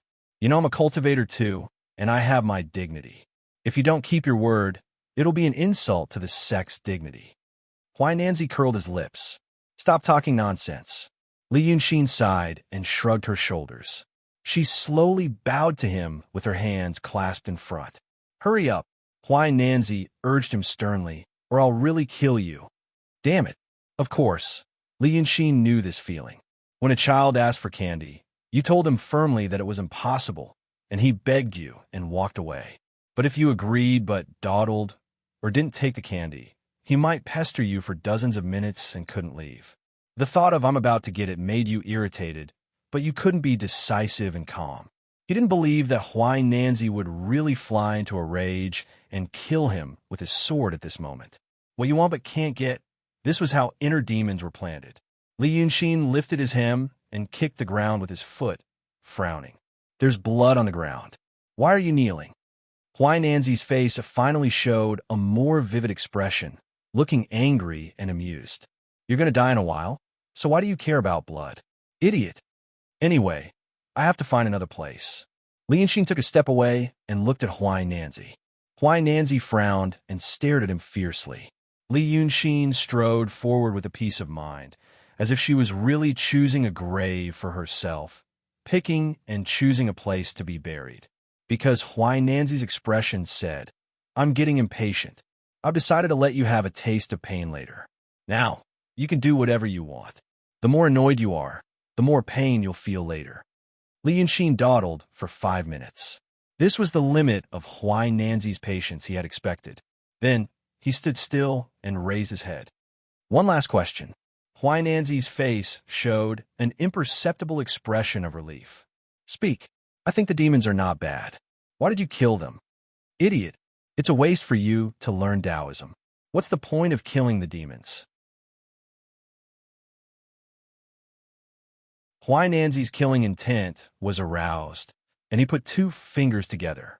Then, Li Yunxin and Huai Nanzi both heard the crisp sound of a copper bell coming from afar. A girl said in a crisp voice, Ah, miss, what a fierce tone. That person has. Perhaps because the girl's voice was crisp and clear, it traveled a long distance. Huai Nanzi's expression changed, and the sword in his hand changed. From 2 fingers together, he made a strange hand gesture that looked like an orchid. Then, the silver flying sword split into 3, and they circled around him from head to tail, making a low whining sound. Who's there? He shouted in a low voice. The 2 of them watched with bated breath for a few minutes. Finally, a slender little hand reached out from the grass that was as tall as a person. Pushing aside the grass, a little girl with her hair tied into 2 buns walked out. The little girl held the reins in her hand and pulled out a shiny black donkey from the grass. On the black donkey, a quiet young lady sat with her legs slanted, staring at Li Yunxin with a pair of clear eyes. She bit her lips, but didn't look at Huai Nanzi. But the little girl stood still with the black donkey and helped the young lady up. Then she frowned and asked, Yes, what's wrong with the demons? Why did you kill them?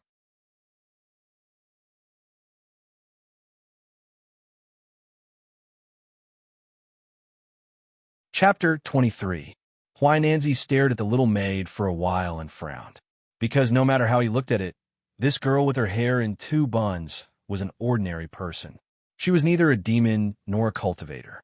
It could even be said that there were 2 or 3 scratches caused by branches and leaves on her lotus-like arm that was exposed from her sleeve. But ordinary people wouldn't come to this place at this time, and they wouldn't be indifferent to the corpses on the ground. So, the problem was the little girl on the donkey. He couldn't see through her either, but he felt that it was better to stay away from her. The farther, the better. Therefore, he restrained his expression and cupped his fists toward the little girl. I'm Huai Nanzi, the head disciple of the Lingshu sword sect leader. May I ask where did you come from? What's the matter? But the girl on the donkey didn't look at him and didn't seem to hear him. She stretched out her slender hand and patted the little black donkey's butt.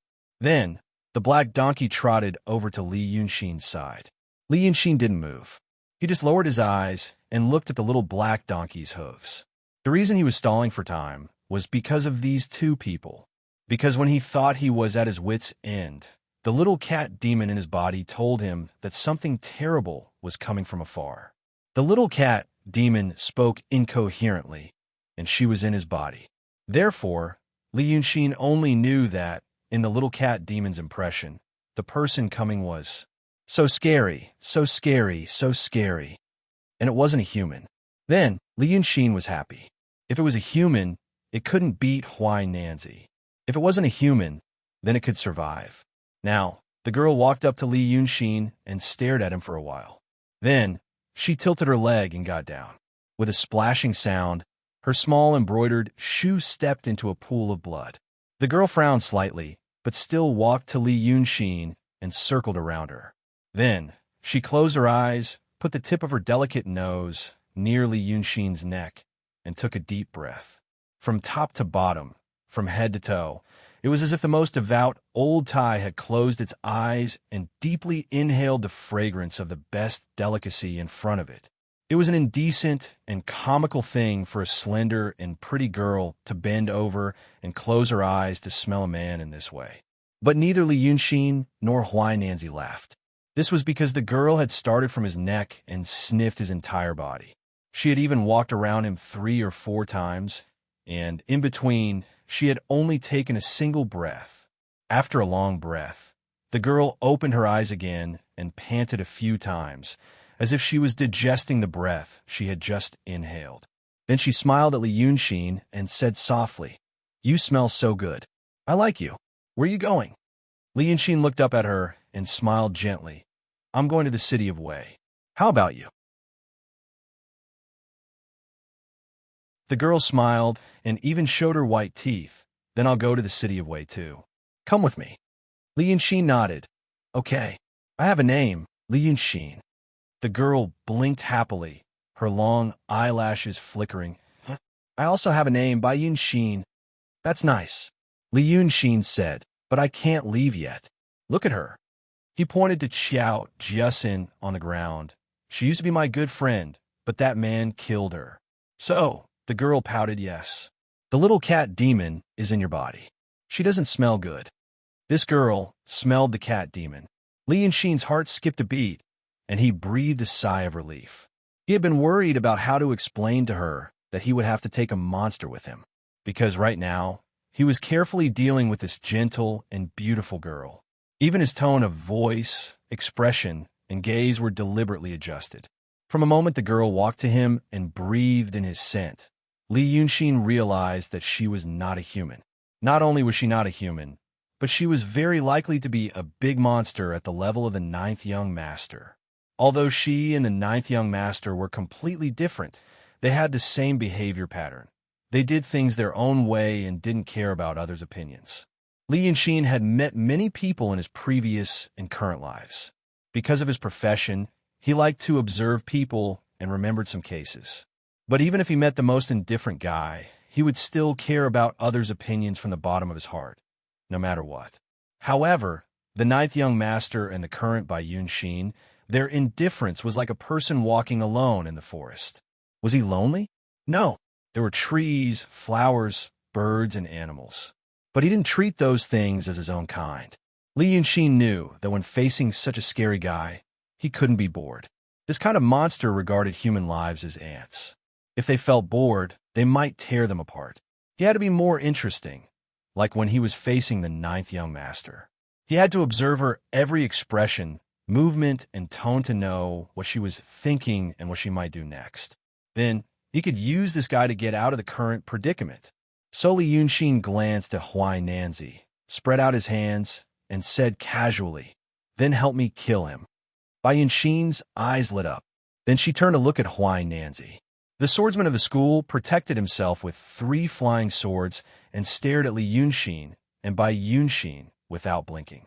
Hearing this, he shouted, "Fairy, don't make a mistake. That little thief killed 2 of my junior brothers and allied himself with the demons. That's why I. At this point, he suddenly stopped talking. This was because he saw that the little servant girl, standing not far away, was also staring at him, and her eyes were shining.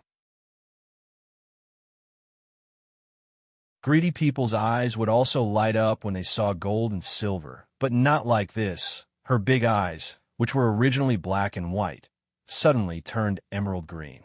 They emitted a bright light in the night, making her originally cute and beautiful face look like the face of a ghost. Then, the little maidservant opened her mouth, and her mouth stretched all the way to her ears, revealing rows of densely packed, sharp, and thin fangs. The master and servant are also monsters. He wasn't a cultivator. Huainanzi's heart skipped a beat. He knew that if he didn't use all his strength today, he wouldn't be able to escape unscathed. He also knew that even if he had to use up all his potential today, he had to defeat this monster at the cost of more than 10 years of cultivation and the hope of reaching a higher level in the future. After that, he had to escape alive first. Only then would he have the resources to ask for help, cultivate, and take revenge. Therefore, his expression turned cold. He spat out a mouthful of chi from his dantian and shouted, "Monster! Do you think I'm afraid of you?" The little maid's neck suddenly expanded and swallowed Huainanzi's head along with the 3 flying swords in front of him. Then, the neck shrank back in an instant. The little maid pursed her lips and frowned. She looked at her mistress and said, "There's nothing left." Huainanzi's headless body twitched on the spot for a while and then fell to the ground with a thud.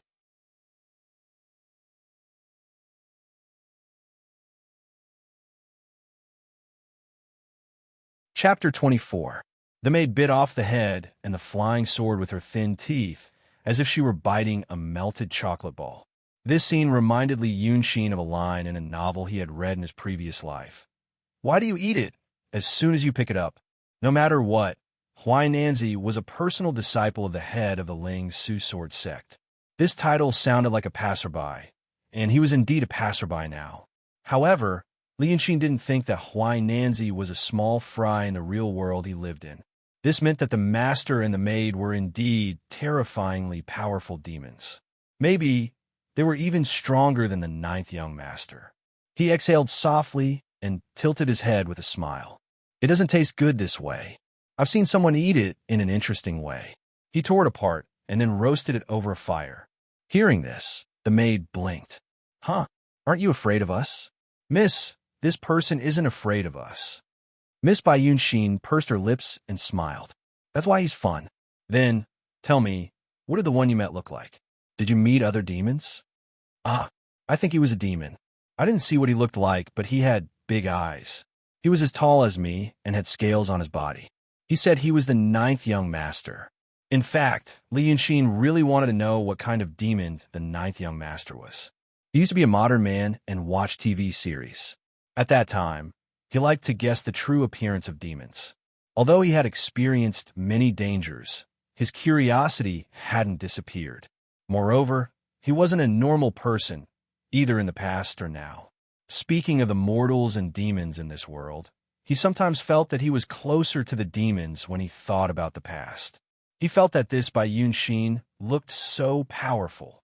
Maybe the big demons were familiar with each other and happened to know the 9th young master. However, after he finished speaking, he noticed that the expressions on the maidservant and Bai Yunxin's faces gradually became strange. The two of them looked at each other, and then even Bai Yunxin, who had always looked calm and composed, began to breathe slightly faster. Where did you see him?" Bai Yunxin squinted her eyes and leaned forward to stare at Li Yunxin. Her posture was very strange. Li Yunxin felt that it was very familiar, but he couldn't remember where or when he had seen it. However, he realized that the demon was no longer smiling. What replaced it was an urgent desire, even more so than when he smelled his own scent. If his experience and knowledge from his previous life were not deceiving him, he felt that it was a kind of hunger for food. Qinghe County? It's him, miss." The young maid's eyes widened, and she excitedly jumped up and down. "Little 9, little 9, little 9. It's little 9. It's little 9. Bai Yunxin seemed to realize that she had lost her composure.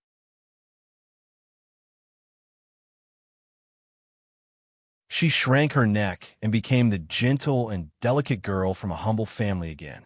However, Li Yunxin noticed that her throat moved as if she was swallowing something. Then, I won't go to the city of Wei with you. Li Yunxin. Well, it's a good name. You see, I have a name, Bai Yunxin. Bai Yunxin moved closer to him and took 2 light breaths. She said, when I find little Nine, I will go to you. You can't hide from me. Well, I see.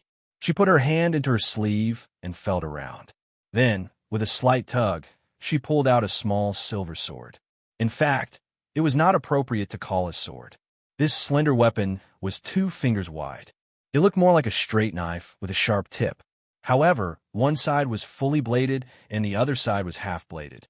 It was a weapon that could stab and slash. The body of the sword was 1 meter long. There was almost no blade, only a white, smooth, and long sword hilt. Here, this is for you. Bai Yunxin said, take it and I will find you. Li Yunxin stretched out his hands and immediately took it. Okay, I will wait for you in the city of Wei, but you can't not come. Bai Yunxin pursed her lips and smiled. If you run away, I will eat you. Then she suddenly opened her arms. Her sleeves suddenly became wide and almost covered her whole body. A gust of wind suddenly gathered in the forest, accompanied by a clear and sharp whistle. Then the 2 wide sleeves of Bai Yunxin turned into a thick cloud of fog and rushed up to the sky with the gust. After a few seconds, only Li Yunxin and the sword in his hand were left in the forest. He stood there for another 10 seconds, making sure that the master, the servant, and the black donkey were all gone. Then he let out a long breath and slightly bent down to rub his legs. His legs were numb and about to cramp. His clothes were soaked in sweat. When the cold wind blew, he felt irritated and cold, as if he was going to fall sick. Damn it! In just 10 days, he met 2 big demons. He looked at the sword in his hand and slightly frowned. He didn't know why Bai Yunxin thought that he was tasty, but he knew that the sword was not a good thing. Maybe the demon would find him with this thing in the future. He didn't believe the love and kindness that the demon showed to him, because he knew that he actually understood the mentality of those demons. They had the appearance of a human, but in their hearts, they would never treat humans as their own kind. So he bent down and forcefully stabbed the sword into the grass. The sword was surprisingly sharp and strong. It went into the ground effortlessly. During this time, Li Yunxin felt a slight obstruction, probably because he hit a stone. But the tip of the sword seemed to cut the stone in the ground easily. Then he patted the back of his head and said, "Hey, come out." Demons usually attach themselves to the Naiwan palace on the head. The cat demon had curled up on his body for a long time without making a sound. She must have been scared out of her wits by the big demon, Bai Yunxin. After a few breaths, he heard Mrs. Sanhua say, "Huh? She left? Ah, scare me to death. One peck? Oh, scared to death. Sigh, my good body, sigh, can only be used like this, sigh." Her voice gradually faded. The next moment, Li Yunxin found that Xiao Jiasen's body on the ground stood up again. But this time, it was too horrible to look at. It was not an exaggeration to say that her intestines were pierced through. Li Yunxin frowned. Let her rest in peace. She's already like this. You can't walk on the road like this. It will scare people. But the cat demon seemed to be unusually obsessed with this body. She shook her head discontentedly and reached out to cover her stomach. "Ah, clothes, put on clothes, ah. That's good, put on clothes. Humph, how dare you, this is my Dharma body, huh, what is that? Huh, what is that? Huh." She let go of her hand that was covering her stomach, and her attention was completely attracted by something else. Then she used a pair of bloody hands to grab Li Yunxin. A cat was cute like this, but a female corpse was not cute at all. Li Yunxin frowned and shouted at her. "What are you doing?" The cat demon was startled and retracted her hand to cover her stomach, but her eyes were fixed on Li Yunxin's chest. "Huh? What is this? Oh, this is fun." At this time, Li Yunxin noticed that his chest was lit up. There was moonlight in the forest, but it was still night, not the full moon. Therefore, he could still clearly see that there was a soft white light coming from under the clothes on his chest. It was a square light the size of a palm. Li Yunxin was shocked and hurriedly put his hand into his chest and took out the thing. It was a crystal clear jade slip, but now it had turned into a soft, milky white. It seemed that there was light in it, but it didn't dissipate. On one side of the jade slip, there was a row of handwriting, and under the row of handwriting, a slender black that was constantly jumping. Li Yunxin stared at the row of handwriting and was stunned. Then he raised his hand and rubbed his eyes hard, then looked at the row of handwriting again. He maintained an extremely strange expression on his face, and after standing in a daze for a few minutes, he finally opened his slightly trembling lips. Holy shit!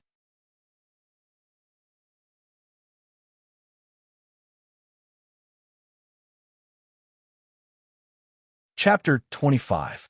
Now, Li Yunxi knew why this jade slip was called the Jade Slip of Enlightenment, because at this moment it was really bright. After he came to this world, many things gave him a great shock. For example, turning paper into salt, demons, flying swords, and people's belief that they could become immortals through cultivation. But all those things added up couldn't compare to this moment, the moment he saw that line of words. Excited and chaotic emotions filled his chest in an instant. Even with his 2 lives' worth of experience, he couldn't help but stare at the jade for a long time with his eyes wide open. This thing is open. In fact, after the shock, he thought of another problem. After getting this jade slip from the place where his parents hid it, he thought of countless ways to open it, hoping that this treasure could give him some magical power to get out of the previous predicament. But this thing was like a piece of lifeless glass. No matter what he did, it didn't respond. Even when he injected the little bit of spiritual power he cultivated with the water cloud force into it, it was like a clay ox entering the sea. But at this moment, in the middle of the night, this thing opened. Li Yunxin held it, spent 2 minutes being surprised, and another 3 minutes thinking of all the reasons he could think of. In the end, he concluded that the most likely reason was the 2 demons. He had tried many ways before: water immersion, fire, sun exposure, and spiritual power transfer. If there was anything different about the past few days, in other words, he encountered a great fiendish demon. First, it was the 9th young master, then by Yunxin and her little maid. Maybe the demon power of the big demons affected this thing. But why would the jade slip of enlightenment left by the art saint 2,000 years ago be opened with demon power? And who was the art saint? A strange and familiar feeling flowed in Li Yunxin's chest. At the same time, there was a familiar warmth that he thought he would never experience again. It turned out that in this world, he was not alone. At least he was not alone. He took a deep breath and ignored the noisy little cat demon beside him. With slightly trembling fingers, he tapped the next line of the characters 9 times. But the jade slip didn't respond. He pondered for a moment, then clicked again 18 times. This time, a soft, heavenly melody rang out. The 2 lines of text on the surface of the treasure disappeared, and the entire surface of the jade slip flowed with light. Then, Li Yunxin saw the dense text on the jade slip. Li Yunxin did not first care about the content of the text, but looked at the text itself. Look at the wording, the tone, the grammar. Then, he closed his eyes and let out a long breath. He looked at the upper right corner of the jade slip and tapped its surface 3 or 4 times. Thus, this painting treasure once again became a transparent piece of glass. He felt that he roughly knew how to open this thing. Even though he'd only seen a small portion of the words inside, he'd already realized why this thing was called a supreme treasure of the Tao of painting. Cultivators had to go through tribulations. They needed to experience the myriad of things in the world and all sorts of emotions. But a person could be poor and frustrated all his life, or he could be satisfied all the time. Those who were poor and successful could be considered to have lived a wonderful life. If they had experienced the joys and sorrows of life, they could be considered to have lived a legendary life. Life was short, and cultivators had to seize every second. They did not have time to carefully experience life, so they had to rely on external forces. From this point of view, the paintings of painters were quite similar to those of pills and medicines. However, painters were humans after all, and their experiences were limited. Moreover, painters in ancient times were still Taoist painters. They were also disciples of one of the three major sects in the world, the celestial sect of wonders. Their lives were even more generous. So how could they have many experiences of poverty? However, the demons and negative karma of life were often because of greed and anger. This greed and anger mostly stemmed from poverty and frustration. Thus, there were very few famous works of this kind. The most famous painting that had been passed down was The Dream of the Red Chamber, created by Perfected Xueqin in ancient times. Perfected Xueqin was born in a cultivation family in the Grotto Heaven, and her parents were both experts. When she was young, she was extremely respected and enjoyed the glory of the world. However, when she was young, the art path was declining, and she experienced the sadness of the world and the fickleness of human nature. Thus, after living in seclusion, she spent 10 years to create the dream of the Red Chamber. This true state expert used his entire life skill to pour all the sadness and joy he had experienced into the painting, leaving behind such a treasure that had been passed down from generation to generation. He died of exhaustion. Although the 7-foot scroll at the end of the painting was destroyed because of the war, it was still a painting treasure that was worshipped by the Grotto Heaven sect. Its status was only second to the 8 treasures ancient scroll left behind by the art saint. It was said that if a cultivator comprehended this painting with his heart, he could experience endless sadness and anxiety and temper his Tao heart. If a mortal saw this painting, it would be fine. If there was a Tao bone in their body, but they had not cultivated, once they understood the true meaning of the painting, they would die of heartache. But now, in this clear jade scroll, there was something even more precious than that. Li Yunxin realized that once he found a demon power that could supply this jade scroll, and slowly learned and digested the things in it, he might become a person like the legendary art saint from 2,000 years ago. The 7 emotions and 6 desires could be examined, and the sadness and joy of the world could be controlled and released at will. Roses and tigers could be painted in the details, and mountains could be painted in the strokes. But first, he had to solve the problem in front of him. Bai Yunxin, that demon, wanted to pester him. Of course, he couldn't just take the sword she gave him to the city of Wei. The sword must be a token, and the demon could use it to find him. So he had to go somewhere else. And he had to bring the little cat demon. It was a demon after all, and it still had demon power. It also had to figure out his parents' seclusion, and that he was being hunted. The Taoist priests of the 3 sects were all dead, but they were all in the hands of the demon. Let those who covet the Illumination Jade Scroll investigate and find trouble with the fiendish demons. He had to find a place to study the thing in his hand and dig out the secret of the art saint. And then he could make plans.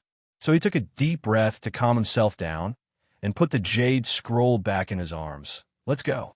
If you like this body so much, then come with me. When I find a better place for you to take possession of, you can let this girl rest in peace. The cat demon was very willing, even if it was temporarily, for her to use this body. Seeing that Li Yunxin was about to leave, she hurriedly wrapped her ragged clothes around her belly and staggered to catch up. Li Yunxin and the cat demon carefully walked through the forest. After a quarter of an hour, they finally saw the meadow outside the forest, the direction where they were taken into the forest. He stopped behind a tree and looked out warily. But the cat demon suddenly made a sound of surprise. Then she bent down with excitement and joy and stretched out her hands. She peeked at Li Yunxin and pursed her lips as if she wanted to do something but was afraid of being scolded. Finally, her instinct won over the little worry in her mind. She squinted her eyes and quickly patted the thing sticking out from Li Yun's waist and giggled. Hey? Well, I'm back. Well, fun, huh? Li Yunxin frowned. What are you doing? But he was stunned when he took a look at his waist. The sword that Bai Yunxin gave him, and he stabbed it deep into the ground, was hanging on his waist again.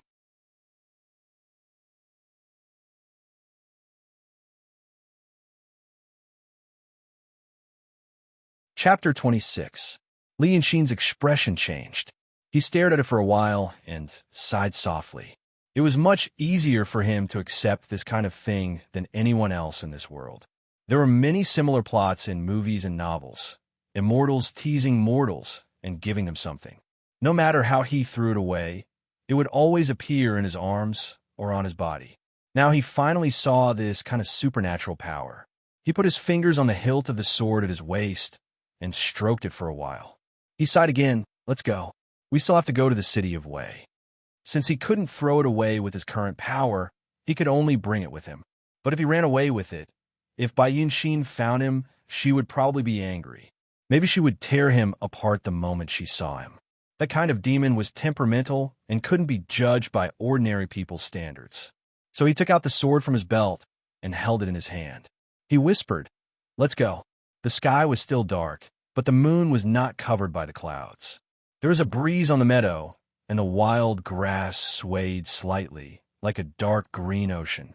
Li Yunshin drew 2 pieces of paper and held them in his hand. He walked cautiously with the cat demon. Maybe Bai Yunshin killed the 6 ghosts in the river when she came, or maybe they didn't. After 3 steps, Li Yunshin stepped on a hard body. He looked down and saw a headless corpse. Oh, they were all killed. The dead man wore a green Taoist robe, and his head was bitten off. It seemed to be done by the little maid. There were 2 corpses beside the swordsman's body. They were from the escort agency. Maybe they were all dead, but they still had to go to the city of Wei, and they needed a place to stay. Li Yunshin looked at Xiao Jiasen beside him and frowned slightly. Actually, this little girl could still be used at this moment. There was a sound in the grass beside him. Li Yunshin slashed with his sword. The extremely sharp blade effortlessly cut through the weeds, piercing into the depths of the underbrush like a waterfall, stopping just short of a person's neck. It was only then that he was able to see clearly under the moonlight. It was actually Lu Lao Dao. It seemed that Lao Dao did not know whether the person was a friend or a foe. He was about to sneak away in the bushes when Li Yunshin heard him. Right now, a shining blade was resting on his neck. The skin had already been cut by the blade. He was so frightened that he couldn't make a sound for a long time. His legs were trembling like a sieve. Lu Lao Dao rolled his eyes and saw clearly that the person under the moonlight was the young Li Yunshin. His throat moved a few times, and he pounced on him and hugged his leg. "Master, save me. There's a demon."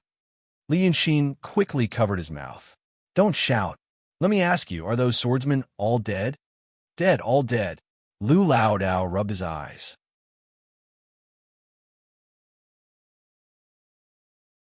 "After all these years, I have finally opened my eyes today. Hey, who wants to open their eyes? I mean, it's a good thing to meet a master. At first, I thought I saw a ghost or a demon. It's really a demon, a master, biting a head off. If it wasn't for me. Okay, it's okay. I've seen the demon before. It's gone now." Li Yunshin put away his sword, pried Lu Lao Dao's hand off his leg, and pulled away the cat demon who was trying to play with Lu Lao Dao's hair. "Let me ask you again, how many people are still alive in the escort agency?" Hearing Li Yunshin's words, Lao Dao blinked and stared at him. "Master, did you fight with the demon? Did you drive them away?" Then he stared at Li Yunshin for a while and suddenly bowed his head. "I've been muddle-headed for so many years, and now I finally see the real God. Please accept me as your disciple so that I can see the Tao of painting in my lifetime." Li Yunshin sighed. "Are you crazy? Can't you reply to me first before bringing up other things? Her father is still here. Only her father is left." Lu Lao Dao quickly lifted his head from the ground and wiped his face. Then he carefully looked at Xiao Jiasen. Is this child infatuated?" The cat demon blinked. Hey, how dare you?" How dare you?" Li Yunshin sighed and pulled the cat demon behind him. She saw the demon and was scared silly. Xiao Duanhong is still alive? That's a good thing. Where is he? Old Taoist Lu scratched his messy hair and moved 2 steps to the side. He reached out and pushed aside a clump of weeds. "Here." Li Yunshin saw Xiao Duanhong, who was on the verge of death. As the leader of an escort agency who was close to becoming a second-rate master, he seemed to have fought hard before. His body was full of sword wounds, especially his legs. His desperate struggle had probably angered the swordsman, so the swordsman deliberately tortured him to death. But he didn't expect that once the bad guy played like this, the situation could be reversed. The little servant girl rushed over and bit off his head. But Xiao Duanhong's legs seemed to have been crippled. The bones of his knees were exposed, and blood was gushing out. It was unknown if he could be saved. Lu Laodao probably thought that he couldn't be saved. Li Yunxin walked over and hit a few major acupuncture points on his body, and the blood flow gradually stopped. Both cultivators and martial arts practitioners had to learn to stop bleeding by hitting acupuncture points, but it wasn't that magical. This was an emergency method to temporarily stop the blood flow. If it took too long, it might be crippled. But Li Yunxin didn't think Xiao Duanhong's condition could get any worse. His legs couldn't be saved under the current medical conditions. The only thing that could save his life was the smoke of the Qiao family's ancestral grave. Lu Laodao didn't seem reliable, and Xiao Jiasin was even more unreliable. Li Yunxin thought for a moment, then tore a piece of cloth from Lu Laodao's body and hastily bandaged Xiao Duanhong's wounds. Then, the situation became more complicated. Li Yunxin now realized how convenient it was to cut the scene. For example, in the previous scene, there was a group of injured people who were on the verge of death but smiling in satisfaction. In the next scene, there was a group of injured people covered in bandages lying on a comfortable and dry bed. But now Lu Laodao looked like he could be blown over by a gust of wind, and Xiao Jiasin was still a young girl. He couldn't walk far with this strong man on his back. The situation was annoying. "Let's wait for the car," Li Yunxin said, looking at the time. "It'll be dawn in about 2 to 4 hours. More than 2 hours. He'll be lucky to meet someone who can take us away. If he doesn't, then he'll have lived his life in the wind and rain." After saying that, he tried to carry Xiao Duanhong on his back. Lu Laodao's legs were weak as he supported Xiao Duanhong. After walking for more than 10 minutes, they finally reached the previous intersection. Then, they put Xiao Duanhong on a patch of grass. Then, they began to wait. Lu Laodao leaned against him, trembling. After thinking for a long time, he asked, "I say, master, what are you?" Li Yunxin raised a finger.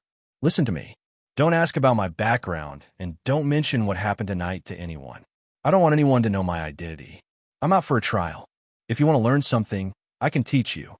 But if someone asks about what happened today, you have to be a hero." This girl was shocked, and if her family asks about what happened today, you know what to say. "Anyway, I don't want to be disturbed, and I plan to stay at your place for a while.